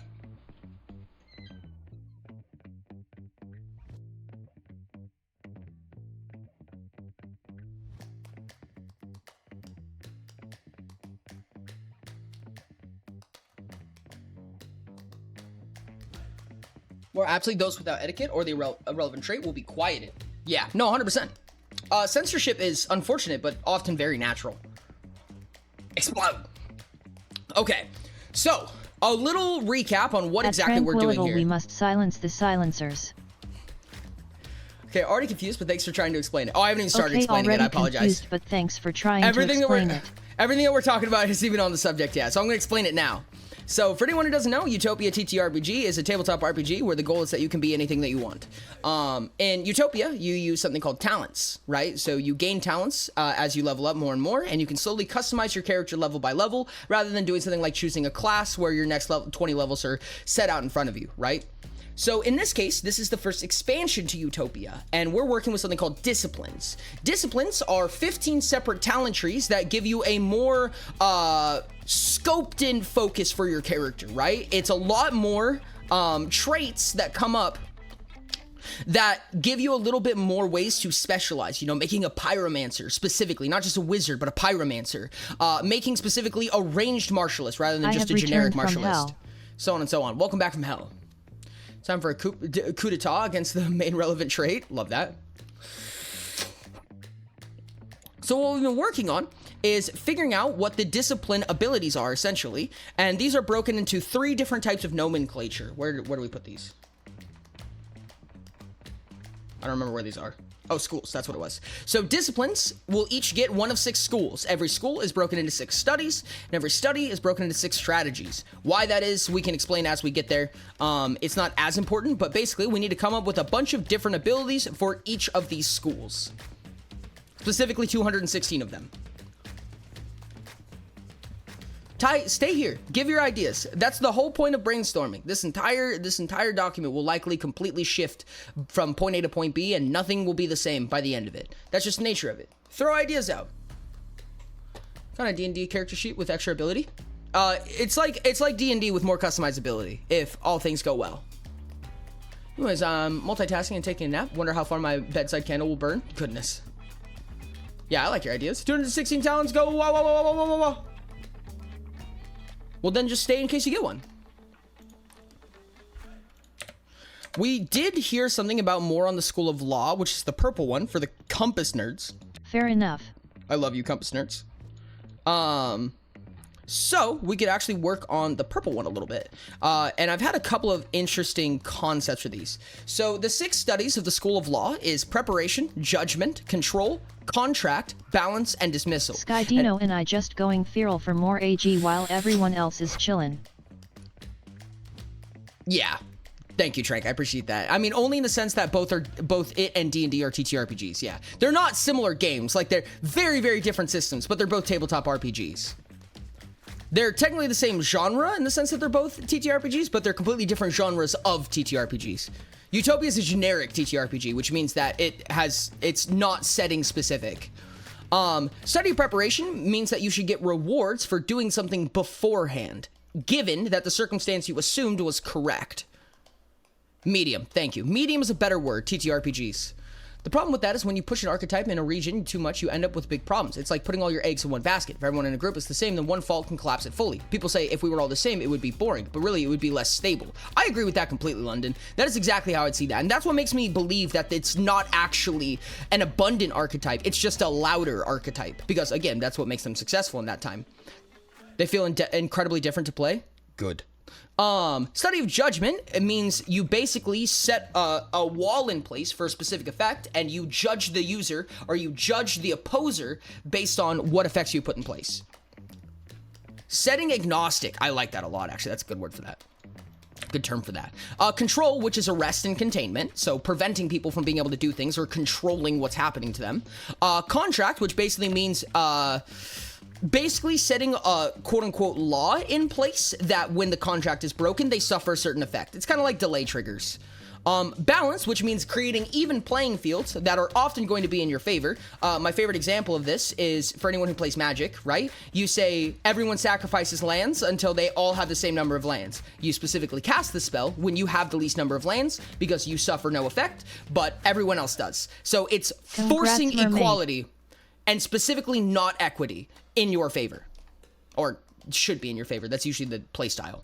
And then dismissal, which is just saying fuck you no to things. So with that in mind, we need 6 different abilities for each one of these, and they're broken into tiers. So preparation should be things that benefit having information or help gain information. Exactly.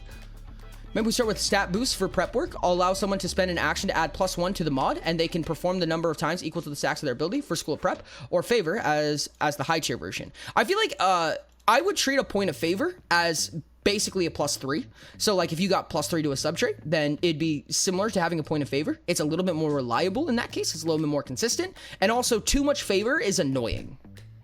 Keelf just crafted freaking 50 extraordinary materials without failing a single one. Jesus Christ, dude, that's insane. Okay. Preparation giving a stat boost is kind of fair. I don't know. I feel like there would need to be a clause in place that makes it more preparation focused, but I could see that.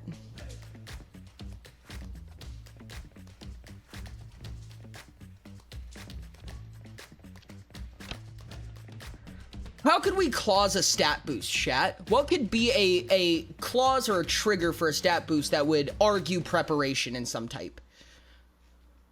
I could say, I think it could be fair that you gain a stat boost for losing a stat, for getting a stat debuff. Like, you take the action in advance to fill a pool, and expend that pool.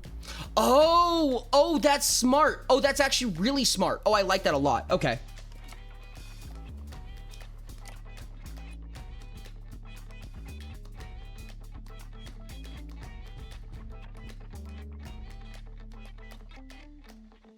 What modifier are they using for this? What modifier would purple have? Is this resolve? It wouldn't be resolve, would it? We also probably don't want to empower mages like that. This is not how we want to do this. Would it be a body stat?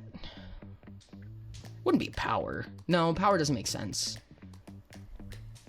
Don't want will, because that's the same mage empowerment issue. This could be a stackable one. Something for dismissal. Actually, yeah, prevent here we an go. opponent from taking a non-attack turn action like crafting or activating a device that takes a while. Also breaks focus with advantage. The maximum number of preparation charges you may have increases by 1. You may spend 6 turn actions to regain 1 preparation charge. When you make a test, you may spend a preparation charge. A number of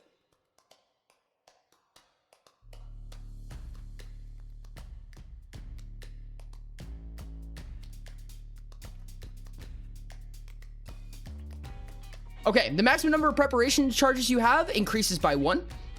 You may spend 6 turn actions to regain 1 preparation charge. When you make a test, you may spend any number of preparation charges, increasing the test result by 1 per charge spent.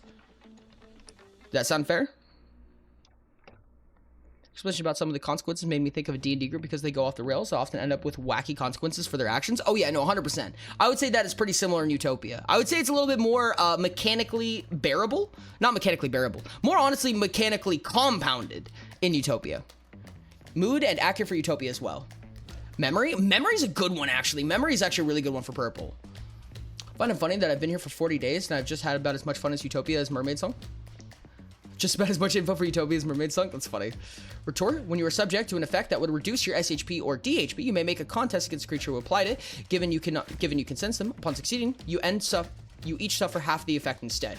Ooh, that's like high-level judgment right there. That's like super, super high-level judgment. That is very powerful. Memory, yeah, no, 100%. I would say that's judgment, and I don't think I would reduce half on yourself, just retort half of it back to them. Judgment Goat, real. What is this one gonna be called? I'm just gonna call it Studious. Exemplary. I think study. it's an intellect immo. Memory is an intellect.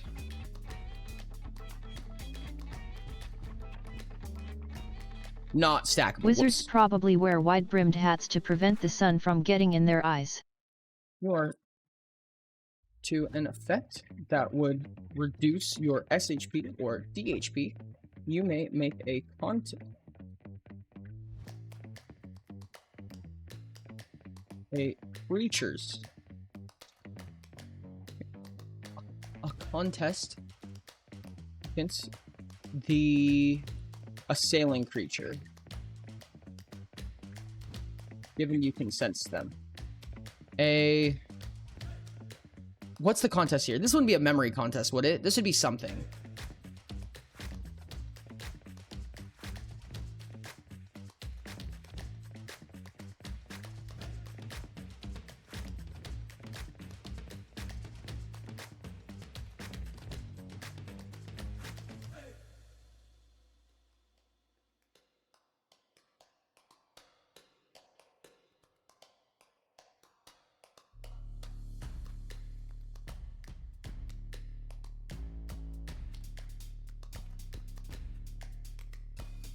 Okay, when you are subject to a creature's effect that would reduce your SHP or DHP, you may make a blank contest against the assailing creature, given you can sense them. Upon succeeding, that creature's SHP and DHP are each reduced by half as much as yours was, rounded down. Adds Fortitude? I think Fortitude makes sense here.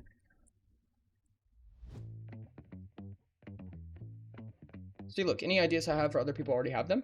No, I disagree.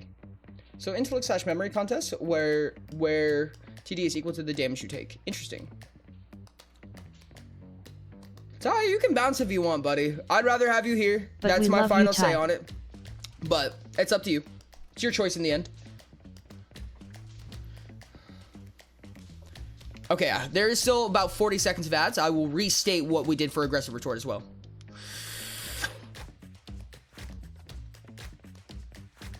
Well, I'm not going to say that, so good luck.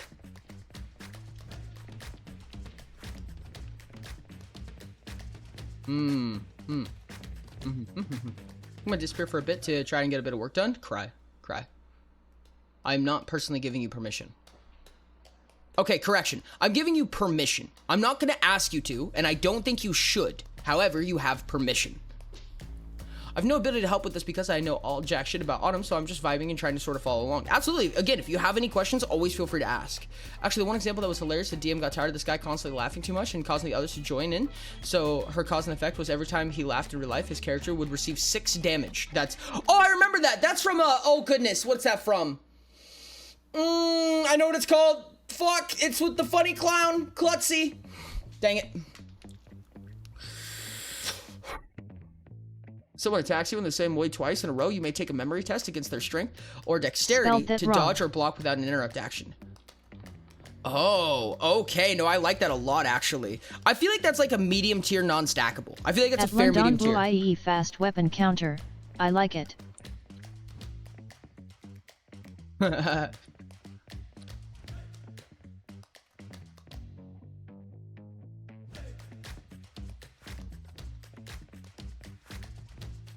Klutzy was the one played by Derek, not Mikey. Is the correct name. Mikey. Yep. Legends of Adventures. Oh, it's Chuckles. Klutzy was the one that played... Okay, yeah, my bad. Klutzy. Thank you. Klutzy is a different one. Chuckles was the correct one. Yep.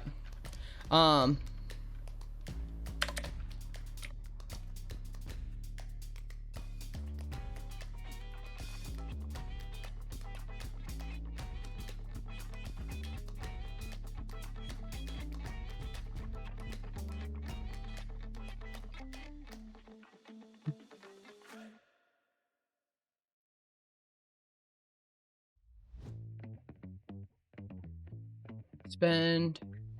Let's do 10 stamina. Because this is pretty... let's do 8 stamina. It's a little bit specific, but it's pretty fucking beefy. So that ability does nothing against spellcasters.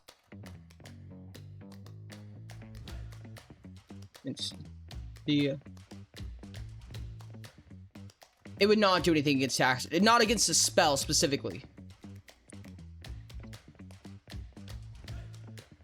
Against the creatures... Probably dexterity. Upon succeeding, take the block or dodge action without spending any actions.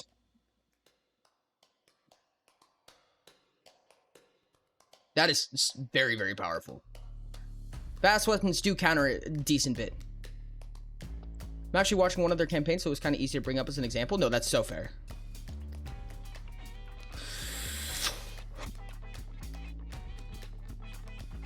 Honestly, I could definitely see like a spell cancellation function. That was actually a big thought when it came to the study of law. Was this is going to be a big way that they actually end up perturbing spellcasters' abilities. Giving fast weapons a bit of love isn't a bad thing. No, not at all.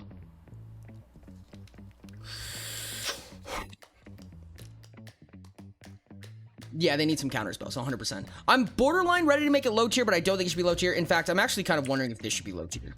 Like, it's cool and all, don't get me wrong, but there's so many continuities that come with it.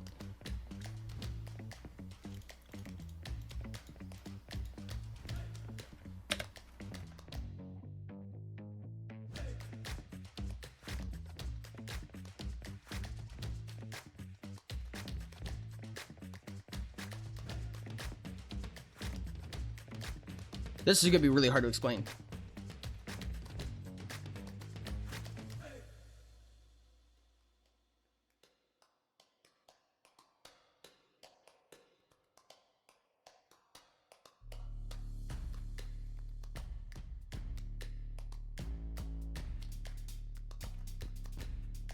No. Ability. I mean, if you just attack with a new weapon or attacking differently, then it wouldn't activate. Not low tier, maybe high tier. I don't think it's high tier. A free block and a free dodge is powerful, don't get me wrong, but like I said, it costs 8 stamina. You can only do it once. It's still based on a test. Memory isn't a very useful stat to have, and It doesn't work against spells, fast weapons. I mean, it works against fast weapons, but it's not that great. It's predominantly used against slow weapons. I think it's just very, very specific, personally. Maybe something like Actually, Mage Fighter, maybe but don't non-spell put that effects? in, it's too good. There's so many ways it doesn't do anything. Yeah. Like when a creature makes a test within blank meters, you spend blank stamina to make a blank test against the creature. If you succeed, they automatically fail the test. This is probably high tier, actually probably too strong. I don't think that's too strong. I think a forced failure is fair, honestly. I'd honestly put that in medium, realistically. Which actually, that one's really good because that one's an auto fail on casters. For instance, if you're focusing or concentrating, I can hit you. When you make your resolve test, you just fail.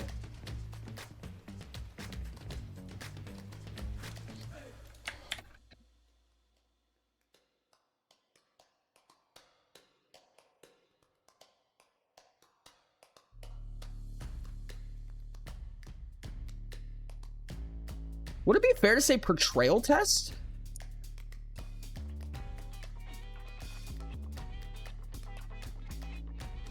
Oh, here, let's go.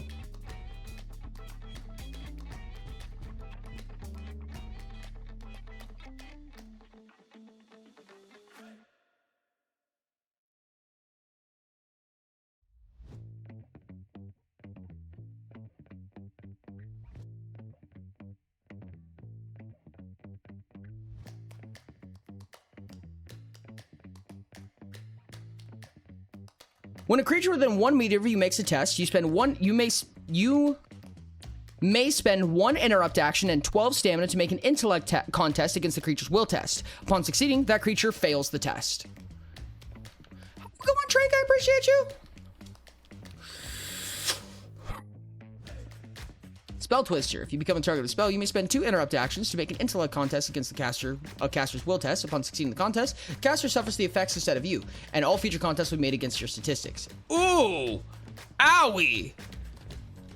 Deflection is tough. That would definitely be in Judgment. I would say that would definitely be in Judgment because you're slapping it back to them, but that is a lot. The song reminds me of Uncle Three Strings. Yeah, I do think it should focus on 1 or 2 sub-traits. And purple, law should be on the body side of things. So I think fortitude is more often what should be it here. Which makes me say that we should probably do strength here. And I feel like memory should probably be dexterity.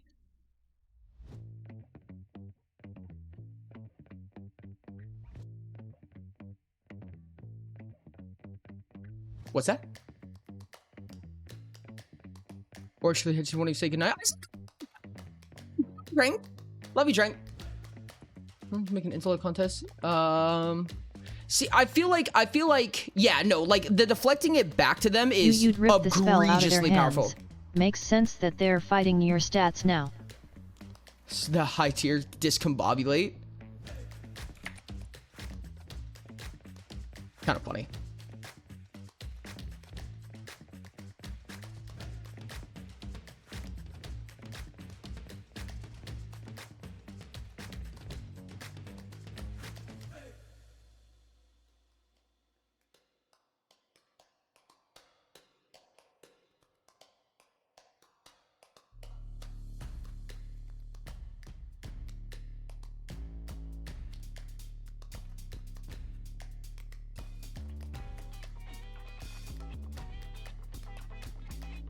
Their choice.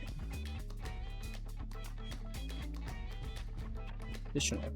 Interrupt action in order to complete the action. Alt or choose not to. The action fails. When a creature within 1 meter of you takes an action, you may spend 10 stamina to force the creature to take their choice of an additional turn action or an additional interrupt action in order to complete the action. If they cannot or choose not to, the action fails. That's really powerful. And 2 interrupt actions. 10 stamina, 2 interrupt actions is a fucking lot. This is very basic knowledge I should probably have known by now through osmosis. What are the traits that summarize to a sentence again? Let me go and grab a character sheet real quick and I can show you.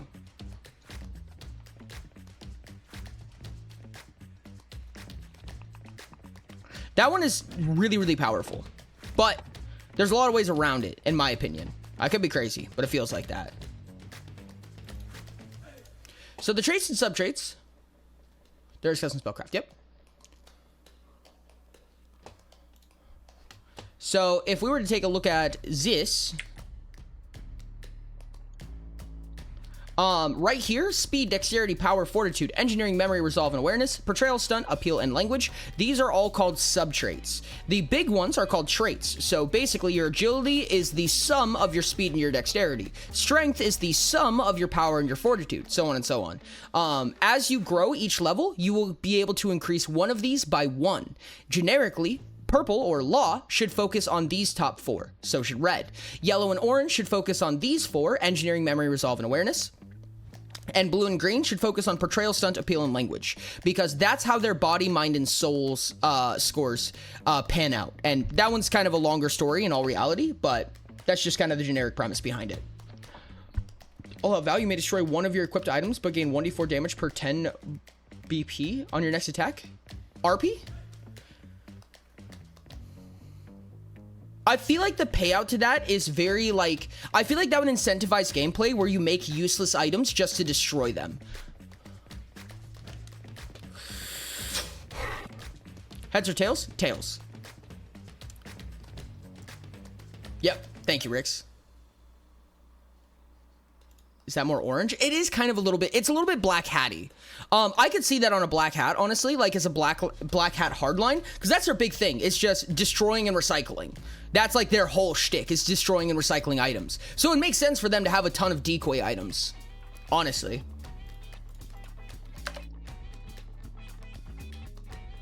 This one might be a little bit too powerful for a Rain is moderate. sure to thank you, probably.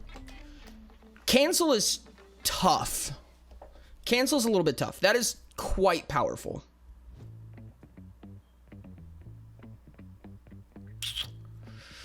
Especially because you can spend 2 interrupt actions on your friend's turn. That's really gross. What if we go like this, actually? Hold on. This is going to be weird, but...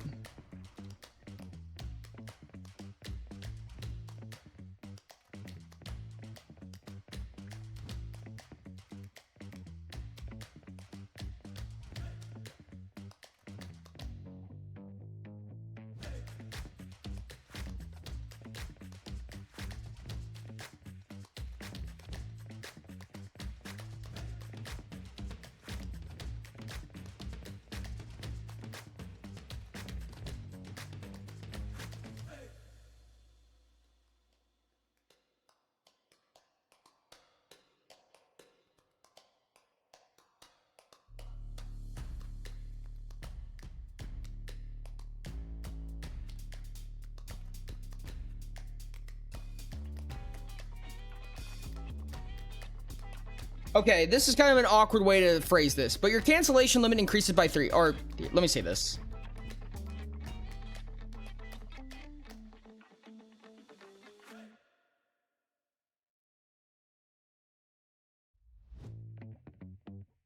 Okay, so this ability's test difficulty increases by 3. When a creature within 1 meter of you takes an action, you may spend 10 stamina and 1 interrupt action to force the creature to make a will test against the ability CD. That creature is forced to take their choice of an additional turn action or an additional interrupt action in order to complete the action. If they cannot or choose not to, the action fails. Sorry, something came up. I have to go for a wonderful night and day, everyone. Thank you for including me in the subject. It was enlightening. Thank you so much, Mermaid Song. I hope to see you again sometime. I appreciate you for being here. So basically, that is to say, every single time you take this ability, its test difficulty increases by 3. Let's do 4. I feel like this is going to be a really annoying talent to take, but it is just like a huge fuck you, dude. It is a quite the fuck you. Because a lot of times, people just aren't going to be able to take that action anymore. You know what I mean?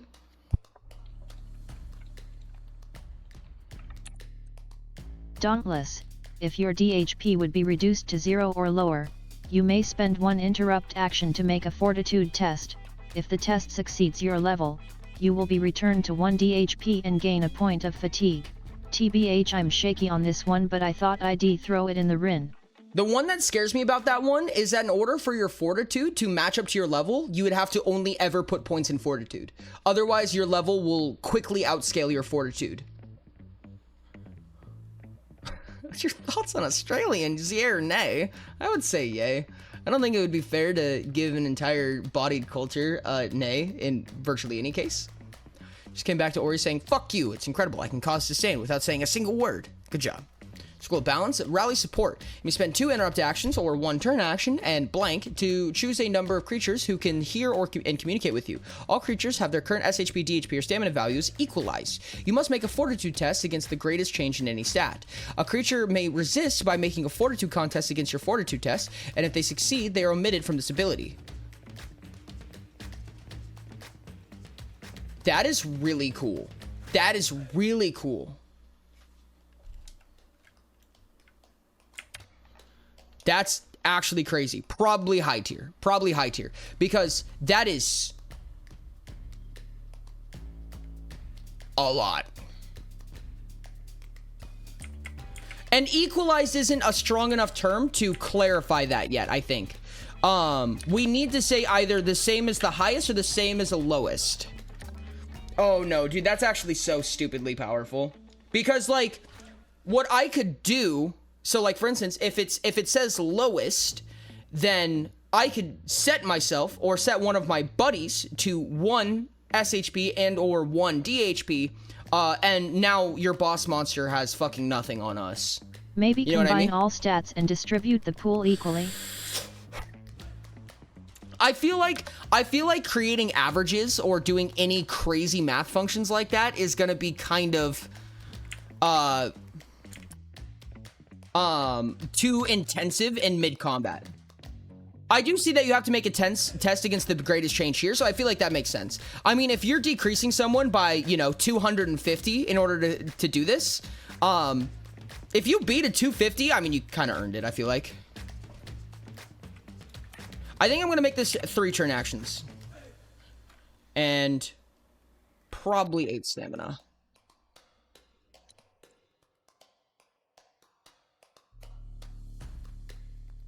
I'm going to say within 5 meters because we want limits to these.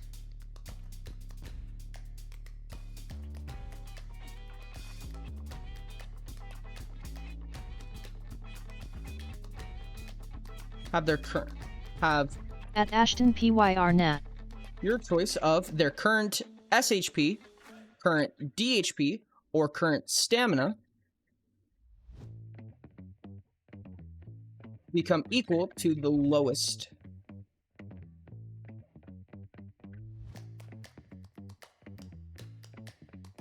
All creatures targeted. Must make a fortitude test against the greatest change in any stat.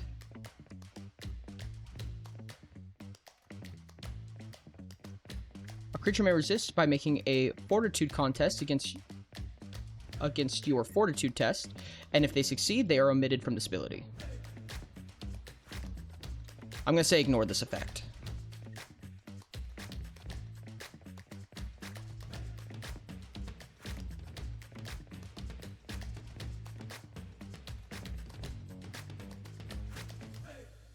That is crazy.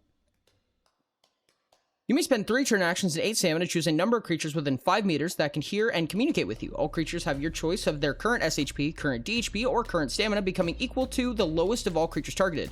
Actually, I'm going to change this.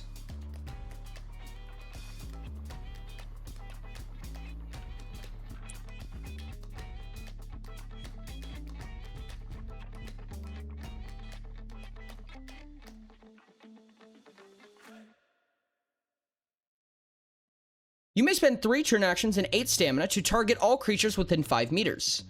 All creatures have your choice of their current SHP. I'm going to change to 4 turn actions. All their current SHP, current DHP, or current stamina becoming equal to the lowest of all creatures targeted. All creatures have your choice of their current SHP.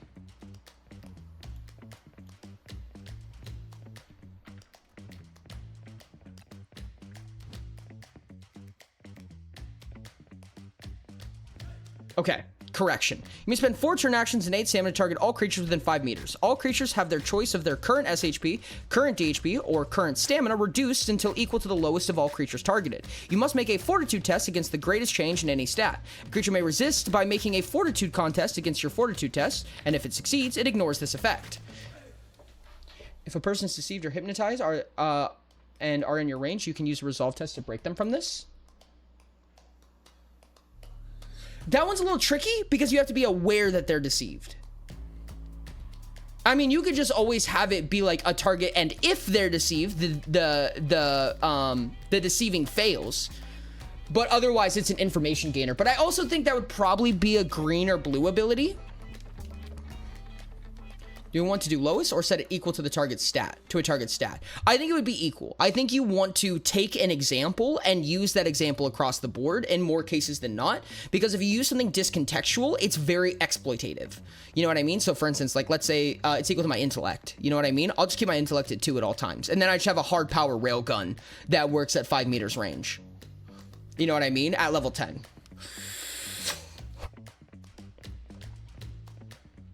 It can also be a healing ability. That is correct. Well, I mean, it can't really be a healing ability because it's only capable of reducing. Ori, all creatures makes me think even outside the 5M range. It says all creatures within 5 meters. Does that... I feel like that's a fair way to say that. All creatures within 5 meters.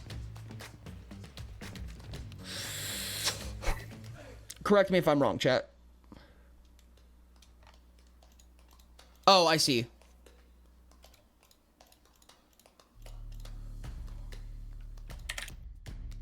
All targeted creatures have their choice of their current SHP Affected. current.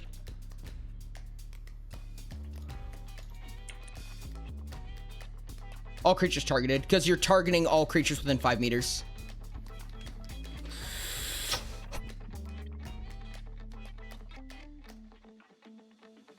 That's at least how standard utopian nomenclature would go.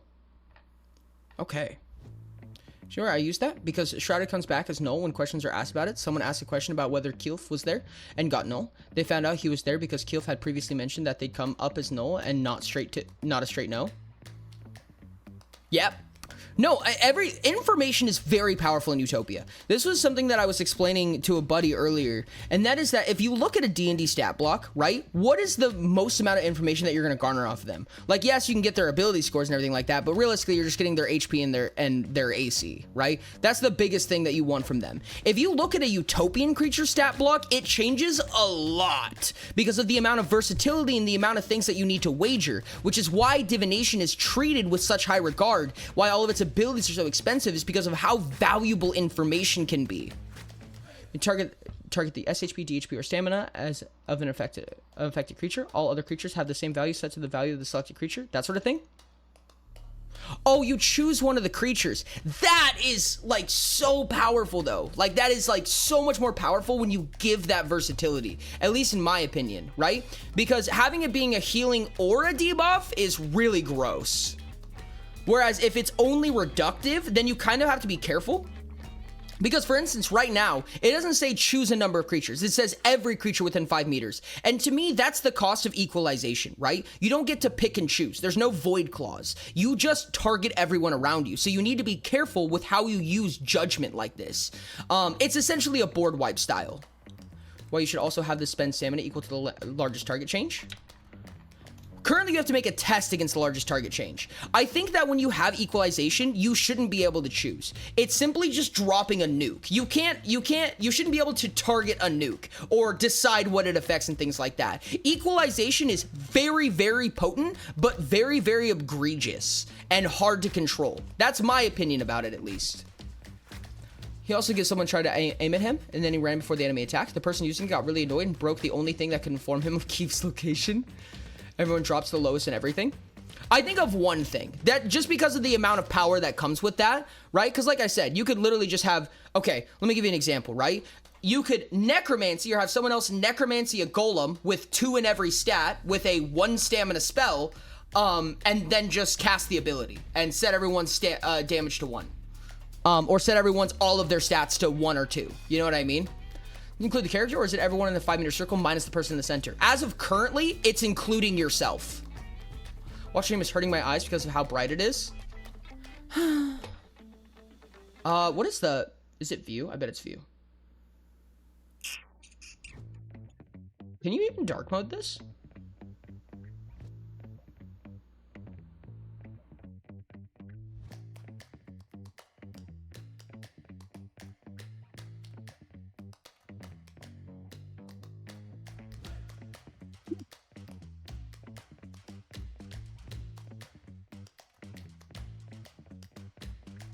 Is there no such thing as a dark mode? Damn, that's unfortunate. To use, I like the consideration factor. And that's the thing, is that all equality-based effects should affect yourself. It forces you to be considerate of how you use them, right? If you could choose, it wouldn't be equal, wouldn't it? That's kind of the thing, right? I mean, all of these abilities should be encumbering by nature, right? It's a destroy all creatures type effect in Magic the Gathering, right? Destroy all creatures. The only way that you're not affected by that is moving around it. You shouldn't be able to move it to your needs. You have to move around its needs in order for it to function. Outrun. You may spend 2 turn actions and 8x stamina to make a speed contest against a creature within 5 meters of you. If you succeed the contest, that creature cannot use the travel action to move to a position more than 5 meters away from you for X turns.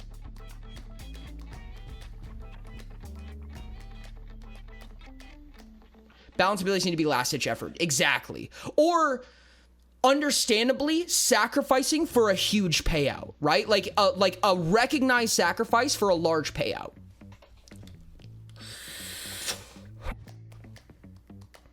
Probably control, right?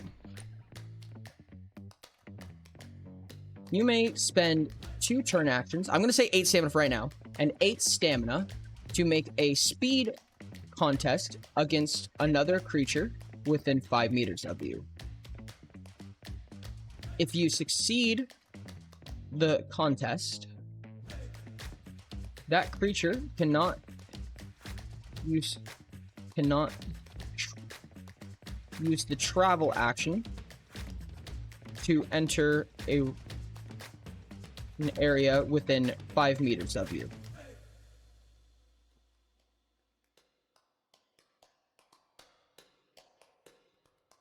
Any space closer to you currently is.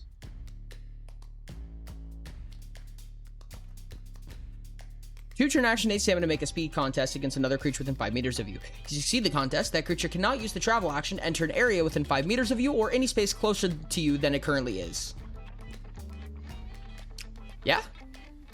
You don't want to use balance abilities when things are equal. You choose your SHP, which is 0, and hope that you can roll high enough to debilitate your enemy. Exactly. That's exactly it. If you have higher SHP, DHP, or stamina than a target within 10 meters of you, you may sacrifice X amount of that resource, and the target gains X divided by 2 in response. So you can still fuck off. Wait, that's cool. A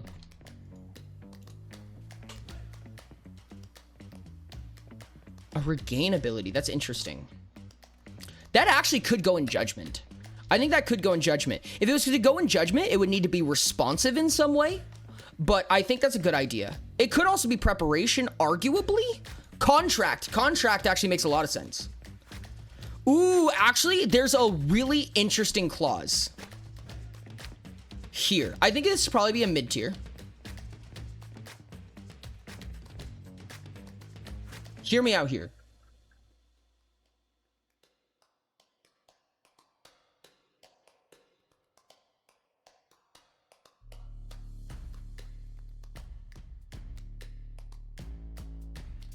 If you have higher SHP, DHP, or...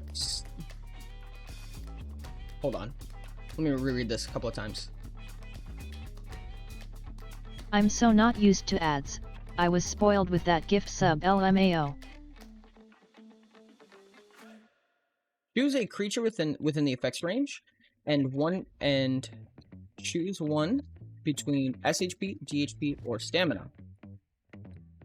If you're...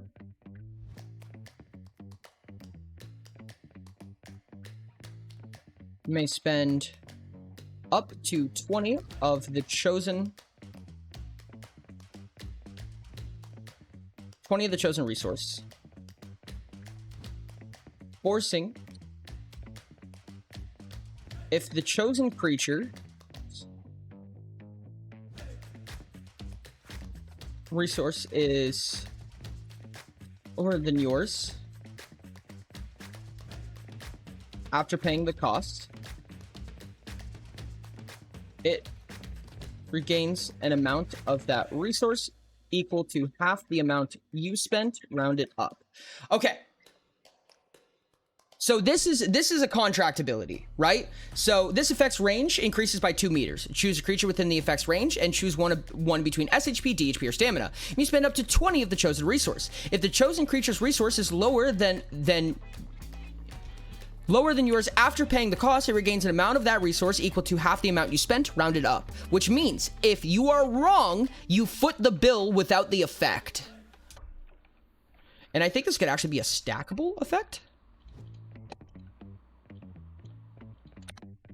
And X amount you may spend is increases by 10.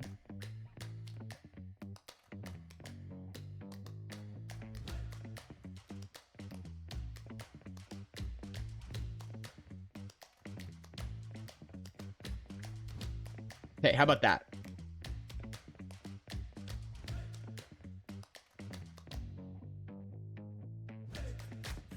You may spend up to an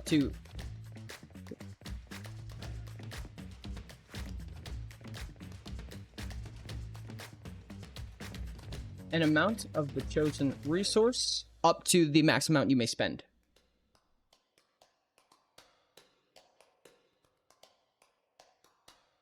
Like that. Yep, that's what I was gonna say. Is the amount chosen is increases per stack. I think it's fair. 30 agonizing second ad for a goddamn fishing net. No, I like the concept a lot, actually.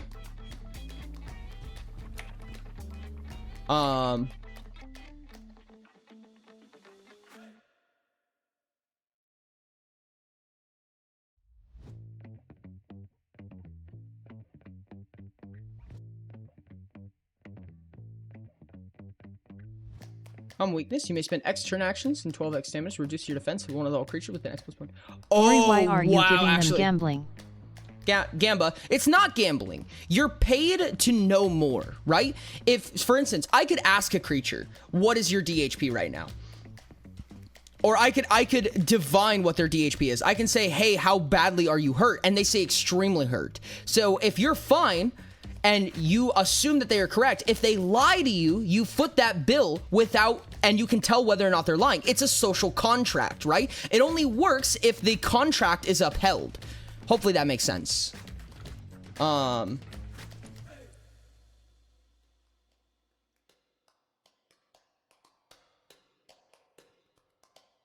voiceover, nothing but one long, otherwise unedited video. I hate that.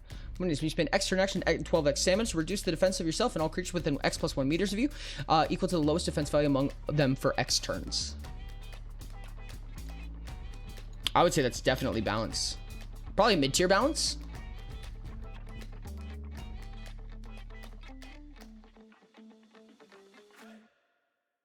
Let's actually do this.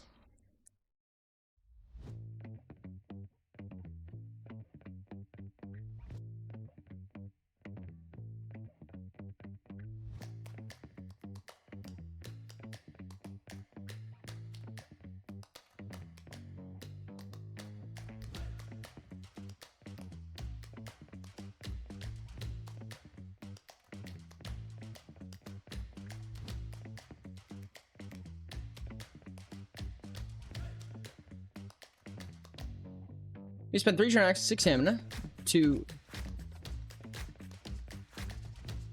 decrease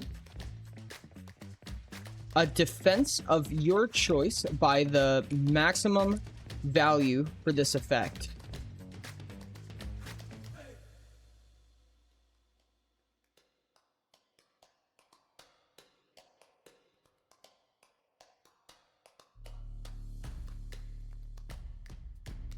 Targeting all creatures within 5 meters. Hold on, no. Defense of your choice. to decrease the defense of creatures within 5 meters with a maximum value for this effect.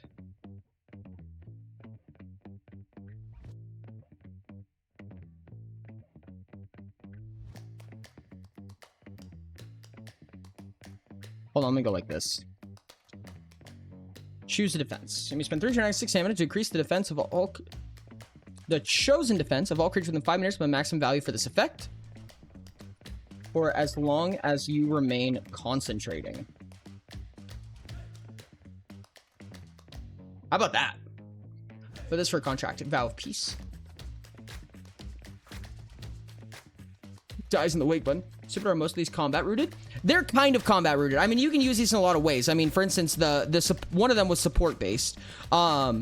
And in Utopia, honestly, your defense and things like that are, well, first of all, purple is also kind of a combat-oriented ability. But preventing people from casting spells is very combat and non-combat oriented. Preventing them from taking action can be combat and non-combat oriented. However, these will most likely get most of their use in combat. Concentration effect. The willing creature loses a resource. Instead, lose half the other party. Huh? Oh, actually, that's really interesting. For a high tier contract, that's actually kind of gross. What about this for a contract? Vow of Peace. You may spend 3 turn actions to swear a vow of peace. You may not willingly perform any action that causes damage to another creature. All contests you make have their results doubled. If a creature is harmed as a result of your actions, you lose half of your DHP instantly. Just throwing shit at the wall to take it or leave it. That one's a little bit tough because it's so arguable and granular what means, quote unquote, breaking that vow.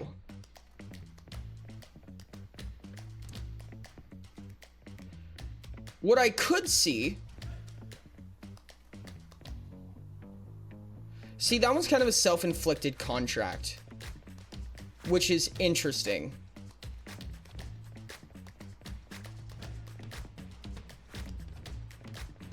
That one's tough. It should be back. I'm gonna have to think about that one. I'm gonna go to Life Bond. Whenever you and a willing creature lose a recourse, instead they lose half the other party's.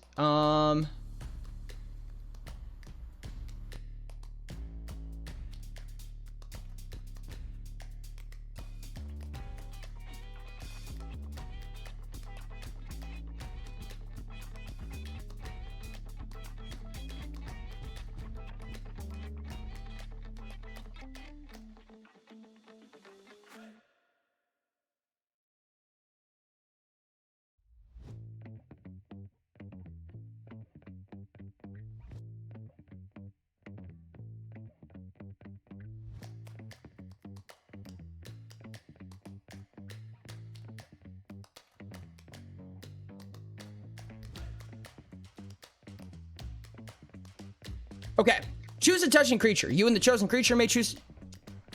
Hold on.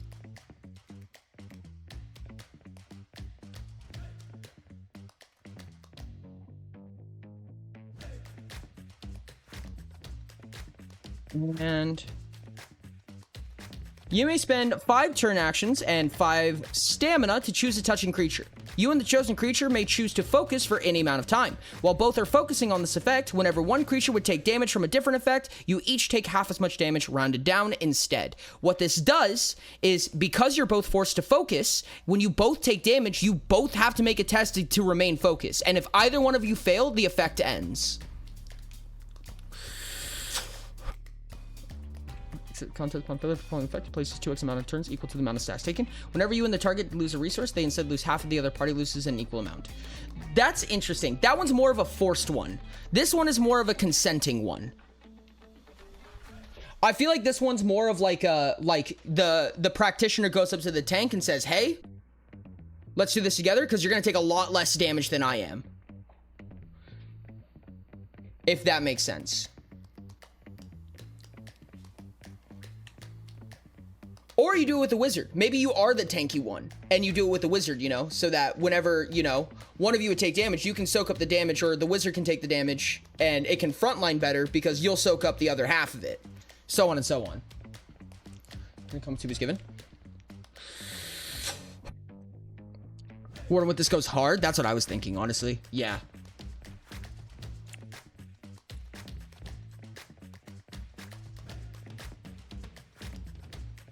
What about Death Pact? To choose a willing creature, that creature would take lethal damage. They instead ignore that damage, and your DHP is set to 0. That's fucking gross. Holy shit.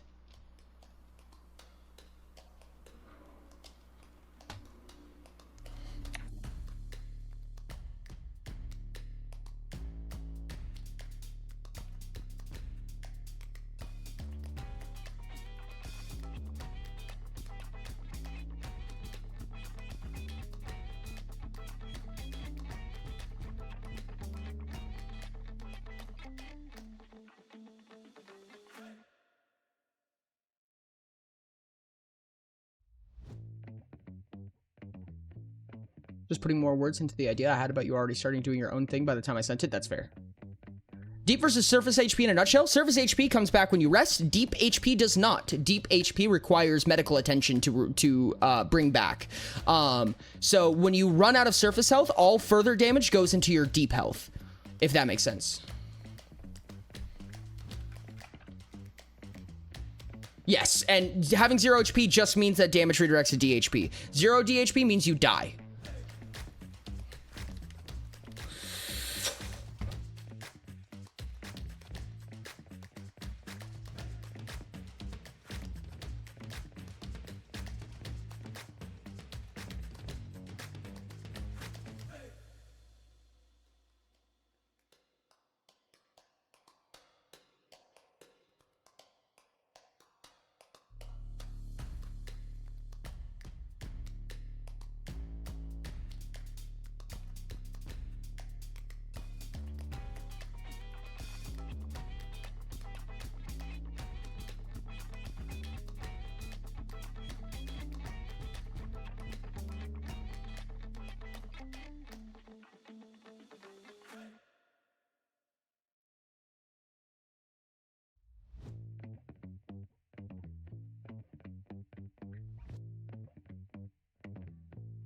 Okay, as it is currently stated, you may spend 12 DHP and 1 hour touching a creature. That creature may make a will contest against your strength test, ending the effect if it succeeds. For the next 8 hours, if an effect would reduce your DHP or the chosen creature's DHP to 0, the other creature's DHP is reduced to 0 instead.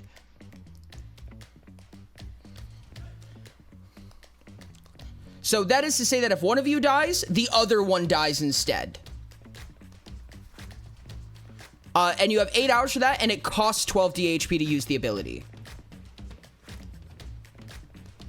Duel, you may spend 1 turn action and 2x stamina to choose a creature within X meters of you, and make a fortitude test against it. Upon succeeding the contest, you and the target are forced to use abilities and items that affect one another. Affected creatures may repeat the contest at the beginning of each turn, ending the effect on a success. I'm confused on what that means.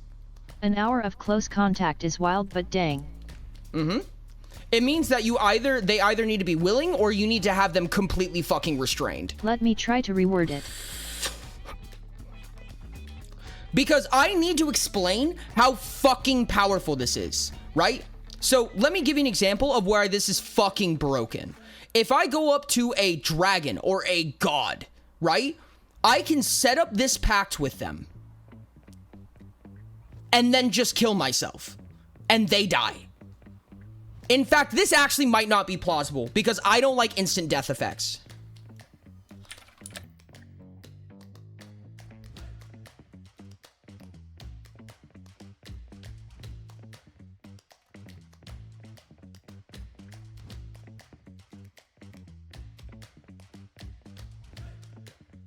There we go. You may spend an amount of DHP and 1 hour touching a creature. The amount of DHP that you must pay is equal to the chosen creature's DR. How about that?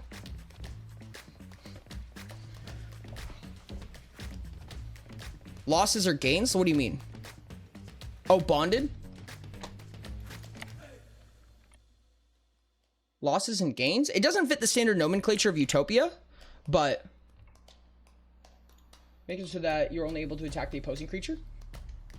You spend 1 turn action, 2x stamina to choose a creature within X meters of you and make a fortitude contest against it. Upon succeeding the contest, you and the target are forced to use abilities and items with each other as... Oh, okay. I understand where this is going. This is control.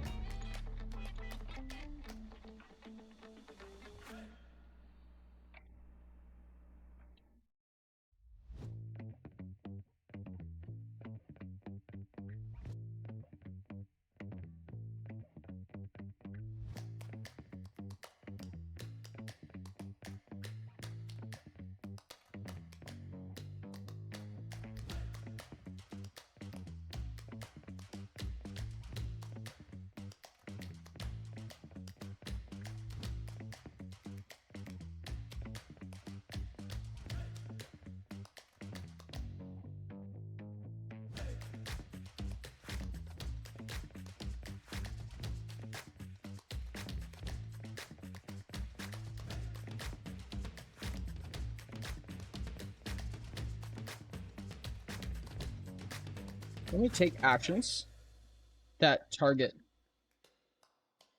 no creature, target either you or no creature at all, for as long as you remain focused. The maximum range of this effect increases by 2 meters. You may spend 1 interrupt action to target a creature within the effect's range. 1 interrupt action amount and an amount of stamina equal to double this effect's maximum range. The maximum range of this effect increases by 2 meters. You may spend 1 interrupt action and an amount of stamina equal to double this effect's maximum range to target a creature within this effect's range, forcing it to make a fortitude contest against you. If you succeed, that creature can only take actions that target either you or no creature at all for as long as you remain focused. How about that? In Bonnaby, whenever it loses or gains life, it is halved and split between the 2 parties. Ah!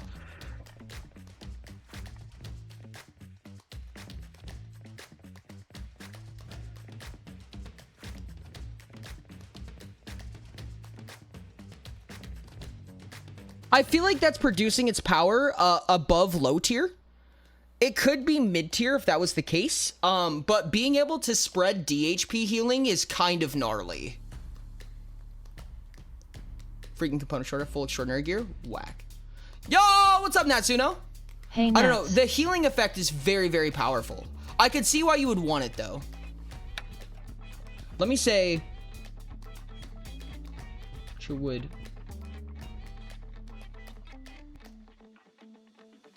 or regain SHP from a different effect. Split shop heal. Split DHP damage. The inverse is individual. Okay. Whenever one creature would lose or regain SHP from a different effect, you each similarly lose or regain half as much SHP rounded down instead. The box blesses me this day. Sackable control. How about one that just gives you +1 or +2 to grapple action? What if it gave you +1 or +2 to grapple range?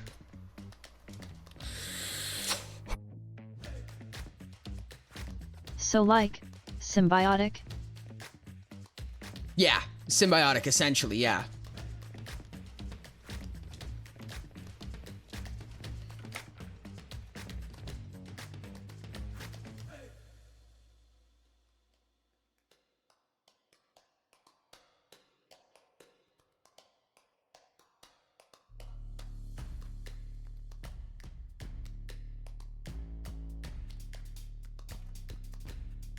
That's an easy one. I'd call that skill that. Trademarked by Nats. That's actually like bloodbending, kinda, yeah.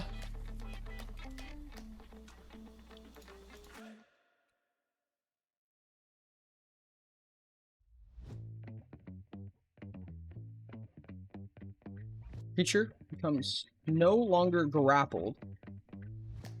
Actually, you know what that means? Because of the grappling effects, the way the grappling effects are stated, let me say this. Creature is no longer grappled if you exit this range.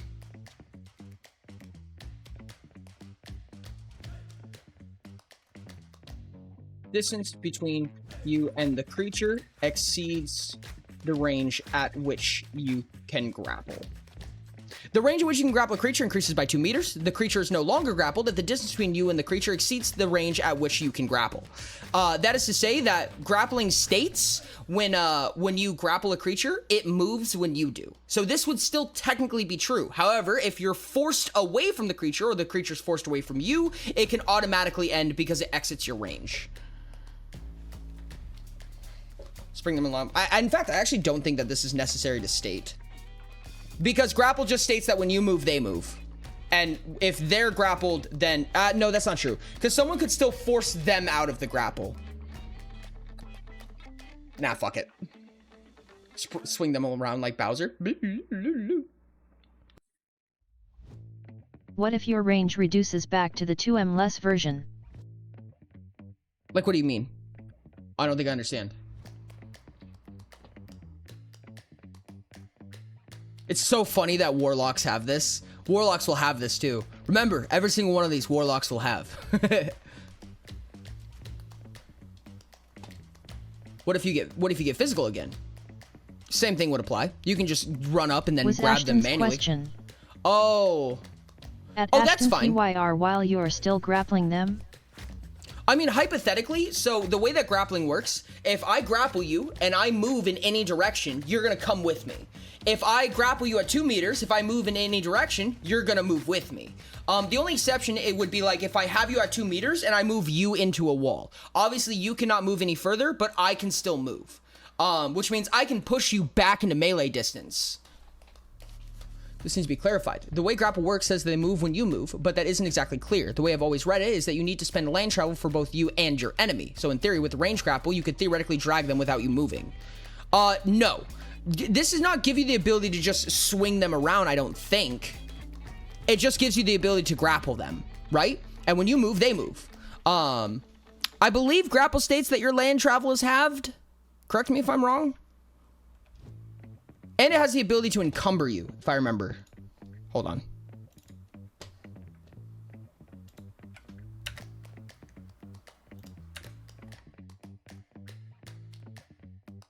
Let me go grab grappling. To attempt to restrain another adjacent creature that is no more than one size larger. The target creature must make its choice of a strength or agility contest against the grappler's strength test. The grapple will gain a point of disfavor for each size category smaller or larger. It's just not possible raw to turn around, which is why I've read it that way. What do you mean turn around? Creature fails, it becomes grappled. Grappled creatures cannot take the travel action. Whenever the grappler moves, the grappled creature moves similarly, though the grappler's travel distance are halved, rounded up. When grappled, the attack, block, and dodge action requires twice the number of actions if it targets a creature other than the grappler. A creature may spend 1 interrupt action or 2 turn actions, as well as 2 stamina, up to once per turn, to attempt another strength or agility test against the grappler. Grappler chooses to attempt the test, its stamina is reduced by 2. So if it was that 2 meter extension, it's out that range. Yeah, so the same thing is still true. So basically, that is to say that if when you move, even though all of your travels are halved, it will move similarly. You can't move it unless you are also moving. That is the only benefit that grapple is offering you in that way. Like if I'm grappling John Utopia with my back to a cliff, but I want him to be on the cliff side, that's not possible. No, it's not. You guys occupy the same space. That's a grapple. If something happens to them, it happens to you. And that is still true. However, with a ranged grapple, that does not have to be the case. You just move similarly. The only downside to this is that, again, if you move them up against a wall, they can't move where you're moving. And to me, that would close the gap.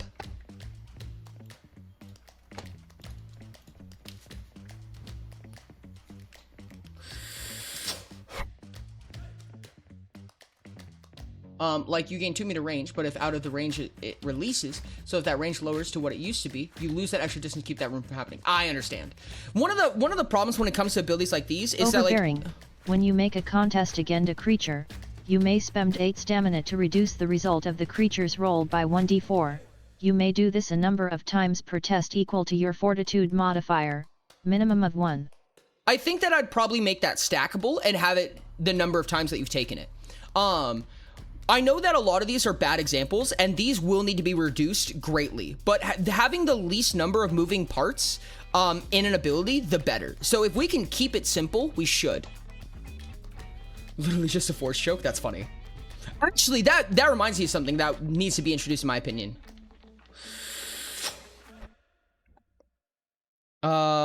Ooh, we actually don't have a stackable space right now other than high tier. That's not usually a problem.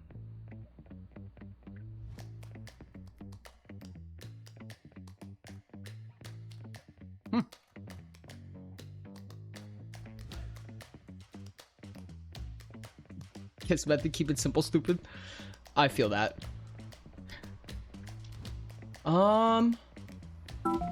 Okay. It could be judgment. But I would say that it would need to be against you.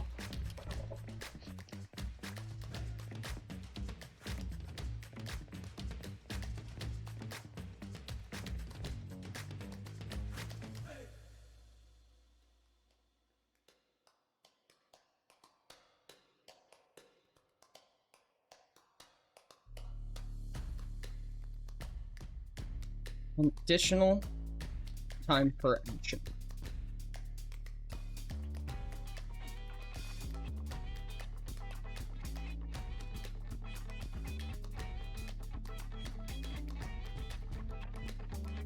Stamina to reduce the opposing creature's roll by 1d4. How about that? That's pretty cut and dry. That's pretty simple.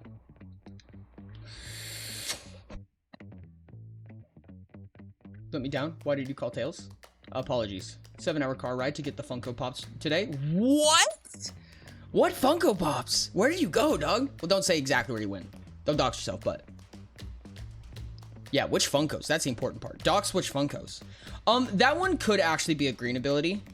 But I think the way that it has to contest against you specifically does make it a form of judgment, in my opinion.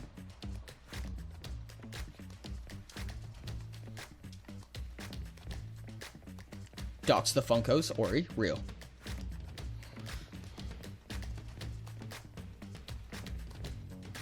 Preparation sounds great for heists. Having an ability that allows you to spend charges in order to spawn a funky little gadget would be pretty cool. Spawning a gadget is very, very complicated in Utopia, but I do like that. Giving yourself a little bit of time to give you either more information, a probe, a decoy, something.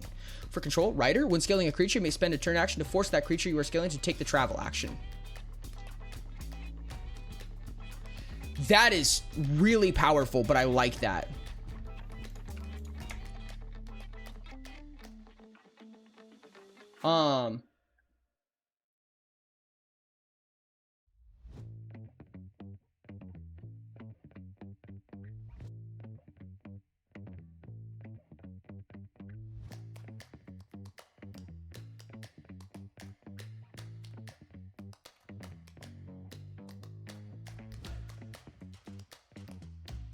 Upon succeeding,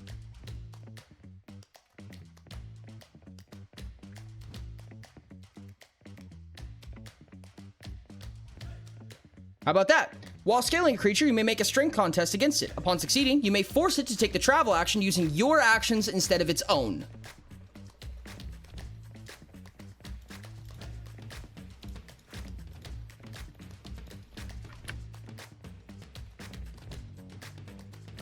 You may force to take the travel action a way that you choose using your actions instead of its own.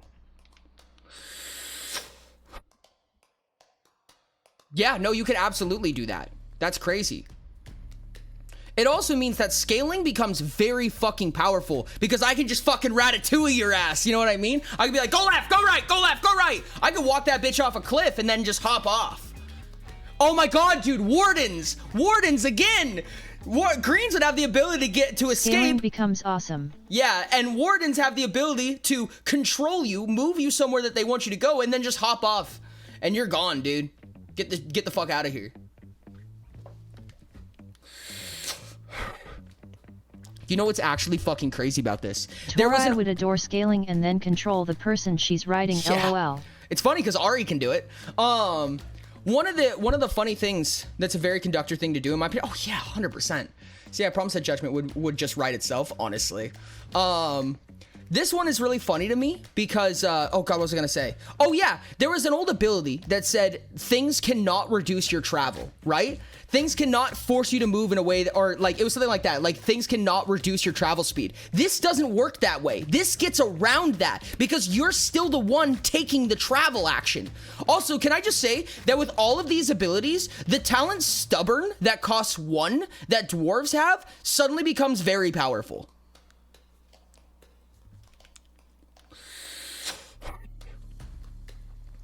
That thing on the elemental body.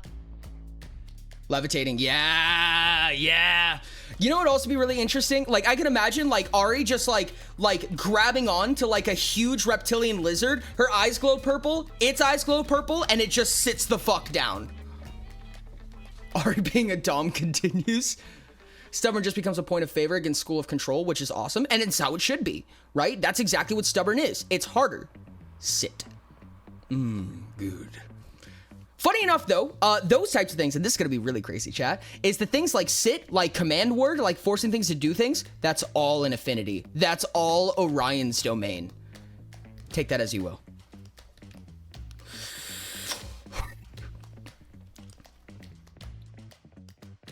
Oh my God, Ari is so cool. You guys are going to read the School of Affinity, and you're going to be like, Orion can do that? What? Oops.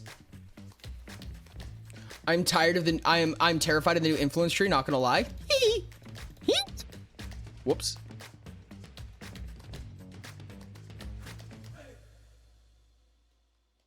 I'm scared of it. I mean Affinity is just influence on steroids. It's pretty much what it is. What? They can do what? One more time, please. Okay. We have some strong. We're missing. What are we missing here? Low tier stackable, mid tier, and high tier stackable dismissal. High tier stackable, mid tier, and both low tier of balance. High tier stackable, mid tier, and low tier stackable of contract. Mid tier and high tier stackable of control. High tier stackable, both mid tier and low tier of judgment. Low tier and every mid and high tier of preparation. Playing a full social character when AG comes out, and I will either regret every life decision I've ever made or have the time of my life. Maybe both. Probably both. There's something I want to take into consideration before we fill in all of our slots. I want to keep the same thing in mind when designing these things. What is something you wish you could do in Utopia, and how can we make it possible here, right? What avenue is it requiring, and how can we make it a thing? Might open Pandora's box for the lore quills, but are there things that meld minds together? Because with that description, Orion would be interesting. Oh, absolutely there are. Funny enough, that's actually more of Oki's domain, but yes. Those together would be scary. Greater Illusion is generally how that works. Greater Illusion is basically the ability to modify someone's temporal or mental scape and just like kind of shape it how you wish. Greater Illusion is fucking scary, dude. It is very fucking scary. Okay, he's gonna mind meld some folks. He has and he will. Yeah. That also probably means that Ollie can do it. To make a low tier balance that allows you to set all people within the radius to the lowest intellect. Ooh, that's gross. Why is everything here so terrifying? I actually like the idea of... Hold on.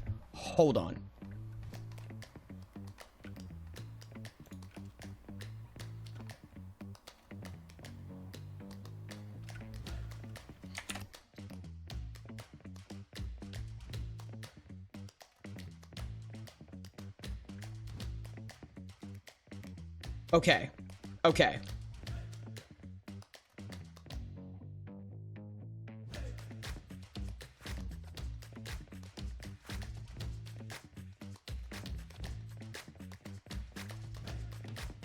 It's a dumb name, but we'll come back to it. Increases by 10. Creature? 10 of you makes a test. You may spend... Let's call it leveling. Spend 2 interrupt actions 2 turn actions or 2 interrupt actions to make a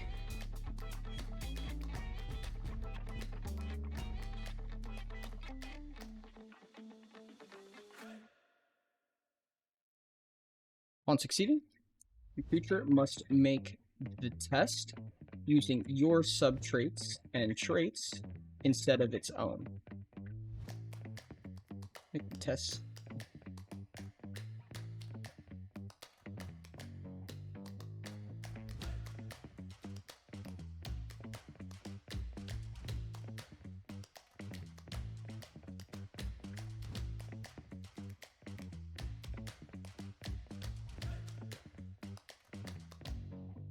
Not given difference is not higher than the maximum value for this effect. There. So basically this is saying that this one's actually really crazy.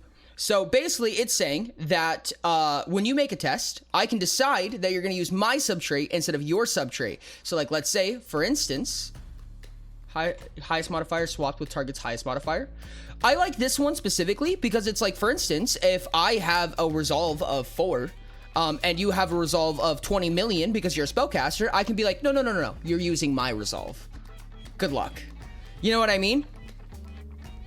So basically, you can use your dump stats to your advantage, which matches the practicality. It is balanced because you guys are becoming the same, and it is, I mean, it doesn't really have that big of a negative effect on you, which is unfortunate for balance, but it is a sense of equality, right? Short raising? What does that mean? But it feels like it gets less effective as you level. I mean, you only have to take it once for an additional 10. I mean, For School of Balance, when a creature within range takes damage, you may spend an amount of stamina equal to the damage taken to do equal damage to all creatures within range. When a creature within blank range takes damage, you may spend an amount of stamina equal to the damage taken to do equal damage to all creatures within range. Ooh, owie! Holy fuck, that hurts!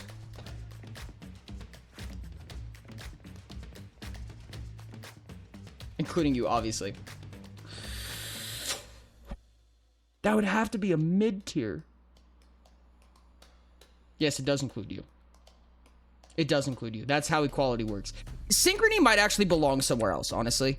Synchrony might be probably control, actually, now that I'm thinking about it. Contract. It could be contract.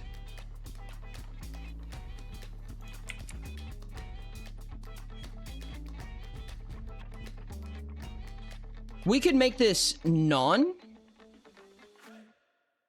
Yeah. Creature must take the test calculations. Given it would.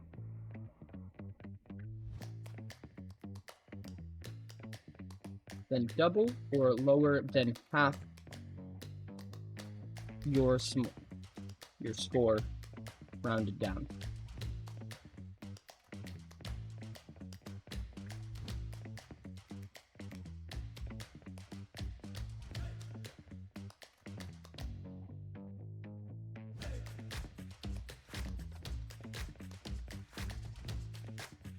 Given its score is not higher than double or lower than half your score rounded down.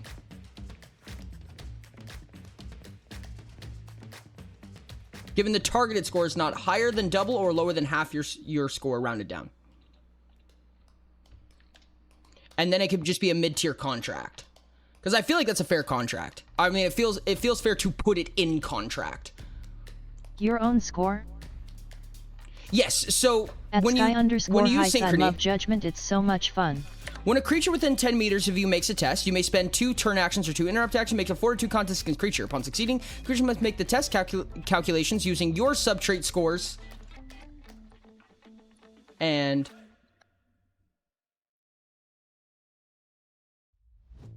given the score used in the test is not higher than double or lower than half of your score rounded down. That makes more sense.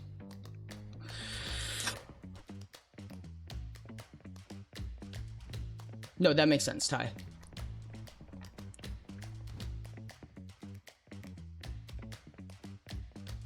I honestly want to say that for School of Balance, that should only be when you take damage. When you take damage, it radiates out of you.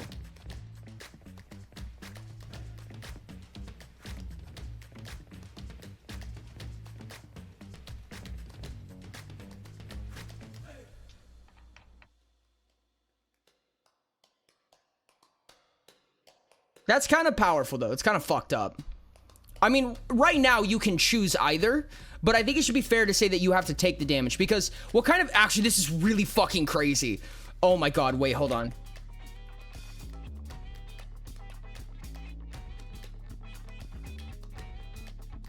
You... Damage. You may spend 2 interrupt actions. Absolute amount of Madlib behavior to make it typeless taken. damage. Do equal damage to all creatures within range. Creatures within. That's fucking gross. This is very painful. This is very painful to you, but let me explain why this is fucking disgusting. When you take damage, you may spend 2 interrupt actions and an amount of stamina equal to the damage taken, equal to the damage dealt, to deal equal damage to all creatures within 5 meters. So 2 things are happening, right? First of all, your defenses, your block, your dodge are all absorbing this. So that means that if you reduce the damage by 10, the reduced damage is the number we're working with. So like, let's say there's 20 remaining. So you take 10 heat, 10 chill. Well, now you radiate that damage back out. So you're doing 10 heat and 10 chill to everyone, including back to yourself again. So you're taking the damage twice, given it's going through the filter of your defenses and everything like that. But again, you're just radiating it out. And what makes this fucking crazy is you can have your friends hit you. You can have your friends hit you so you can absorb the damage and then radiate it back out. If you're immune to that damage, this does nothing. You synchrony, the first uses fortitude, the other using their own use of that ability, whatever. It might be able to make an impossible chance into a very plausible one. That's actually, yeah, you can. That's actually really cool. Chart an effect that only deals a single type of damage. You may spend an amount of stamina to increase the correlating defense score by the same amount. The maximum increase you may receive is equal to the number of times you've taken this talent. I can see that. What would that be? What would that be? I feel like that could be a low tier, honestly. Preparation.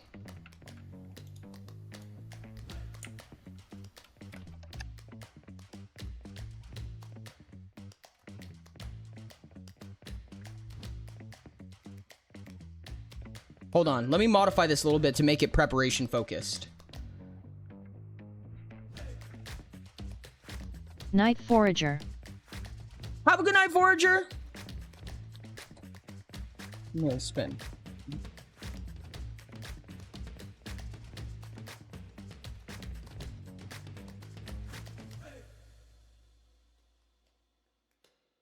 Deals a single damage matching the chosen defense. May spend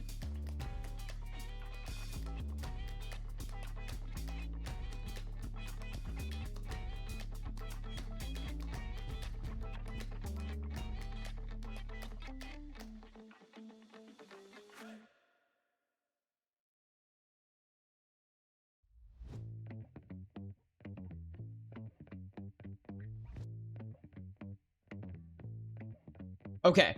You may spend 1 hour to choose a type of defense. When you are the target of an effect that... Every hit they take is bouncing off and killing spectators.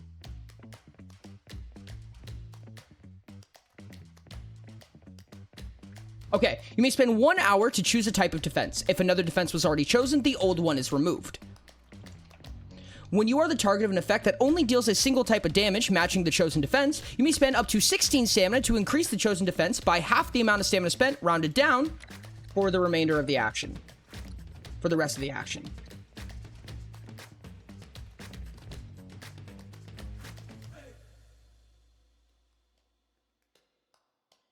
Exceptions for all these, probably. Oh, I very quickly made chat consider, what if twice for all these? Love watching 2 balanced warlocks 1v1 and just radiate damage to random people in the sidelines. Everyone in the Coliseum dies, but both warlocks are still alive. It does kind of give Jackbox vibes. That's why the spectator box is very far away. Wait, no, you could. Yeah, you could have 2 people beacon radiation at each other.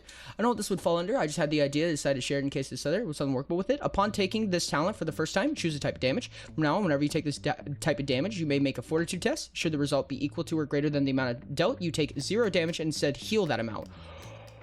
Woof! That is strong. Hold on. I think we can use this. I think we can use this.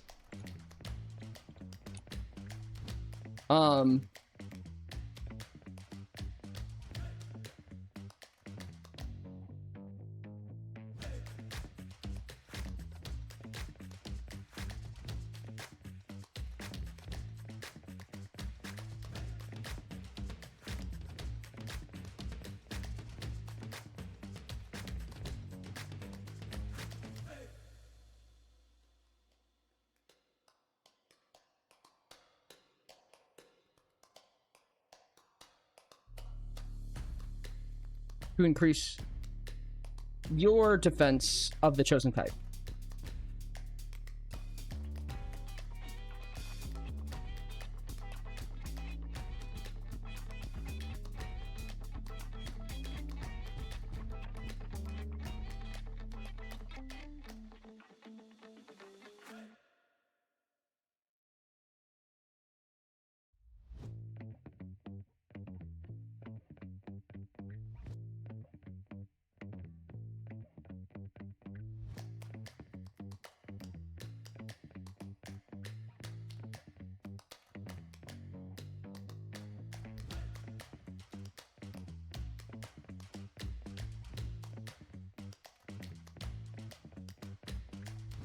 The amount of damage you would have taken.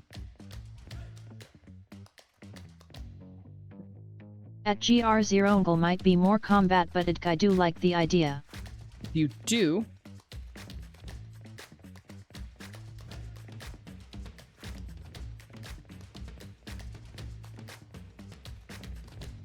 you have SHP equal to the amount of damage you would have taken, and ignore that damage instead.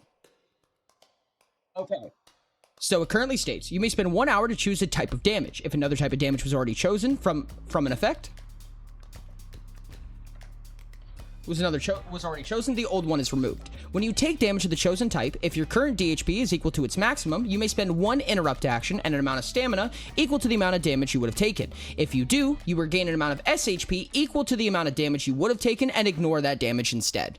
So basically, both of these contradict each other. So Practical Guard and Force Absorption both have the choose a damage type clause. So they have to match, right? If you have both of these abilities, then when you choose a damage type, it'll overwrite for both abilities. But with that in mind, when you take damage of your chosen type, assuming you are not missing any DHP, you heal instead of taking damage of that type. One time weapon that does 10d4 damage, you can do the same attack damage. The Judgment, I'm better. When an enemy targets you with an action, you may spend a number of interrupt actions equal to half the turn actions rounded up, which they spent, as well as an equal amount of resources they spent, to perform the exact same action targeting any creature who can feasibly target it.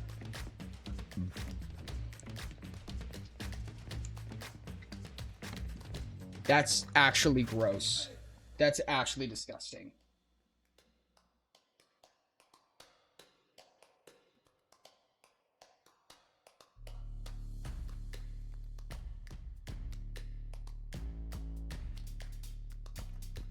We don't have a high tier right now.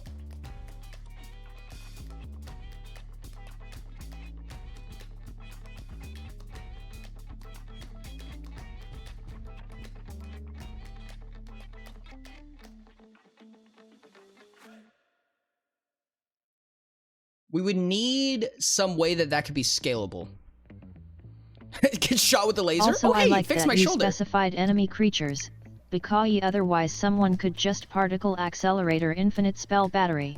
That is true, actually. That is really true.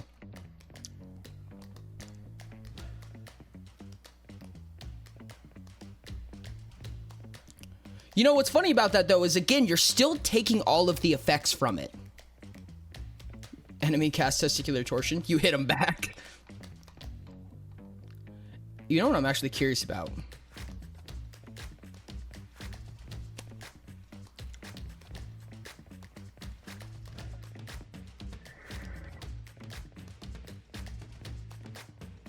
Okay.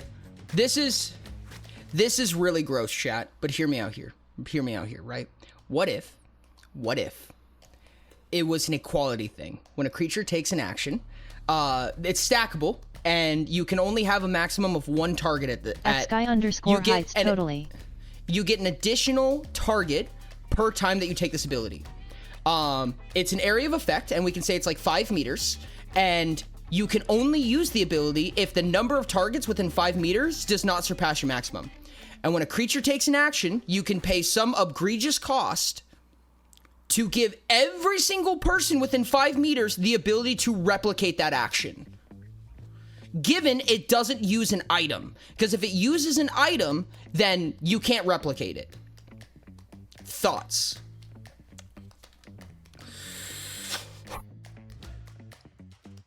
I would cast Repel Maiden, but it seems another wizard has already beaten me to the punch! I'm just saying! Okay. Everyone in 5 meters? Nasty but kinda fun.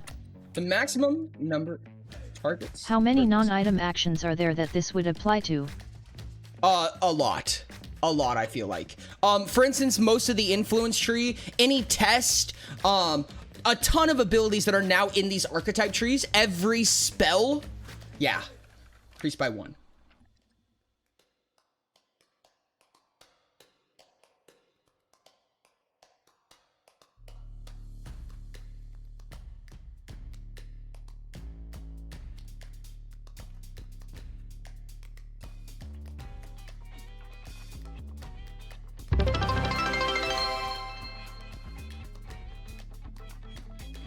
Ray Nice Falling just shared 100 bits. Thanks so much for the 100 AG biddies. I appreciate you.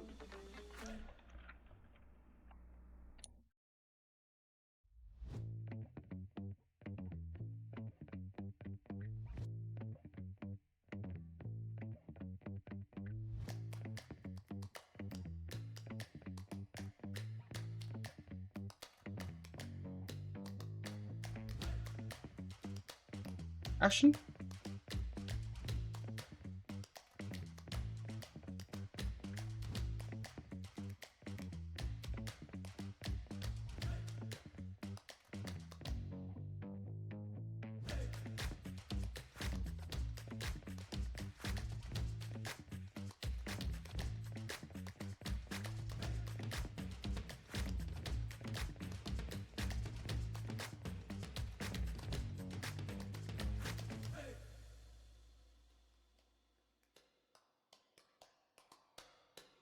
Brew, imagine an enemy casts beacon radiation and you just say, "Nah, you ain't special." We can all do that and watch as your entire team just starts exploding with damage. Okay, you may spend 4 turn actions and 8, I'm sorry, no, wrong one. Mass Reflection. The maximum number of targets for this effect increases by 1. When a creature takes an action that targets you, you may spend a number of turn actions, interrupt actions, SHP, DHP, and stamina equal to the amount paid by the creature. Given the creature did not require an item to take the action or pay another form of cost, all creatures within 5 meters of you may repeat the action without paying its costs and may choose new targets. If there are more creatures within 5 meters than the maximum number of creatures effect can target, this effect fails instead.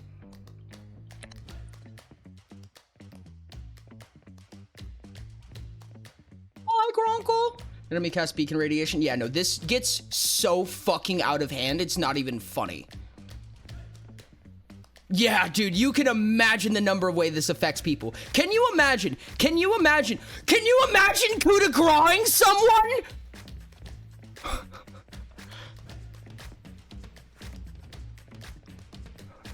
Dude, coup de grace would go so Against hard. spells, it's great. Dude, that would be crazy. Coup de grace, and you're like, no. Everyone gets to try a coup de grace now. What if you were targeted by a mass reflection? Okay, yeah, let's actually say...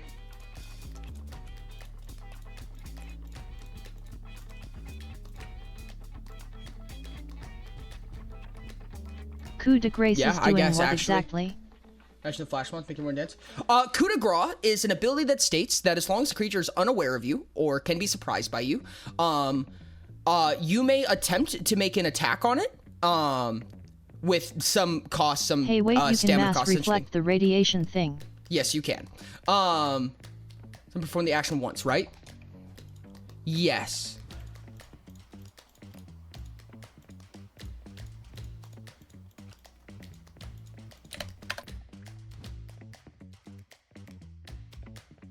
Coup de grace states that if you can deal an amount of damage equal to their maximum DHP, regardless of how much health they have, they just die. Me and the boys mass reflecting death pact. You can make some nuclear fucking bombs with this. For an example, one of the things we were talking about was beacon radiation. So it says when you take damage, you spend 2 interrupt actions and an amount of stamina equal to the damage dealt to deal equal damage to all creatures within 5 meters. So if you're affected by this, you can mass reflection it and make everyone explode with beacon radiation. And every time you're hit by it, you can keep doing that over and over and over again. Until everyone runs out of the ability to pay for the cost. Or people start dying from it. Perfectly balanced as all things should be. Oops, all death. Oops, everyone died again. Don't know what happened. Could have been anything, really. Fuck.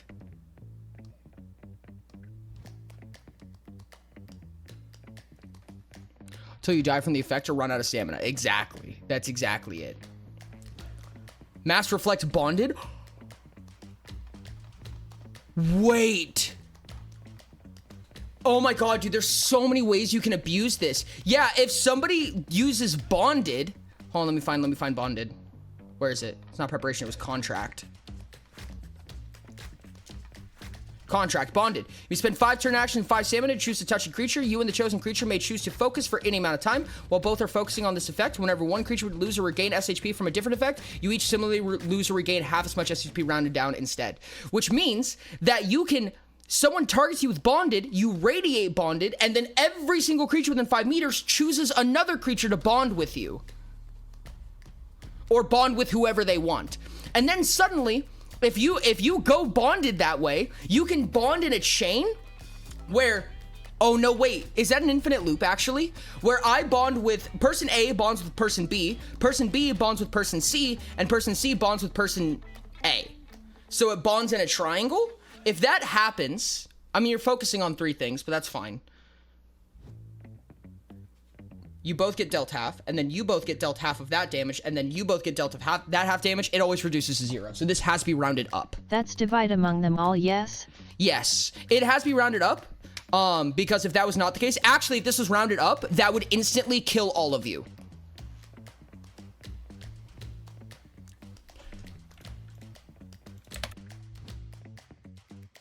It has to say that it's not currently bonded. Otherwise... Either all damage would be reduced to 0, or all damage would be lethal. Just state that you cannot be the target of multiple effects of this ability. Yeah, that's pretty much what it says now. Because if you did it rounded up, right, then, and you bond in a triangle, then you'll take 1 damage, right? And because you took 1 damage, you'll both take 1 damage, rounded, half of 1 damage rounded up, which is still 1, which means you'll both take 1 damage instead. Because these 2 are bonded, they will each take 1 damage. Because you guys are bonded, you'll each take 1 damage, so on and so on forever until you're all annihilated. Wait, make bonded concentration instead of focus. There's gonna be the ability to concentrate on more than one thing in the future, so that's not a safeguard. Shouldn't have said anything, darn.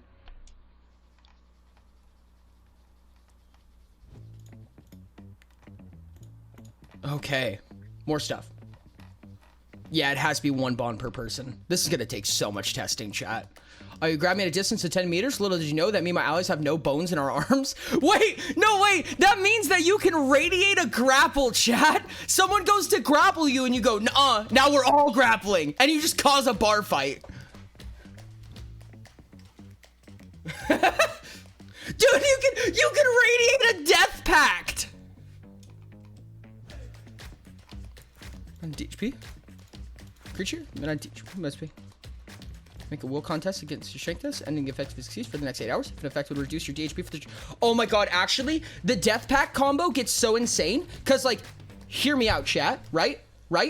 Okay, chat, let me explain why this is so fucked up. Death Pact states, spend an amount of DHP and 1 hour to attach a creature. The amount of DHP that you must pay is equal to the chosen creature's DR. So hear me out here, right? You use, how does exactly this work?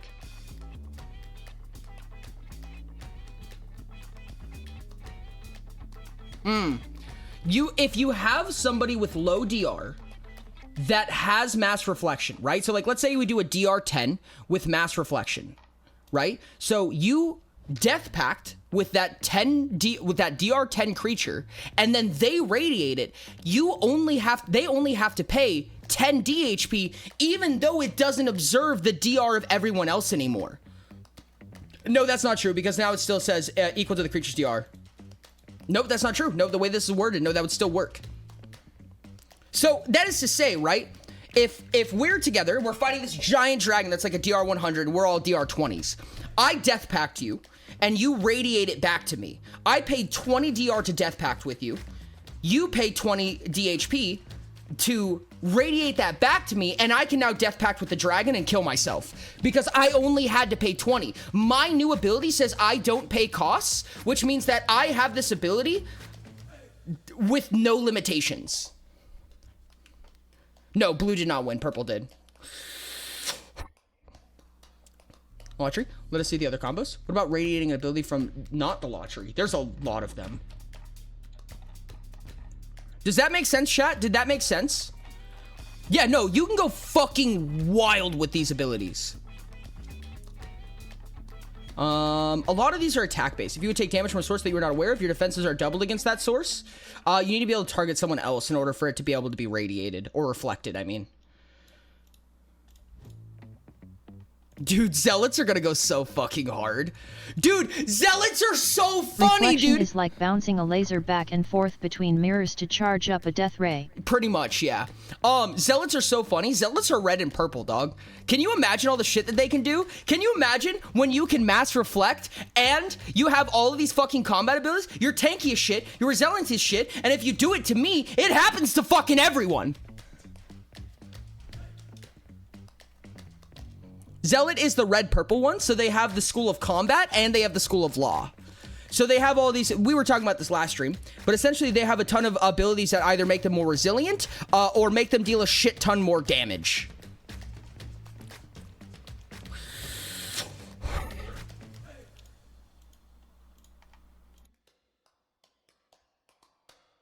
Dude, it's so funny to me that you just go to your local School Zealot of Law. Is exec. As expected, Yep. they are going down, and they are taking everyone with them. Exactly. This is so funny because like you have this like warlock or this medic or whatever that's just this fucking radiation beacon that everyone just throws shit at, and they just stand there in front of the BBEG and be like, yeah, let's stand right next to each other. Everyone just throws it at them. They're like a fucking cusp away from death. There's probably just like a resurrection spell at the ready because they're probably gonna die. And then they just throw it all at them. The dude fucking explodes, kills everything near it, and then they just resurrect him. It's not no you, it's no everyone. Equality law students go so Ori, fucking do hard. you still say I am cryomancy and enhancement? I don't know. At least for right now. I need to see what everything can do before I promise that. Cast 5d4 Sever on me. I radiate to all my allies. We can cast a total of 40d4 Sever on the BBEG. Oh my god, dude. That's the crazy thing too, right? Is that you just cast at your beacon, and then your beacon makes it so that all of your teammates can cast it. Fucking disgusting. Heals? Heals work the same way, you're right! Dude, you can just beacon out heals! Oh, that's so fucking gross. DHP heals still don't work though, luckily. You cannot beacon DHP healing because DHP healing requires an item.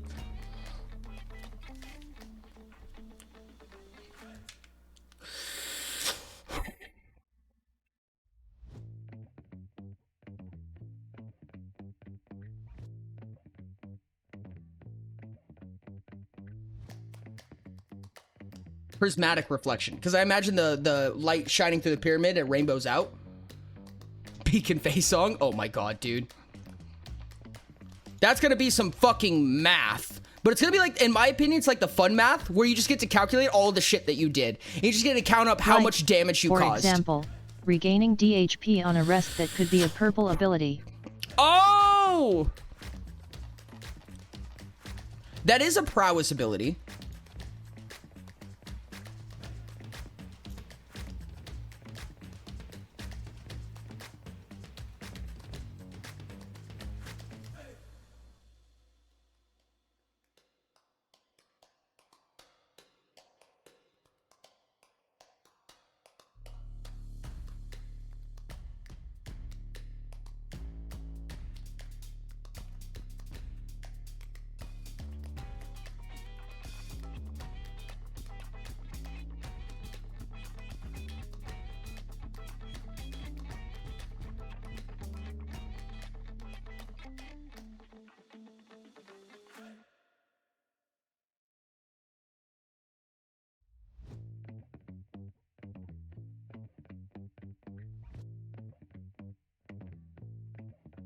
That's too powerful. That's way too powerful.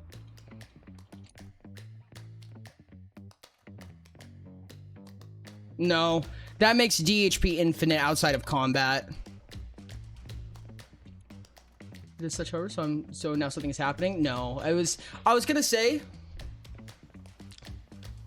an ability where you choose a creature, you sit with them for an hour, and as long as you concentrate, whenever they regain SHP, they regain DHP instead. But the problem is that you could do that to like an Oxus, and then they just use regenerative, and outside of combat, DHP is no longer an issue. We can't have that. You can do that at level 10. That's not good. Stack will regain 1 DHP per rest? That's not bad. There is already an ability in the prowess tree that does that, where you regain 1d4 DHP after every rest. Oh, you can radiate Vagabond. Wait, that's actually really funny.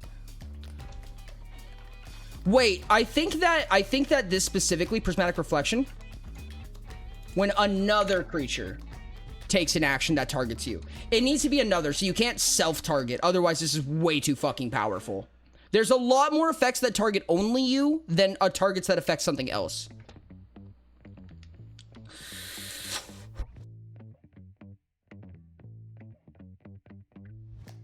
And it has to be an action. So, like, resting isn't an action that targets anything. Stackable 1 DHP per rest, but to anyone, not just you? That's interesting. I feel like 1 DHP isn't really worth that many levels because you're spending 6 hours for 1 DHP, but... Hold on.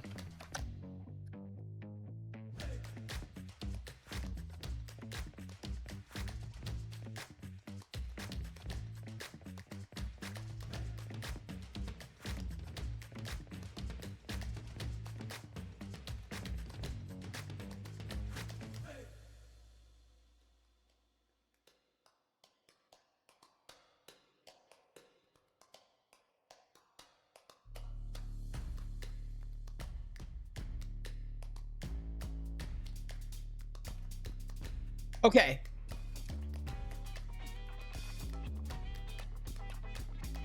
You may spend any number of hours touching a creature. For each hour you spend doing so, they regain an additional 1 DHP. Methodical surgery.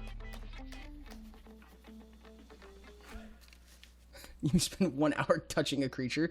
I mean, it is surgery. It's literal surgery.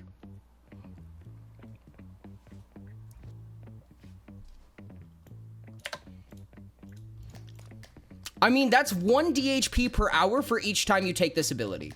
I feel like that's kind of fair. It's technically infinite. It just takes a fucking minute, dude. Like, you have 12 hours of downtime. What do you do with it? I'm like, I'm gonna stop bleeding out now, please.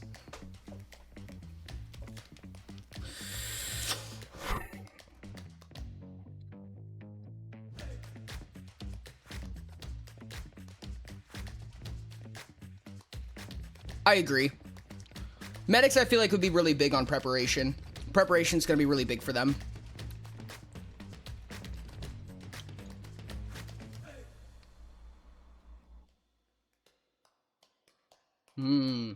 Someone can surge you while you rest using Vagabond. Yeah, they can. You don't have to be awake for that, I right? love that medic is just like, yet I've got time, I would like to not be dying. This also works on themselves, right? So they can surgery themselves as well. Now that's some good comboing. Yeah. Want to earn non-damaging or healing lingering effect, you may spend blank stamina and blank interrupt actions to share that effect with all creatures within 5 meters until your next turn. The effect ends on the creatures and ends when it ends upon you. Lingering effect is not necessarily a term that Utopia observes right now. If there was a better way to clarify it, I could see that. But I don't see a way to clarify. How does one perform surgery on oneself? By just patching up your wounds. It's like giving yourself stitches. DHP damage means that you have taken like some form of like not mortal damage, but like non-restable damage, right? Like you can't just like heal it back. So it's kind of like giving yourself stitches, essentially. Skill. But all effects have a duration. Like, Utopia doesn't have a way currently to recognize how long something is going to last. Yep. So it's like I said, it's like giving yourself stitches, essentially. It can also be magical in nature. That just depends on how you flavor it.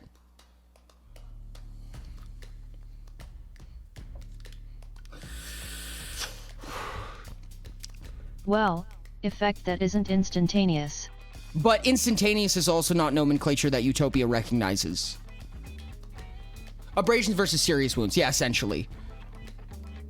It's like giving yourself a stint. Power of 2. You may spend 1 hour touching a creature, and for the next X contest or test or contest that it makes, where X is your blank modifier, you minimum use it of 1. for instant elemental. I mean, yeah, but that's a naming convention, not a semantic nomenclature. You may spend 1 interrupt action and 10 stamina to make any kind of test with an applicable points of favor and disfavor, and add your result to the results of the creature. So they basically make the test as you instead.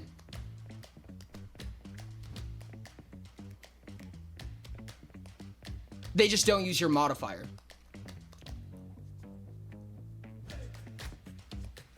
I feel like that's kind of the assist mechanic though right now. Oh no, you both make the test.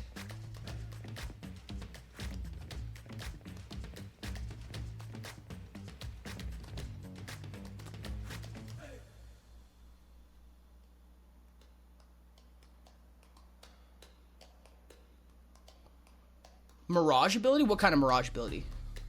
You spend an amount of stamina equal to double the amount put into the spell cast to cast a copy of the spell against a target of your choosing. You do not need to know the spell's magic required to cast a spell in order to use the ability.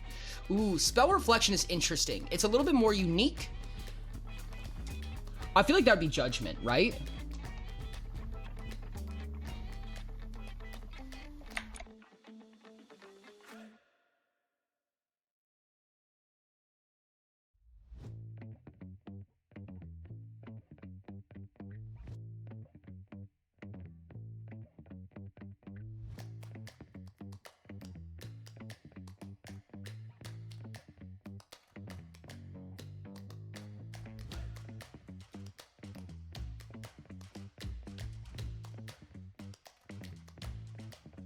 Why are we underlined now?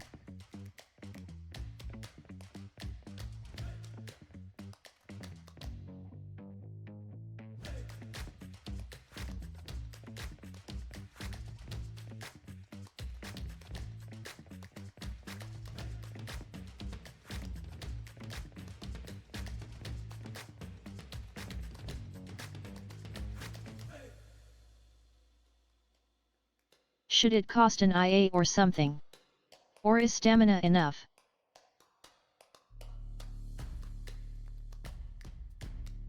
Yeah, I said 2 interrupt actions. So Magic Mirror. When you are the target of a spell that does not require any non-stamina cost, you may spend 2 interrupt actions and an amount of stamina equal to double the amount of stamina spent to cast a spell. If you do, you may cast a spell choosing new targets.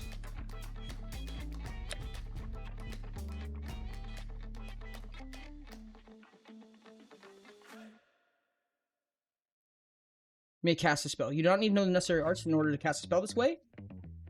But the spell you cast must target the caster, the original caster. This is to me makes it more judgment focused, right? You cast a spell at me, I get to cast that spell at you. It's not I get to cast it wherever I want, it's I have to cast it back at you. It's retribution.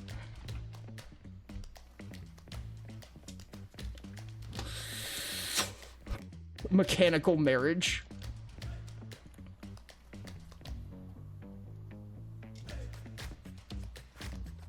But what if wake? Then in order to target them, they need to be within the wake. Being within a wake is still targeting.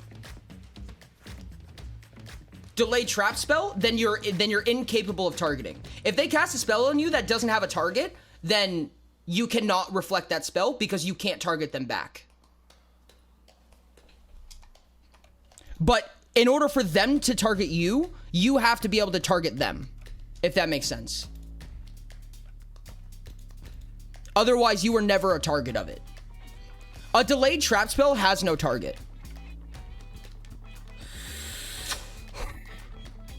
Purples just get the ability to spite. Yes. At least in any pretense that I can imagine right now. There could be a misnomer there, but I don't see it at the moment. What does inverted lungs even mean? I can't visualize that. Your lungs? Floop. This is another warden thing to me. This is the big thing that I imagine that wardens would have. The ability to go, fuck you and fuck you.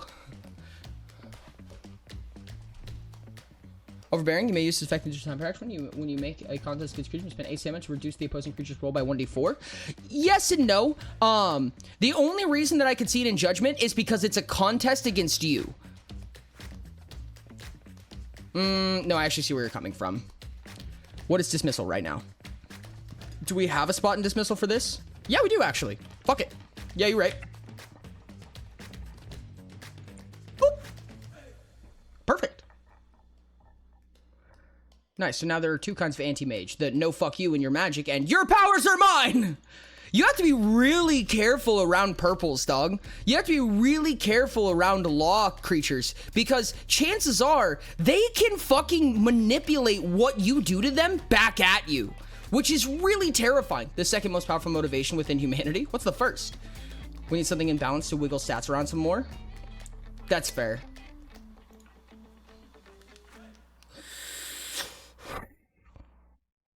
Compassion. I believe in spite, personally. That was a joke. Purples who think like are that literally, sentiment. if you can do it, I can do it better. Yeah. Yeah.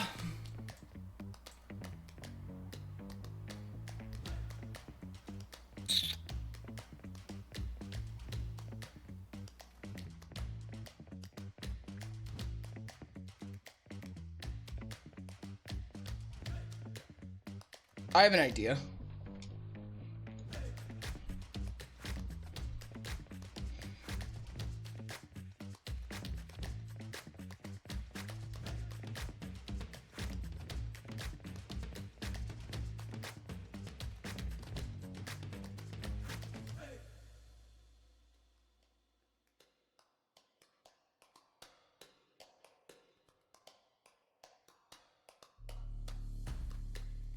No, this has to be stackable. At there is a Taigai stackable one. 614 or Damn. Dawn Eyes. I was gonna say it doesn't work. If you are dealt a source of damage from a source that you are unaware of, you may spend 2 interrupt actions and X amount of stamina. If you do, you become aware of the source of damage. Oh, that's good. That's good. That's good.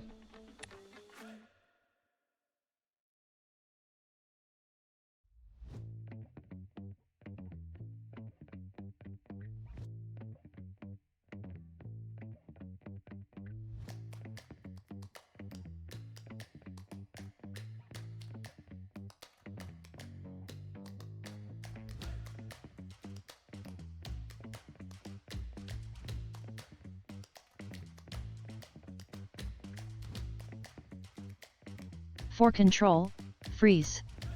Spend 2 interrupt actions and 10 stamina to make a speed test against a creature. If they fail, that creature cannot take the interrupt action for the rest of the turn. I like that a lot. I like that a lot. Unsurprised. If you are the target of an effect you are unaware of, you may spend 2 interrupt actions and 10 stamina to be treated as if you were aware of it instead. It's such a purple word. I'm gonna say 1 interrupt action because this would allow you to block or dodge something. Otherwise, you would be incapable of it.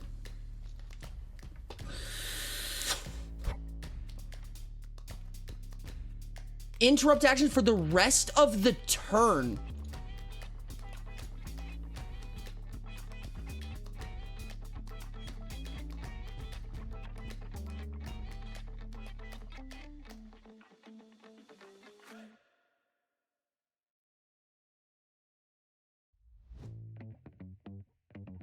I think I'm gonna say, this is a tough one.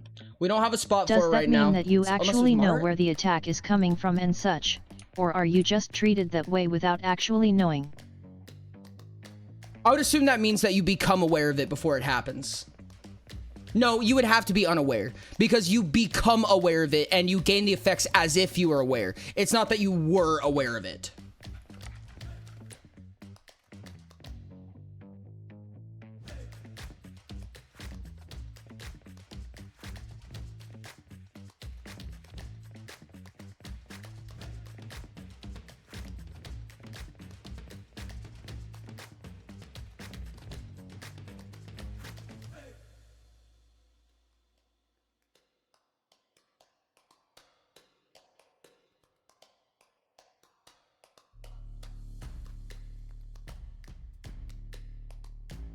That is so fucking disgusting.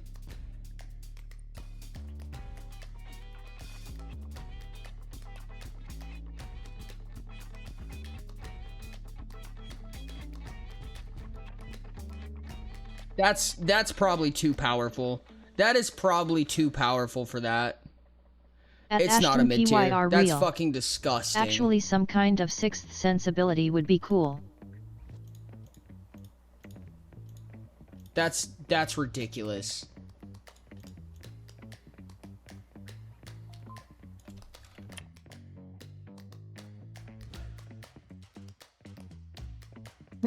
Loses 1 interrupt action.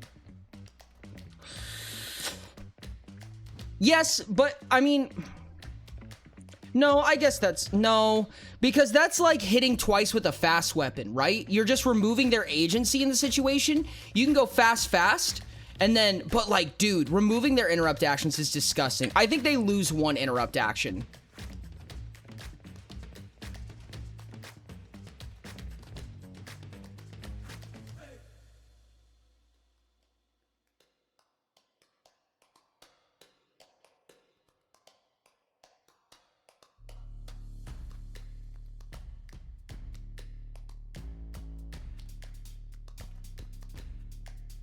What is it?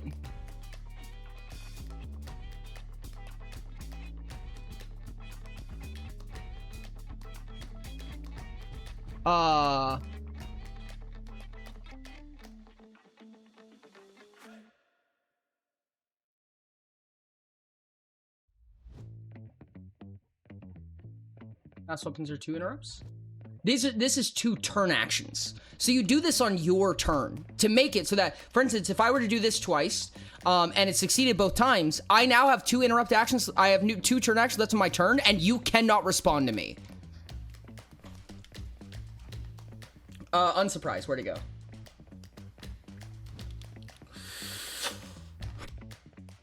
That's in preparation. Unsurprised states, if you are the target of an effect you are unaware of, you may spend 1 interrupt action and 10 stamina to be treated as if you are aware of it instead.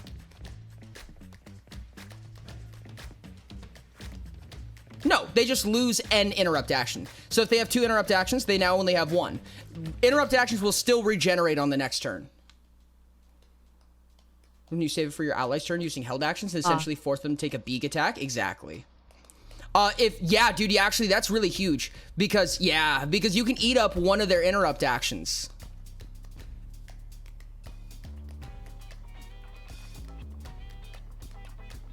One additional interrupt action? What do you mean?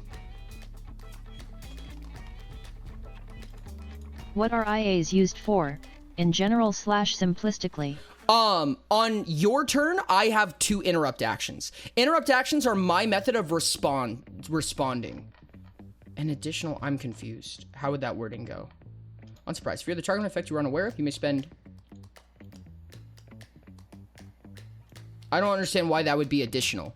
You'll never have more than one, right?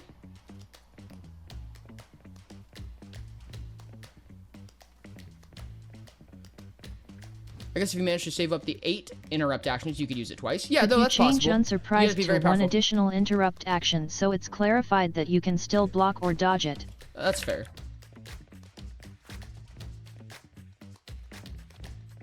I think I would personally still say an interrupt action. To me, and it isn't clear if you also actually know where the attack is coming from or if you are just treated that way. You are treated that way. It does state, at least to me, be treated as if.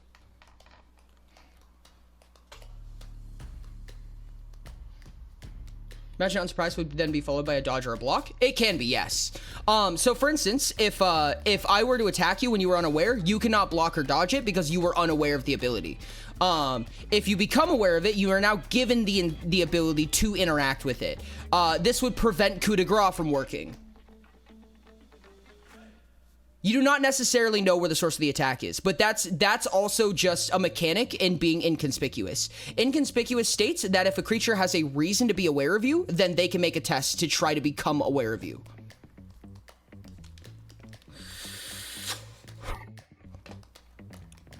That's what I was thinking. Is additional feels like it would be after rather than prior, which is why I didn't think that. Stealth as a whole is really powerful. Stealth is extremely powerful, yes.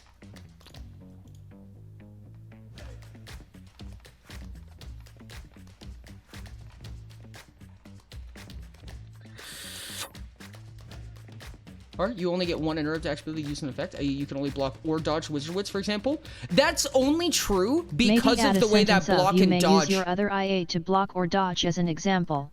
That is not necessarily true. You can use multiple effects against the same target. Block and dodge specifically state that they cannot be used multiple times per source. So there's 2 different circumstances, source and instance. And this is getting very deep into the mechanics that are not super elaborate in the book because they're very, very niche. But you can only block or dodge a source one time. _heights3. You can no matter how many instances of damage you're taking, you can only block or dodge per, I'm sorry, I lied. You can block or dodge once per instance, which is to say if you get attacked by 2 things simultaneously, you can still only block or dodge once. However, your defenses observe per source. So if I attack you with 2 attacks at once, or me and another creature manage to deal damage to you at the same time, then your defenses will observe both of them separately. Yes, you can block an athlete away. Yes, you can. How am I asked with some terms? Only because I have the info you're given so far in Jack Else. Do purples have an eye in the back of their head? Always.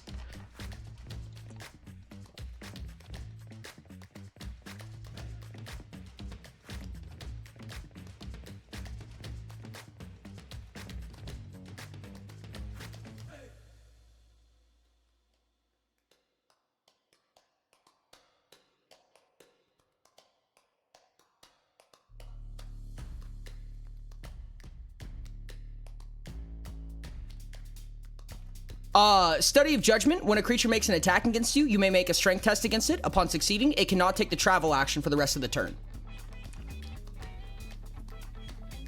Thought Mechanized was for foregoing block and dodge? No, not at all. That's what your interrupt actions are there for. It's a pool of responses. High tier stackable control. What's that? If your DHP, speech, and stamina are all equal and below at least half of their maximums, you may do something. I don't know. That's not a bad idea. Why not just Iron Grip? Because that... First of all, that takes 2 interrupt actions. This takes no interrupt actions. And Iron Grip also forces them to... It still gives you the ability to run away while they can't. You probably should spend an interrupt action. But more so what this is for, and also another thing is that grapple lasts for as long as you choose for it to. Grapple costs stamina,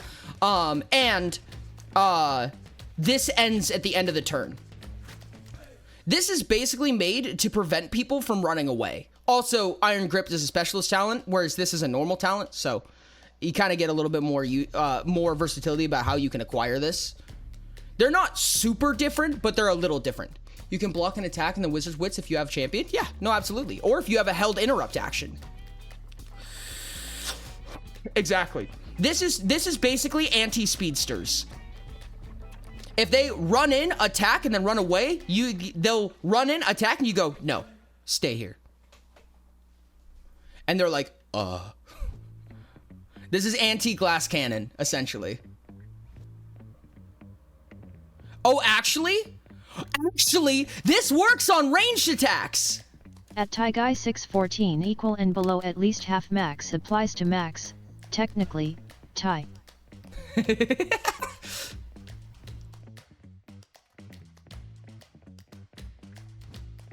want more anti-rogue stuff. Stop right there, criminal scum.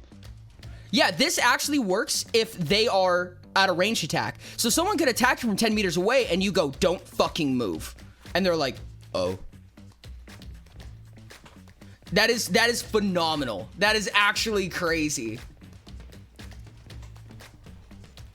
It's especially funny if, God, why are purples so hot? If you have the ability to attack back, so for instance, if you're playing a zealot and you have Warmonger, they make an attack against you, and before they can run, you arrest them and say, my turn.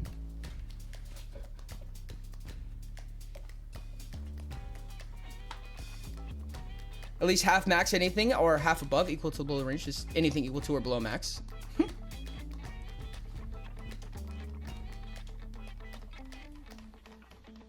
Oh, this is gross, chat. This is super gross. I love this.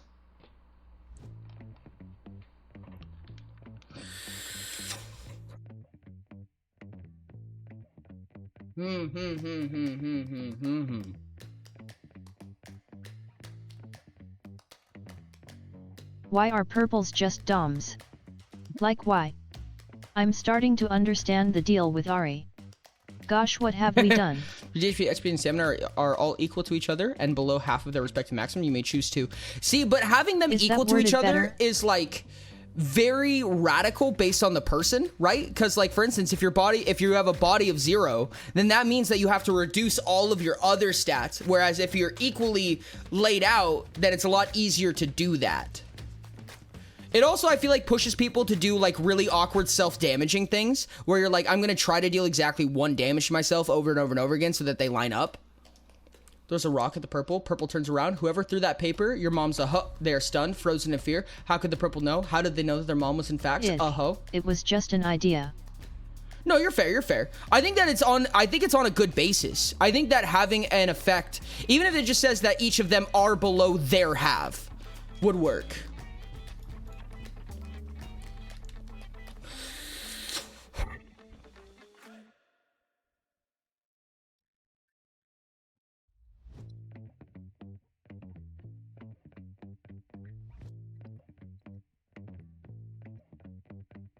I had an idea for this one. What was it?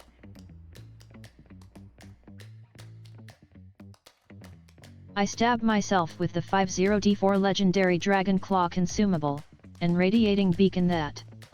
Beacon doesn't work on yourself. Or for your own effects. It has to be another creature targeting you. Which means you just have to make your friend do it. Easy.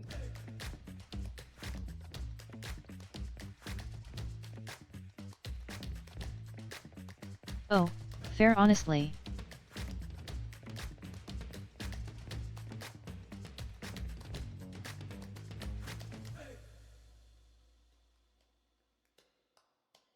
At Reichset 4040, wait, that's okay, cool. now it does.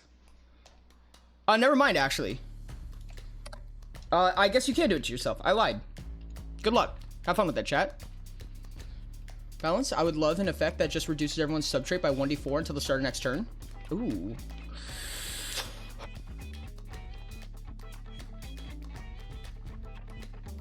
Not judgment, that's preparation. Where is it? Balance.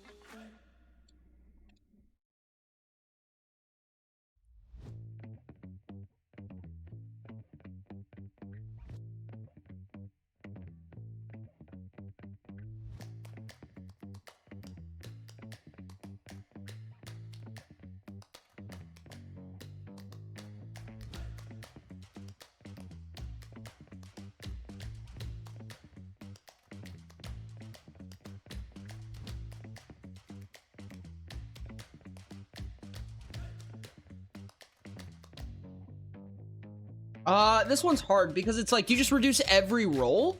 What does that mean? Oh, I understand.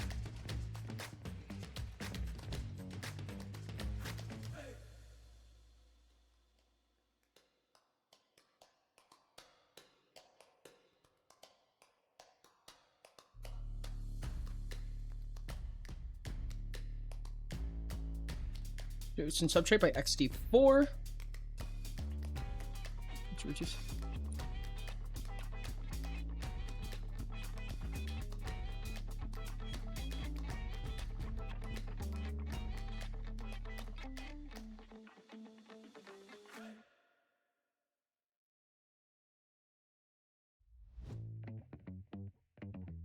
Minute? I don't like until your next turn because that's very initiative dependent. I mean, 1 minute is too in this game, but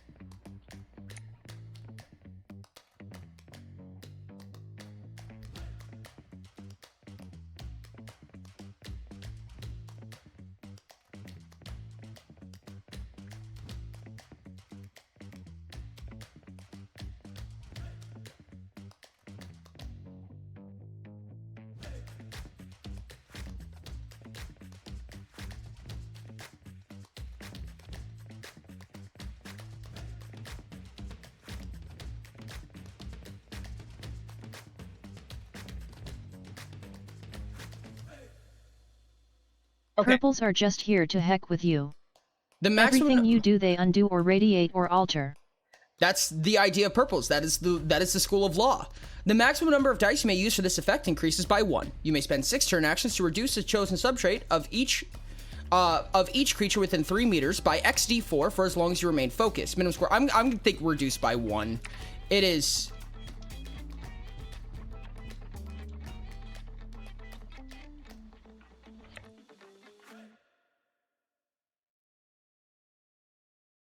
By an additional 1 for as long as you remain focused, minimum score of 1. You may choose any number for, oops.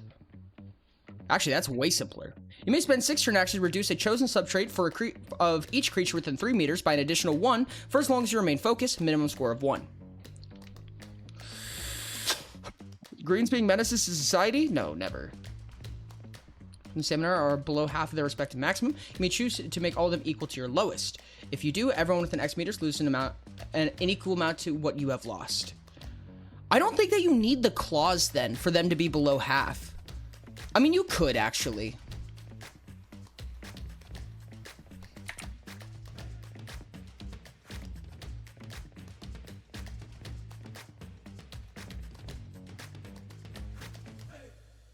I feel like they need to be above half, and then you reduce them to half. What's up, Chill Spree? How's it going? Because that's like very egregious cost to pay. I feel like this is not a low tier effect though, which is unfortunate. I feel like it should be a balance effect, but it's not low tier. Because being able to force remove DHP from something is ridiculous.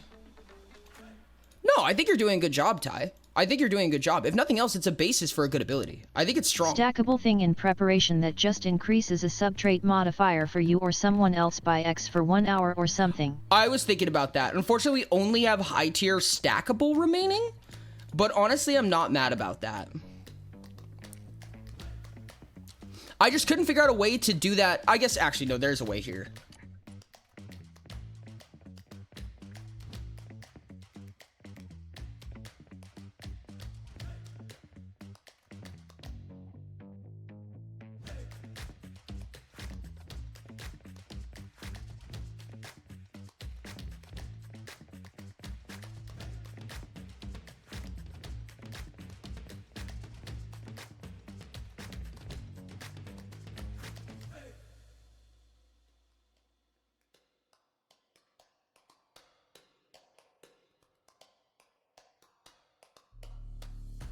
May spend 1 hour to increase the touching creature's subtrait by 1 for as long as you remain focused, regardless of its maximum. I'm gonna say 2, because it's a high tier, stackable.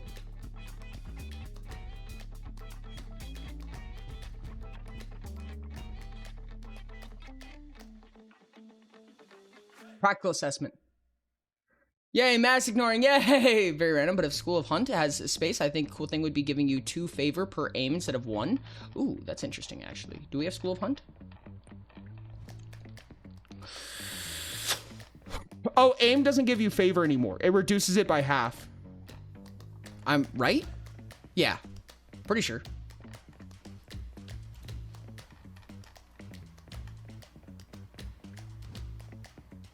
Aim. No, it is a point of favor. I lied.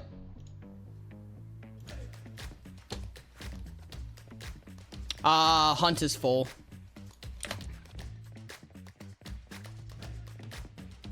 Hype.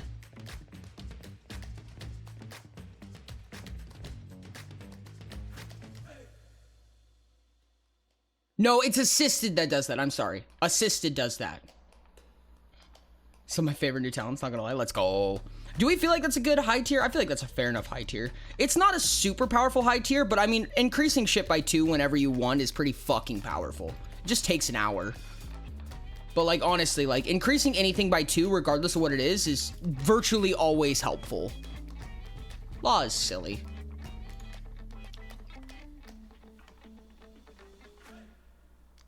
What if it was 1 minute?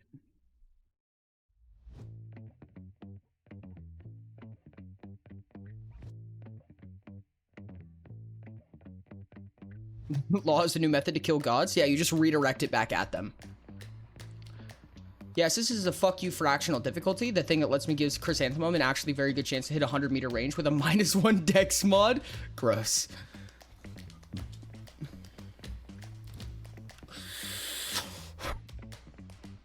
I'll be right back.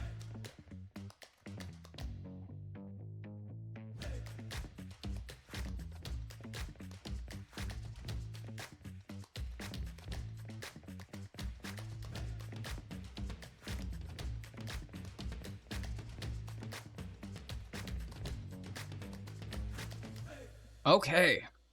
What do we still need? We have all of preparation completed. Judgment. High tier control. Low tier and high tier contract. Low tier balance. Stackable contract. Maybe something to reshuffle your max DHP, shop, stamina a max amount equal to a multiple of the stacks. So you can reduce your max shop by 3x but increase stamina by 3x. Oh, that's interesting. That feels a little bit more green to me, if I'm being honest. Like, I feel like law should affect more things than just yourself more often than not. But I could see it. No, it's within practicality. It makes sense. Feels kind of preparation-y to me, but I could see it in contract.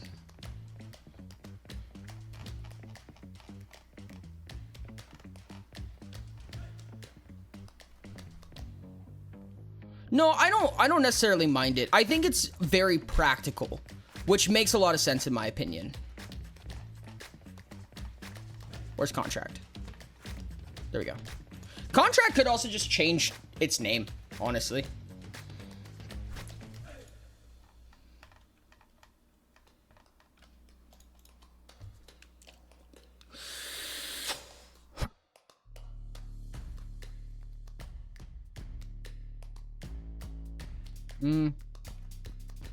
I have no idea. Honestly, I feel like it could just be a little bit more broad than contract. Exchange! Exchange is good! Oh, I like that a lot, actually, yes.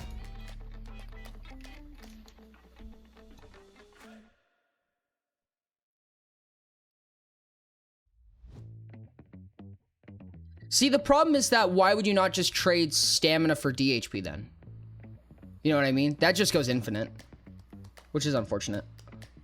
I don't know if that works, honestly.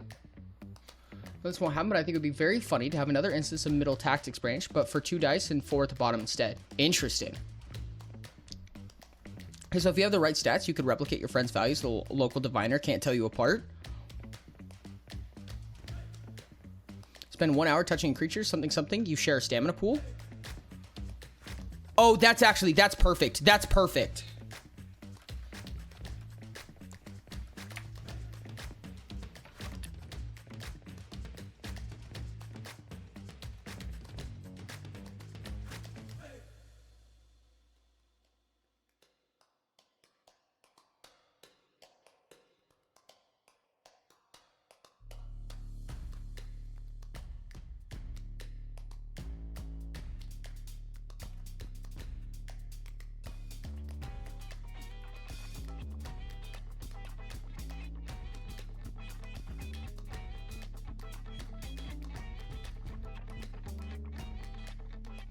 Hold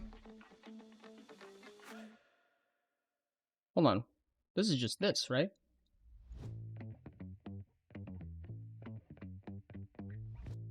Both are focused on effects. Whenever one creature would lose or regain stamina from a different effect, you may similarly lose or regain half as much stamina, rounded up instead.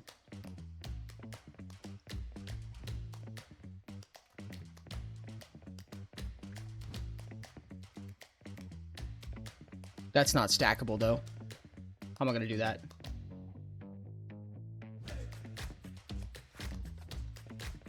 Effects.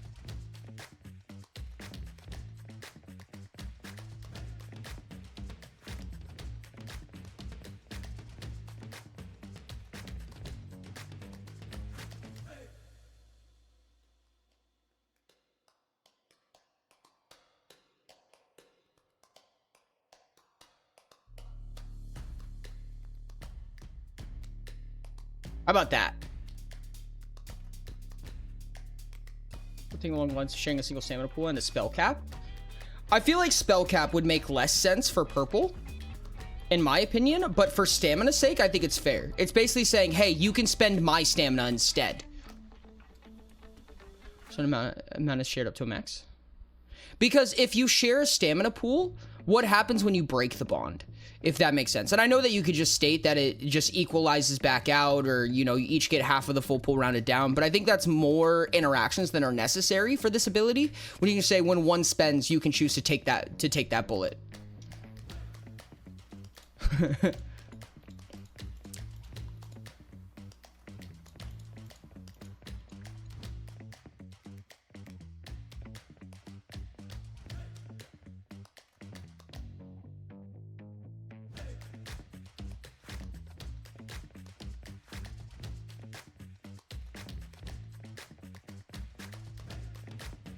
Like, make it whatever you spend stamina. The other person may choose to take up to X stamina cost, where X is being the stacks. I was just gonna say it can last for a number of hours equal to the number of stacks that you have. But I guess that's fair.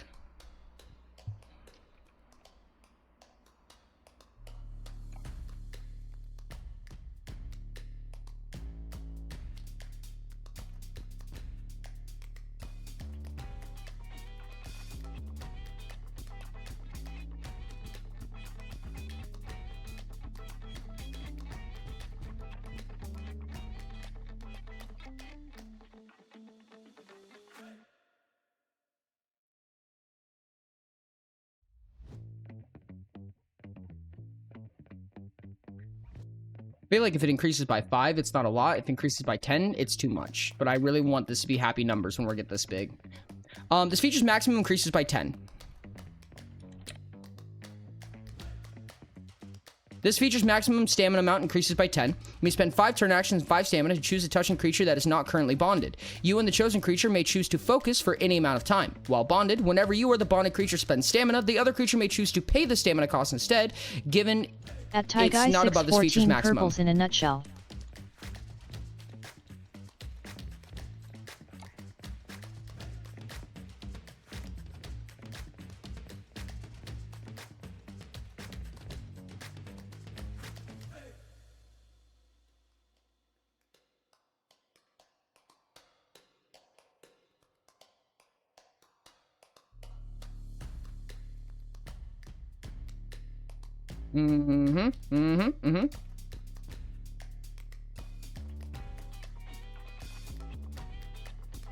It is a lower tier. That's fine. That's fair.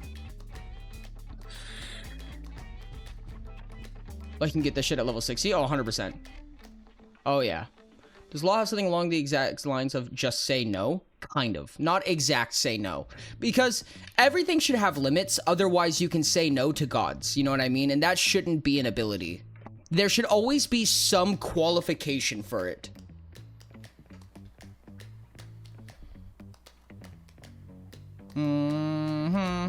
What is the name of this? At Rainey's Fouling I know.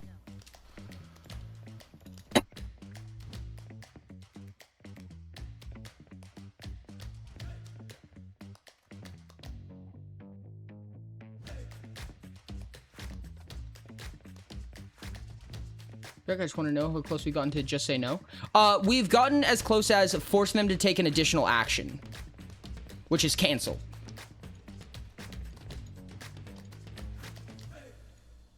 Which often will prevent an action from happening if you do it right. Baron, you may use this effect an additional time per action. We do have overbearing already, right? You may use this effect an additional time per action when you make a oh, you were just re-saying it. We also have cancel. Just doing something unwanted towards you, just say no. They legally can't do anything if you said no. Me, a little bit ago. Fucked up thing about Archmage is a purple can spec into Magic Mirror and Radiating Beacon just to say, hey, fuck you, actually. Yeah. Do both need to be focused? Yes. Already exists. I was just sending it for Sky. I see. Archmages are just so powerful. That is why we are creating, basically, spell prevention.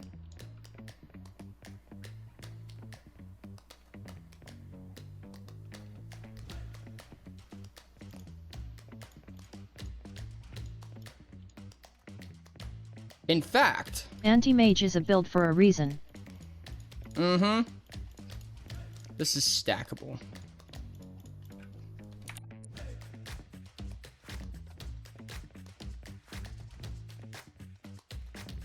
At Rhaenys Falling, an Archmage is only as strong as my weakest exhausting weapon. Smiles cruelly asterisk.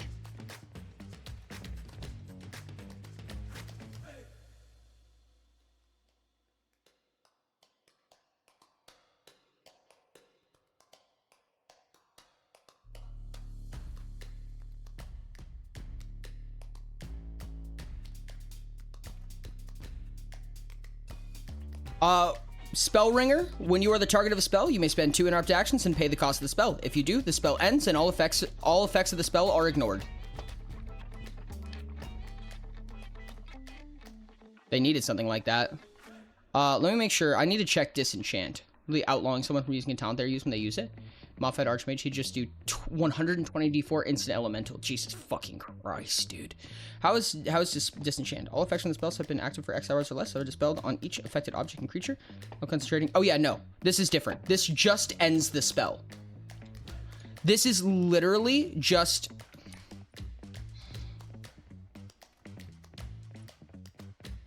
Yeah, this is just ending the entire spell because you targeted the purple. When you are the target of a spell, you may spend 2 interrupt actions and pay the cost of the spell. If you do, the spell ends and all effects of the spells are ignored.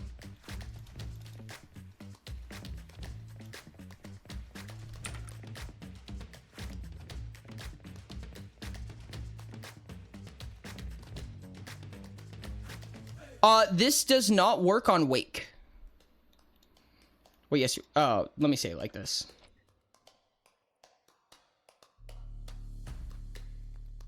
You spend 2 interrupt actions to pay the cost of the spell. If you do, the spell ends and all effects on the spell are ignored. There we go. The spell.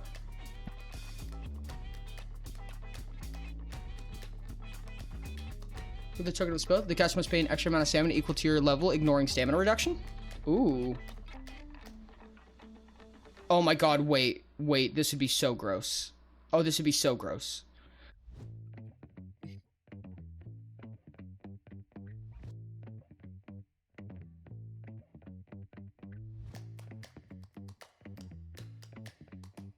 Actions that... An action that another creature takes would affect you.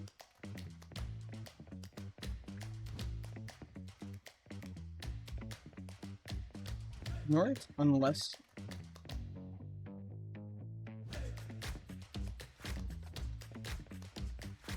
the creature taking the action spends an additional 3 stamina.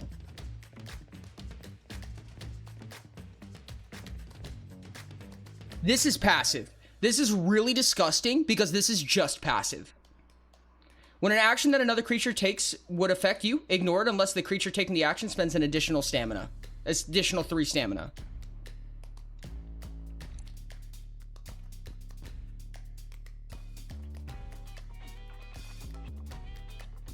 You may choose to ignore it unless the creature taking the action spends an additional 3 stamina. What, that is insane. I love IT.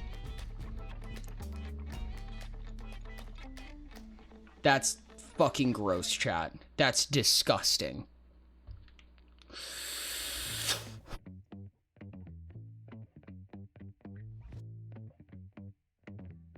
That would stack so insanely. You want to target me? Okay. Spend 12 stamina.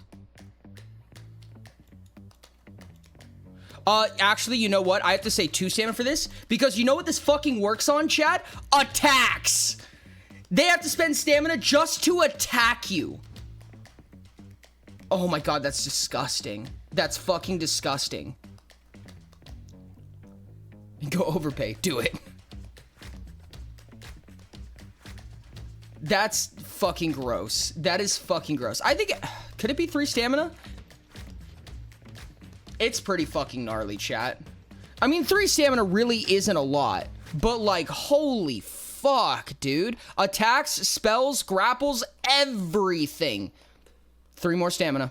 6 stamina. 12 stamina. To be fair, 12 stamina would be 12 levels. So, fair enough. Yeah, it's stackable.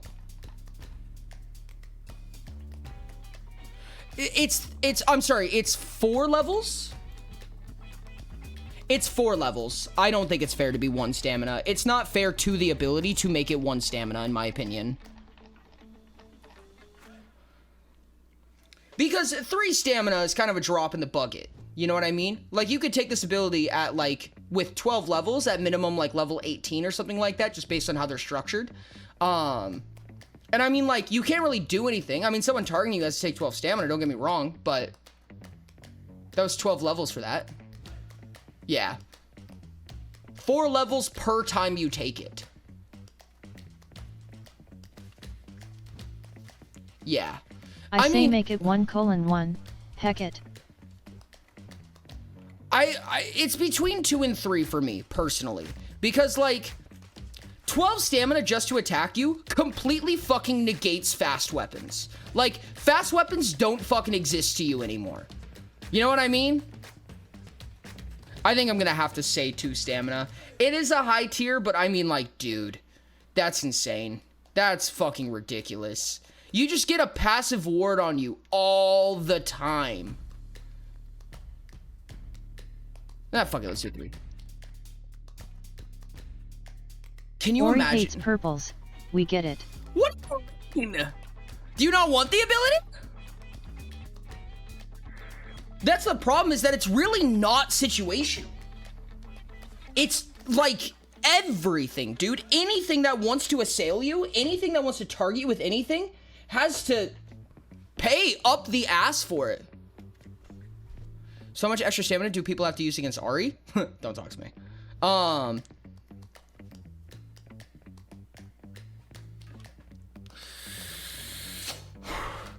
Yeah.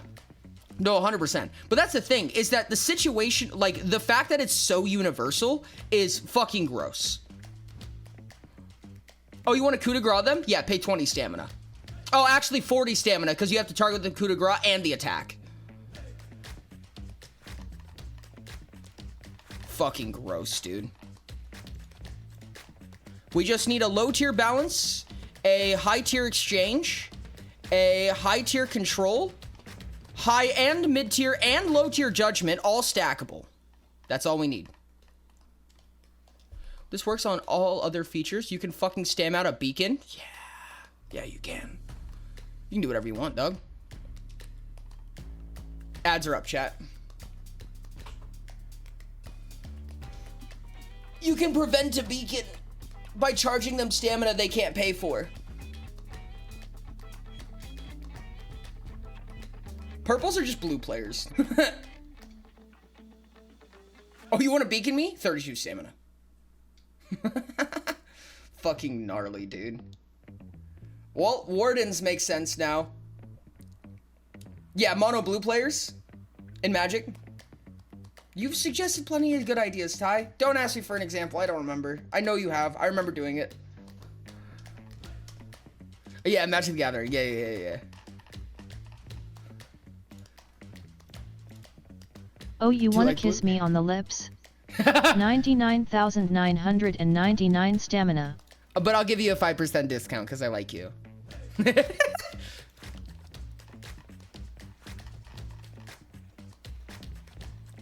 low tier balance, high tier stackable exchange, and one of also a high tier control, and one of each tier stackable judgment. Ashen gets it.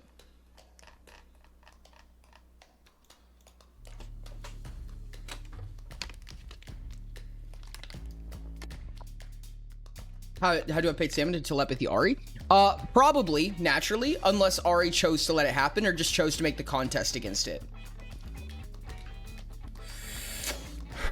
Or unless it was the Wayward, and the Wayward decided not. Ari definitely has some stacks of that shit, dude.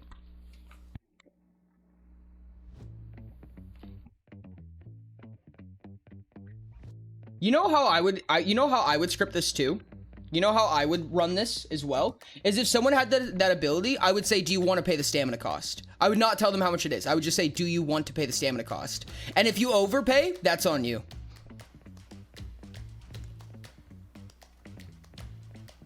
$190 stamina. 200 minimum. Can you imagine? I'm like, do you want to pay the stamina cost? And you're like, yes. And then you just die. Wait, that's evil. You're like you have like 80 stamina and you have like 30 DHP, and I'm like, do you want to pay the stamina cost? And you're like, yeah, and I'm like, okay, it's 140 stamina. You just literally kick the bucket right there. Zealots are so funny, dude. Zealots are so fucking funny.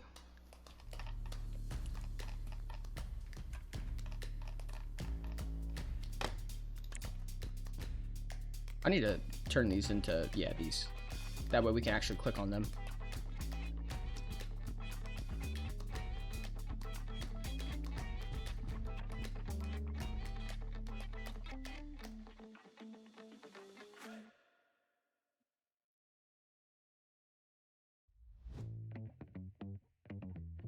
A Berserk Judgment Zealot. Resilience Balance. Hunt Balance. Impact Balance Zealot. Redemption Judgment. Oh god, dude, I want these. I want these so fucking bad. How is anyone alive? Because every single one of these is going to get just as insane, dude. I'm going to cast a funny spell on this random NPC. Do you want to pay the stamina cost? Yes. Proceeds to die as everything they are just drained to pay for the cost of the spell. You're like, hey, watch this. And you go to like poke a person and then that person just keels over. And then the purple turns around and is like, huh? What? Oh. Why? Why'd you... Whatever. Resilience Preparation is great.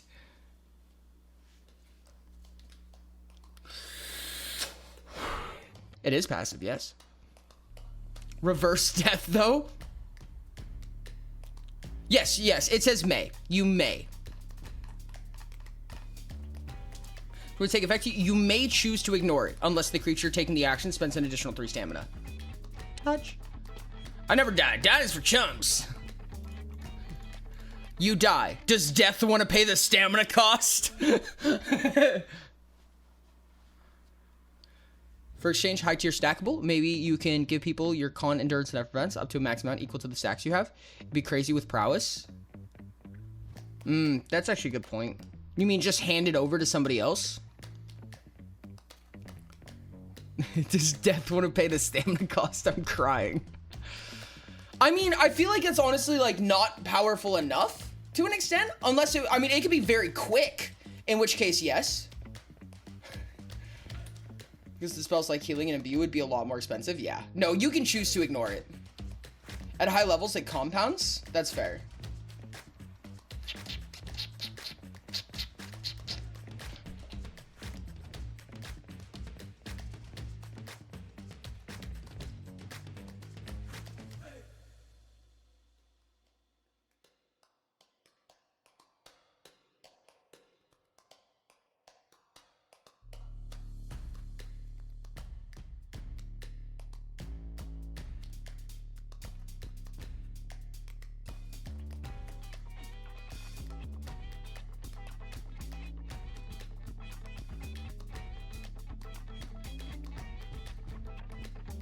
Since end EFF and con scale to your mind, body and soul, Just one stack may increase someone's stats by like plus 60 at higher levels.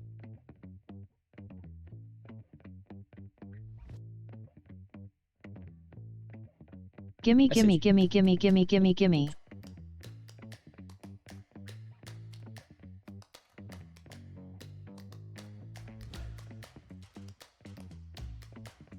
And the clones have every ability, plus multiple of the stackable ones, of their respective color or. Okay. The maximum amount of resource you may spend on this effect increases by 5. You may spend 6 turn actions up to any amount of SHP, DHP, and stamina in any combination, given it does not exceed this effect's maximum. A touching creature regains the amount of resource you spent.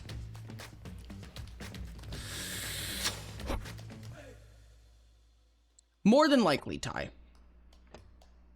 Oh yeah, no, it's pretty gross. 1-to-1 trade is actually kind of gnarly.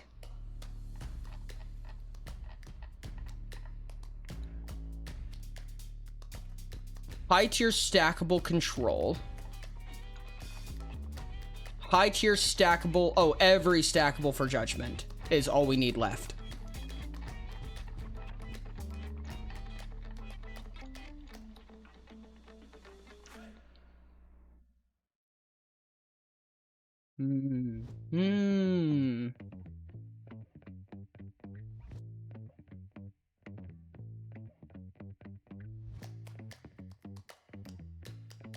No, there's no innate limit to how much you can have.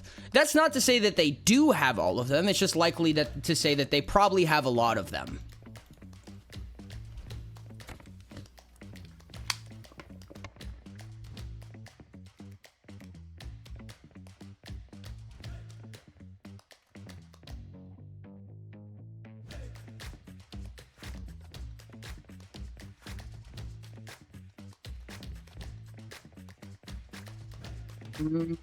Okay. Oh, and we also need a low tier balance. When have I ever heard Utopia having innate limits? Let's have any trait outside of their respective color? Oh yeah, absolutely. Yeah. Yeah, low tier judgment. Oh, I'm sorry, low tier balance. Low tier balance. Outside of each of the schools, which do the clones prefer? What do you mean? I don't think I understand that question. What is an innate limit? I don't think I've met her. What is a low tier balance? That's interesting. What's a radiating effect that we could use for balance that's not that powerful and you can only get once? High tier stackable control. To know if something is like this already, when a creature within 10m uses a talent, or creature equivalent, you may spend 1 IA and 8 stamina to outlaw that creature from using that talent. You may have a number of talents outlawed equal to the stacks of this feature. The only issue I see with that is the gameplay meta knowledge that's required to use that ability. So like, for instance, if I just give you an attack that does some amount of damage and takes some number of turn actions, whatever, you could have used Terminal Drive, and I won't know that. I won't know what effect you use, and creature stat blocks aren't designed to know that information. You know what I mean? Because like, a lot of times, if it can be reduced, it will be in a stat block, so I won't know what talents you use necessarily. Take away a magical art is fucked up. That's fucked up. I love it. We're doing that.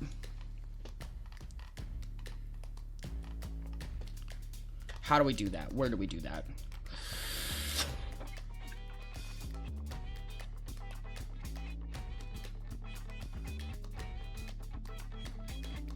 I don't know. They're all stackable. I don't think that we could... I don't think that it's going to be that easy. There are 6 schools for each category. What is each clone's favorite school within category? AKA, would Ari prefer dismissal, control, judgment, etc.? Oh, I don't know. I'd have to look at them.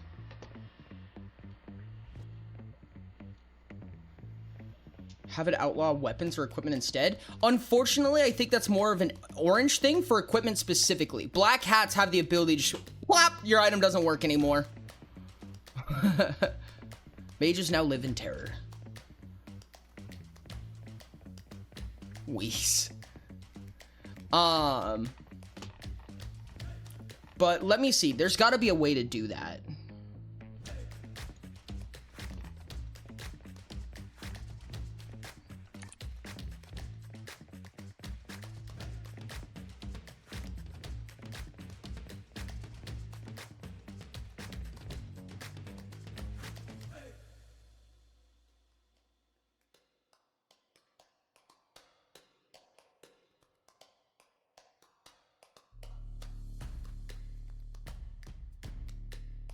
Focused. Rain wants to take the cryomancy out of cereal.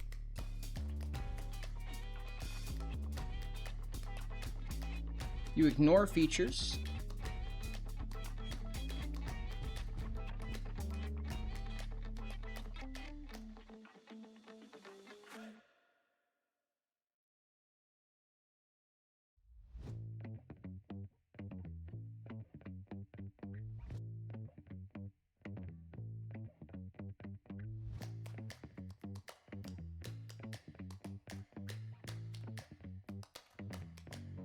At Rikeset 404 live.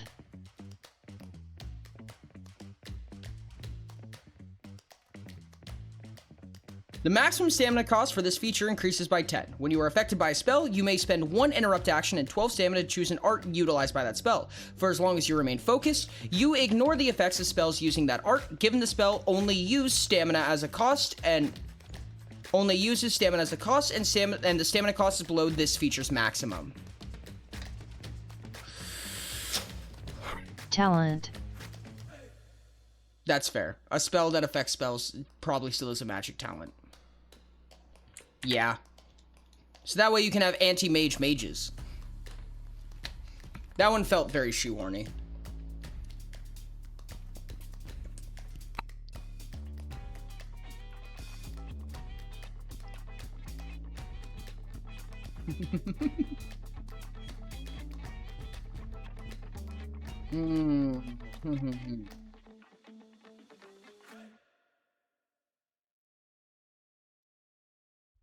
Actually.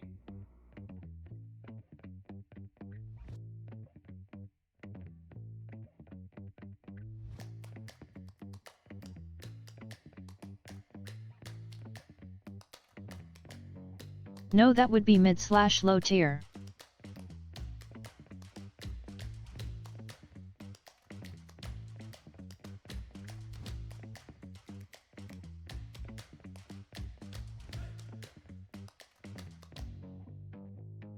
Oh, that's so gross. When a creature within 5 meters of you takes the travel action, you may spend 1 interrupt action and 12 stamina to choose how it travels. Oh, that's not stackable.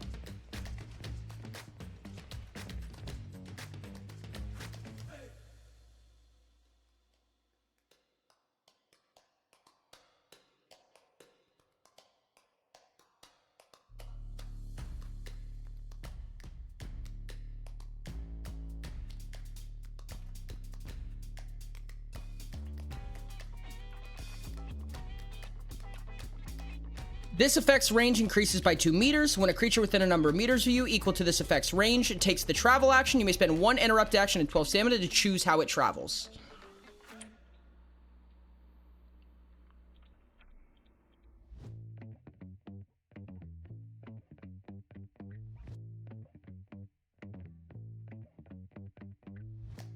There we go. Puppeteering, essentially.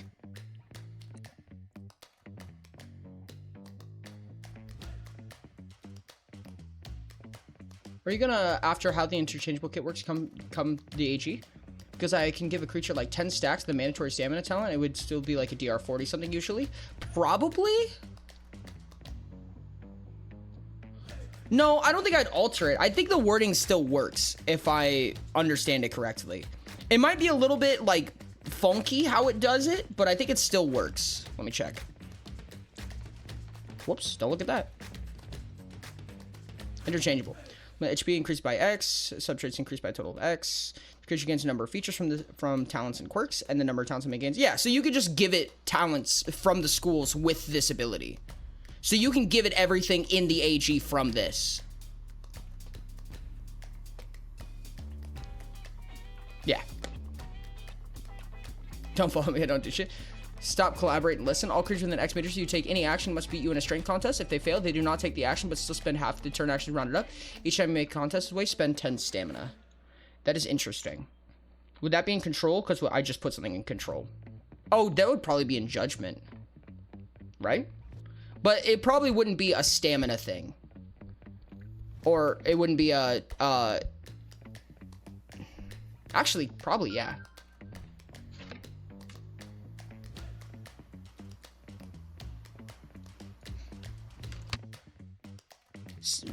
Draining stamina makes sense, yeah. That go in judgment? I would assume so. I like finding things out. Excuse me.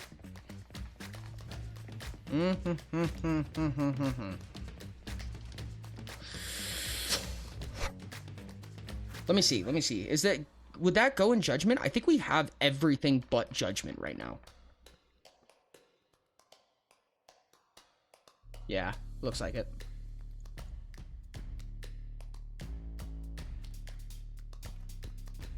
Yeah, I think it would need a little bit of modification, but...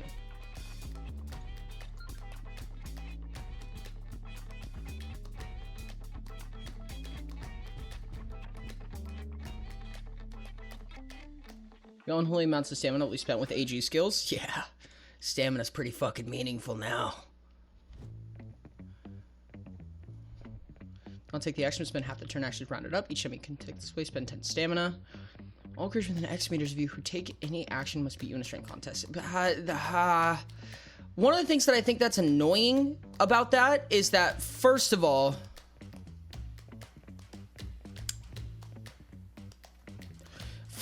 it's just a serious number of tests, because, like, if you were to fight me, you're making a strength contest. Like, imagine you have a fast weapon. You're making 6 rolls per turn just to use your fast weapon. That's not a mean ability. It's just annoying, right? To just keep making strength tests over and over and over again. Those who take any action must beat you in a speed contest. If they fail, they may take the same action using interrupt actions in place of turn actions, regardless of whether you have the required items challenge. Each time you take this... See, that's just too powerful, right? Because if somebody like God raise your friends, or for the love of God, God raise, you know, like some super powerful, like cinematic creature comes up and just does something, you'd be like, oh, I reflect that. Having those types of limitations, like the item limitations and things like that, just prevent the ridiculous use of being able to use a God abilities. Enter a radius on you? I think that makes sense.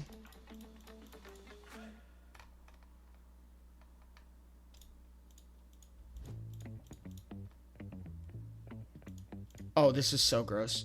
Oh, this is so gross. Hold on.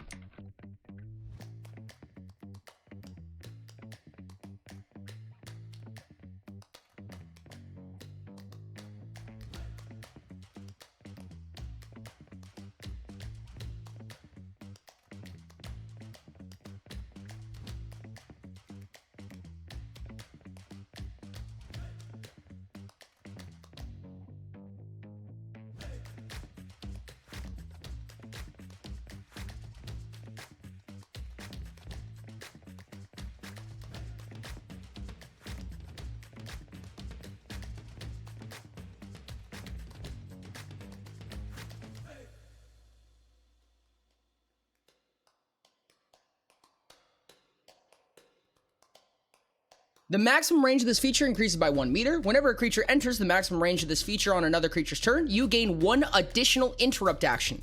You may only gain interrupt actions this way up to once per turn.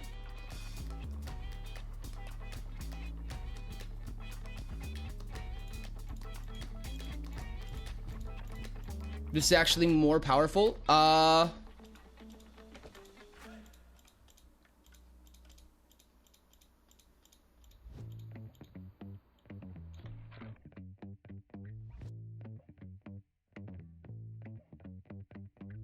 There we go. Moves while within this range. This is ridiculous, chat. This is so fucking ridiculously powerful.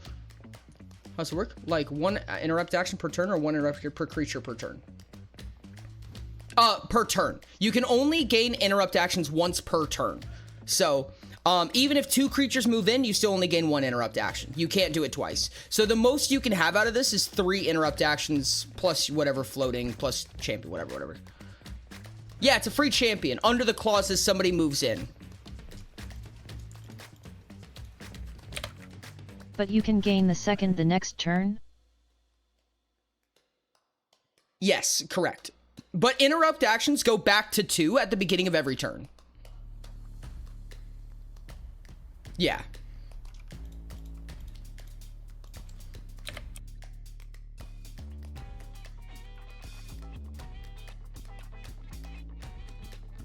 Yeah.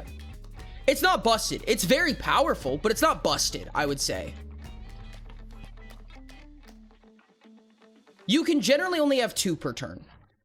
Champion is an ultimate level ability, which is around level 70 and a lot of other prerequisites. But realistically, probably closer to level 100 if you're being serious about your character, where you get 3 interrupt actions passively. You can also spend 2 turn actions or waste a chunk of your turn to get a floating interrupt that does not regenerate until your next turn. Not counting held actions. Yeah.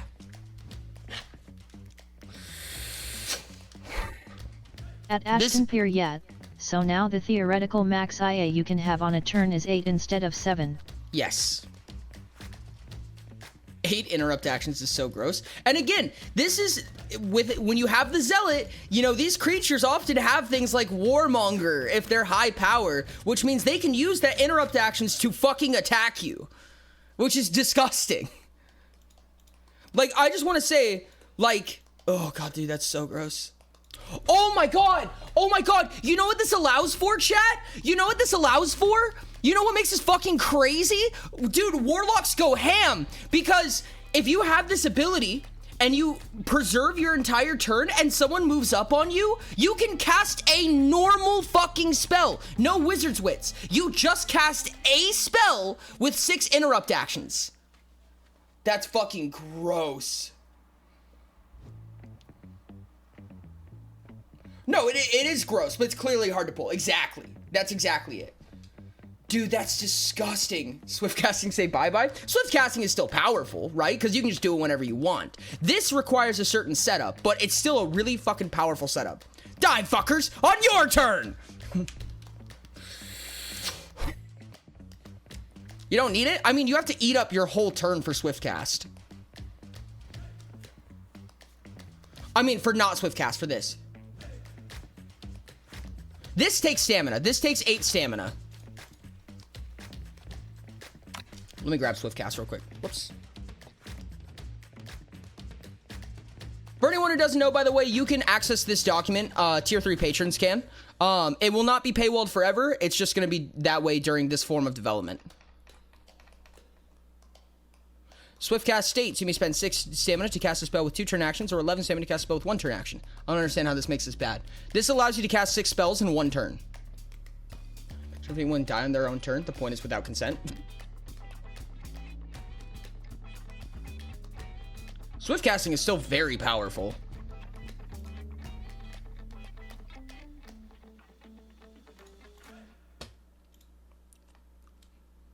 Cannot wait to get Swift casting on a character. Oh, dude. It's fucking gross. Excuse me while I cast 6 spells at you. Eat shit and die.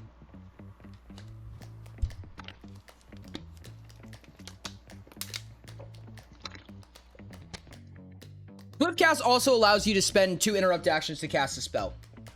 At a flat cost instead of Wizard Wit's double cost. Debating between saving it for a blood magic on Camellia currently? Yeah. Okay, we need a mid-tier and a low-tier Judgment stackable.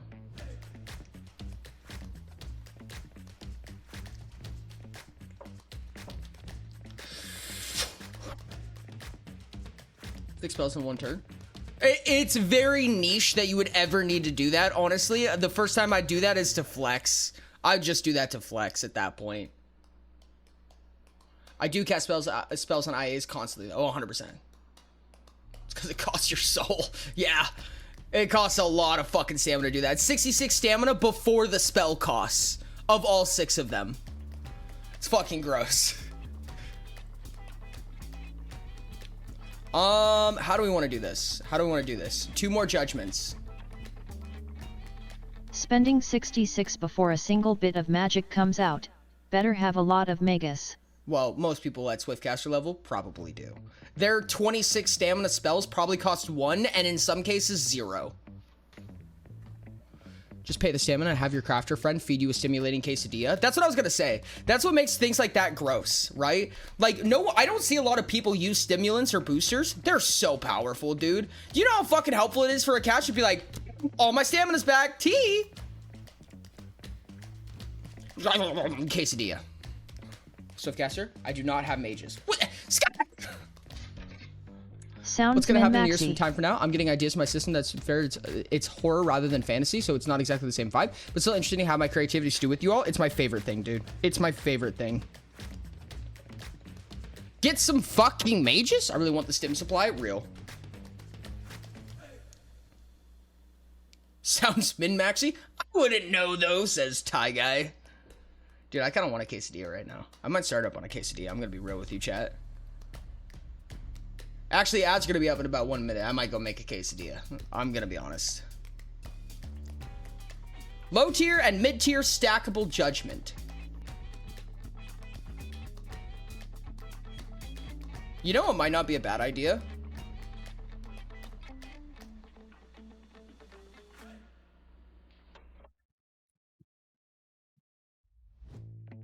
Judgment mid-tier stackable. Whenever you take damage, your enemy takes an additional 1d4 damage, provided this is less than the amount of damage the enemy would do. See, the problem with that is that you can't relevate how much damage it would deal because it's not rolled yet. But on top of that, I think that Judgment probably doesn't want to deal damage, realistically. However, giving you the option to attack or something like that, or use your own actions, I feel like is more reasonable, I guess, in that case.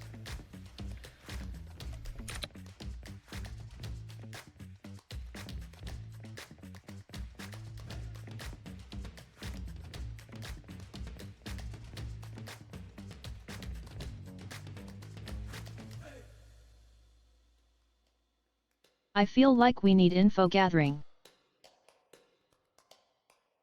Yes.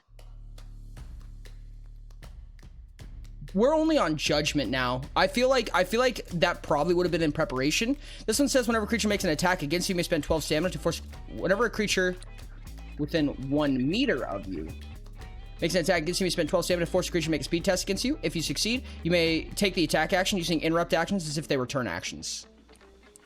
Does that feel right? First, needs to be stackable. Second, this is useless when you have Warmonger. Yeah, you're right. I'm gonna go, oh yeah, you're right. I'm gonna go bake a quesadilla real quick. That feels kind of info gathering. You're literally judging them. That's also fair.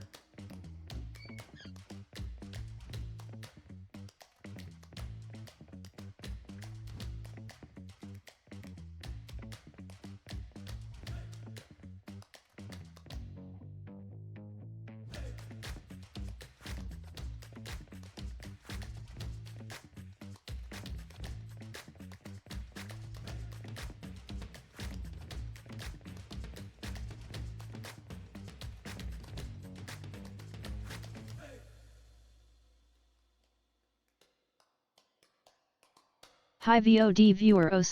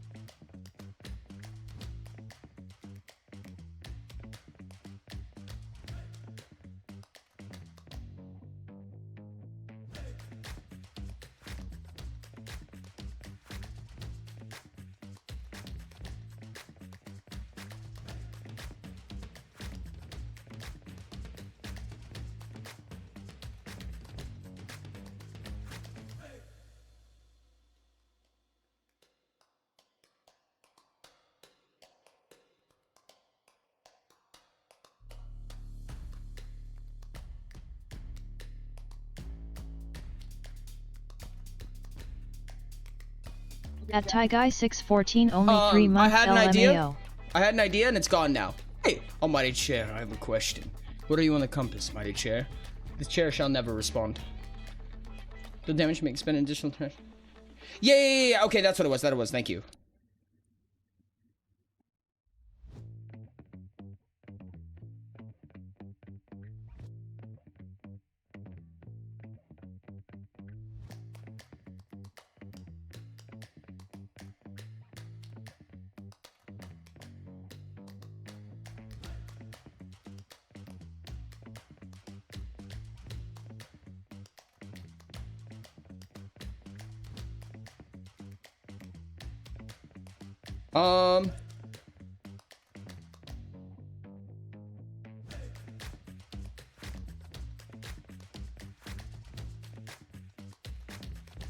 That's not sackable.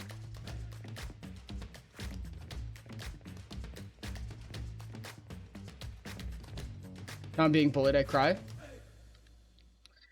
Anyway, Ori, after about a full day of work I have earned 4-star shells. Which Holy means shit. it would take about 3 months to earn a full coffer. Good luck. The Shabba. Oh, fucking thank you for reminding me. Purples do like information. Well, I feel like purples like assessing. They are the actionable ones, right? So I recognize that they like information, but I feel like cunning and affinity are better suited for this. I feel like we some asterisk information gathering here.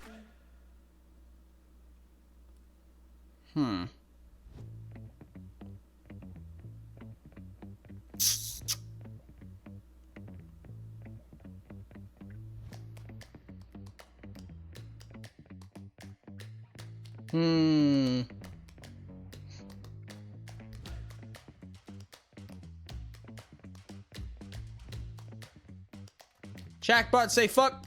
Welcome back for your nap, chatbot.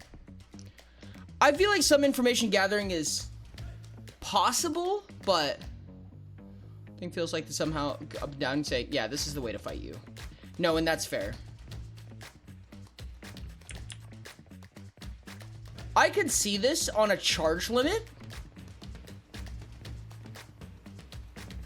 Take the weapon out of their hands. Yeah, no, that's fair. See, the problem with weapon stealing, and this is one of the big reasons why it's not super popular in Utopia, is because weapons become so egregiously powerful and there's no way to prevent another creature from using it. Like, if you have a mythical weapon, my 2-level ability that steals it makes me better at it. You know what I mean? Disarm, I think, is good. I think disarm is a good idea. I don't know how exactly that would work, though. It's also a GM nightmare. It's an absolute fucking GM nightmare.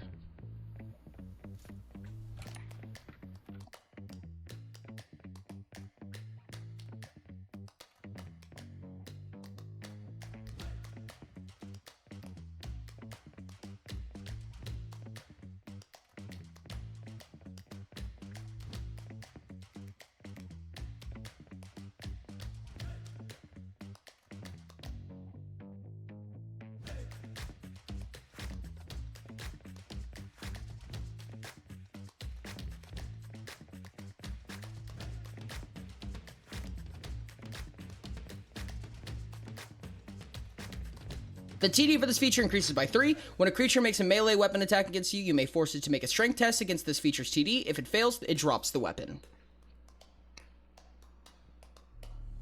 And not like a strength contest?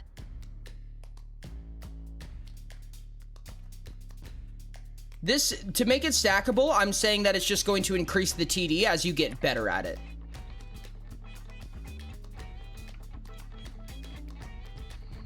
I could see 4, because the first time you get it, it's borderline useless, because a 3 means sense, TBH. The second time you get it, it's kind of reasonable. The third time you get it, it's like, okay, it's a moderate test. The fourth time you get it, it's like, okay, this is a strong test. The fifth time you get it says you need to have a powerful creature, otherwise this fails. Because this is their strength, not their power, right? Great against Dex fighters, exactly. It's also very melee specific, which means it doesn't work on ranged attacks, which it's giving a little more power to range than I really want to, but it doesn't really make sense against ranged. Actually,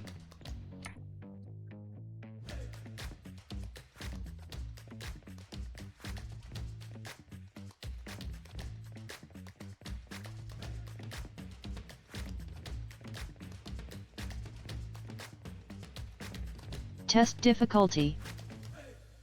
Yes. Tedious test difficulty.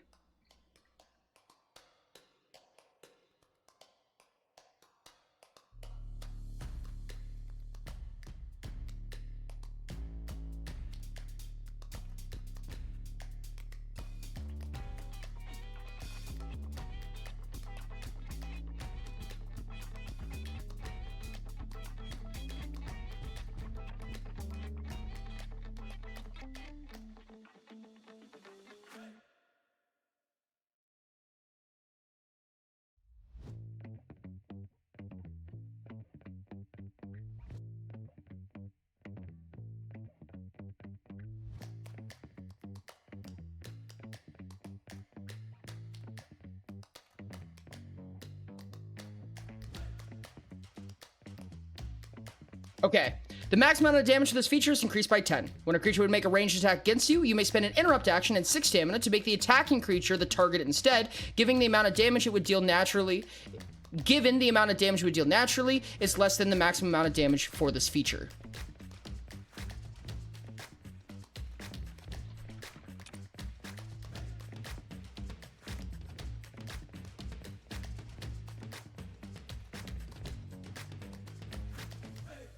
Deal to you.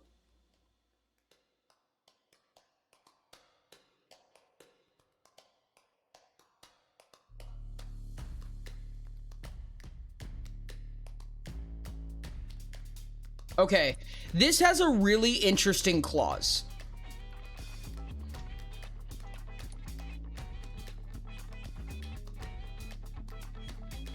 Because the way that this works is when a creature would make a ranged attack against you, you may spend an interrupt action and 8 stamina to make the attacking creature the target instead, given the amount of damage it would deal to you is less than the max amount of damage for this feature. Based on the rules that Dino and I were talking about before, this means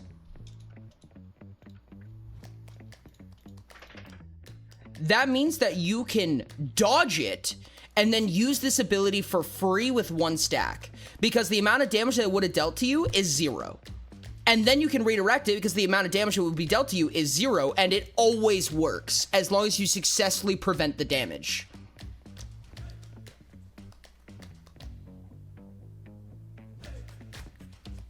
It's kind of dope, though.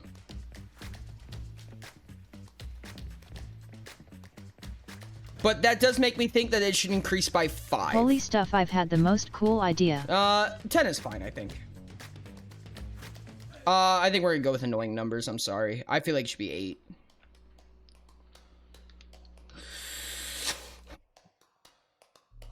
Can you imagine just like firing a bullet at someone and they backhand it to you? That's some shit that Ari would pull. You fucking fire a gun at her and she goes, annoying number aren't annoying, you just suck at multiplication. My cereal brain is spinning. Plus parry. Oh my god, wait. This is so funny, dude. This is so funny. My only thing about this is I feel like this should be... is it? Let's increase it by 6. 12 stamina.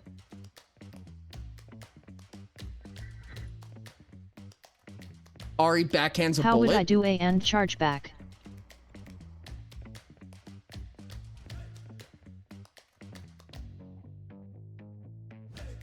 That's what I was thinking, but this one is a lot more situational. Melee attacks, albeit, you know, are easier to avoid, they are substantially more common as well. And the ability to throw the weapon down on the ground, which basically means they fumble it, which means that somebody else is allowed to take it, just makes disarm so fucking powerful. Like, ridiculously powerful. Like, this is cool and all, but it works one time. This can be permanent.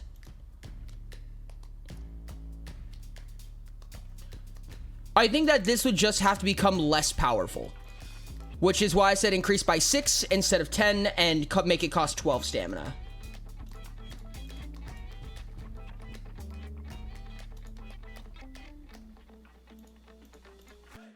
About melee attacks, melee weapons also have a naturally lower damage ceiling. Well, higher damage ceiling. Melee weapons Melee weapons have a way higher damage ceiling. Yeah. No, I get you. Are these new talents? These are the Adventurer's Guide. So this is a set of new talents that are going to be introduced in the Adventurer's Guide. Some of them stackable, which means you can just keep getting them over and over and over again. So they get pretty gross. Okay, yeah, Dino, I got you. Give me just a second, chat. Is Magic Mirror basically Magical Backfire BTW? At Diamond Thedino Plushie, all melee weapons can also be ranged weapons if you aren't very attached to them.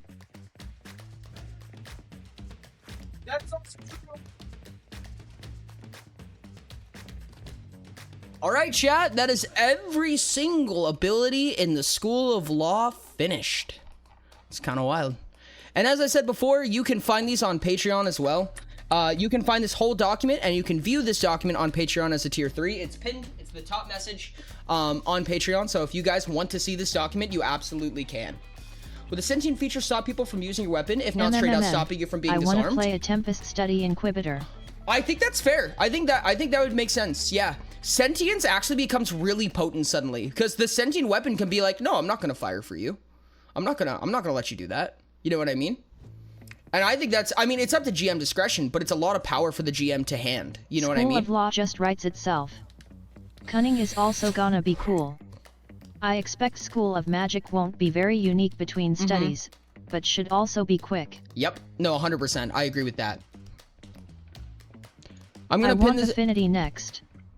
I think Affinity next would be a good idea. Affinity's gonna be a tough School one, of and I Magic kind of is want it out of the gonna way. go wild. Oh yeah, School of Magic's gonna go bonkers. I don't know. There's gonna be some really powerful stuff in Magic. I feel like. OBTW with these new talents, Ori, could I theoretically play a Thaumaturge, like from Pathfinder? I don't know exactly what a Thaumaturge does, but I highly presume so. Affinity is blue. Idea for greater alteration, or what the school is going to be called. Spells that increase your SP so that HP past their maximum.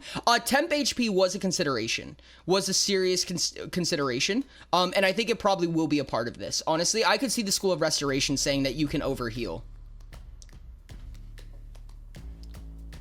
Crafting's gonna be the hardest one? I don't know, dude. I feel like crafting's gonna could be that. Maybe. I want to know the horrors that Orion can do. Interesting. That's crazy, dude. Law's done. That's crazy. Well, we already know what a medic can do now. A medic gets 2 of these. So you could be like a preparation judgment medic, which is so fucking funny. That checks out. Because we need to do the new building system and shit. Well, the new building system is pretty much set up. It's just vehicles that aren't, but even then it uses pretty much the same mechanics.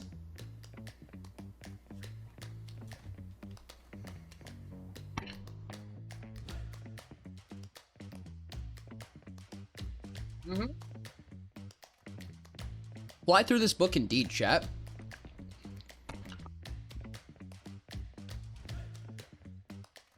Well, I said my Thaumaturgy is Miracles BTW, at least in a general definition. Oh, dude, normal mages can do that. Core guide mages can do that as of currently. Interesting. It's like a martial class that doesn't use magic, but has magic items that they start out with, and they can just make enemies have a peanut allergy and gain points of favor on said enemies. Oh yeah, no. Like, yeah, no, a core mage can do that in Utopia right now. You don't need the AG for that.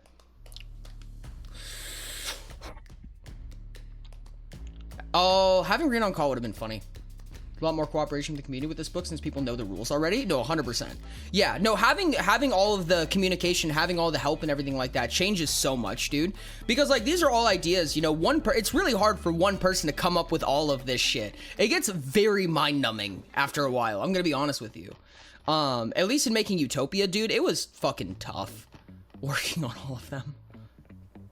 This is a speedrun a book. Hey, if you guys want it faster. And like I said, it gives you guys the ability to come introduce yourselves, you know, feel a part of the development, you know, feel out what's going to happen before it happens, you know, see why everything is the way that it is.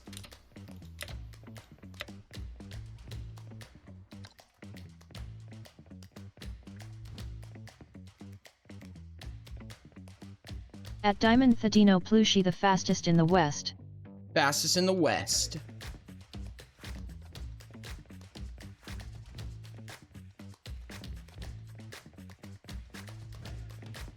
Dude, I've got such a dredge through item ideas. My notes, dope. The core mages, I assume, are not exactly a martial class in the sense. I know it doesn't really exist in Utopia. I'm just saying that to explain it. Well, you can take martial talents and magic talents at the same time.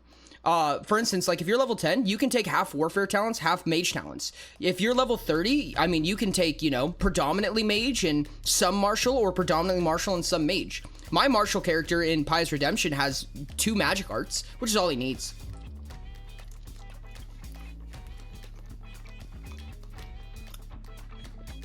Still watching this on Minecraft? Jesus Christ. Bet your asses we were gonna expedite this book straight to our houses.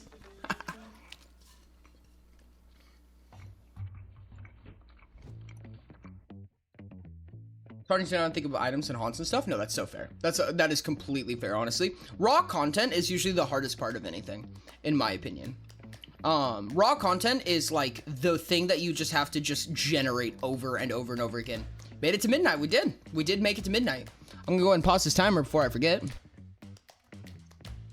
Botsy tomorrow is the plan. It is the plan to do Botsy tomorrow. We have 5 more minutes. Chat, we're gonna cut it early, just to make sure expectations aren't too high. Imagine Roy was having to do this by himself, or with only Rain. It would take way longer than 3 hours. Oh my god, dude, it'd be insane. It would be me sitting here staring at this document and being excited when I figure out 1. Your headset so I could Vivecraft plus Ori stream. Oh my god, that'd be crazy. Botsy, let's go! Will I have the brain strong? Find out next time on Dragon Ball Z. Chat, it's time to find somebody to raid. We have a couple of just chatting. Ooh, cute VTubers. I love the little duder VTubers. I love little duders. Momoka! I was not there for the talent creation except to influence technically, but I didn't help. Understandable. Have a nice day.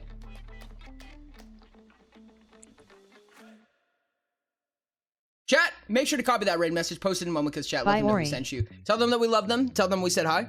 At Ray Nice Fallon, I'm certain you would be there for AG though.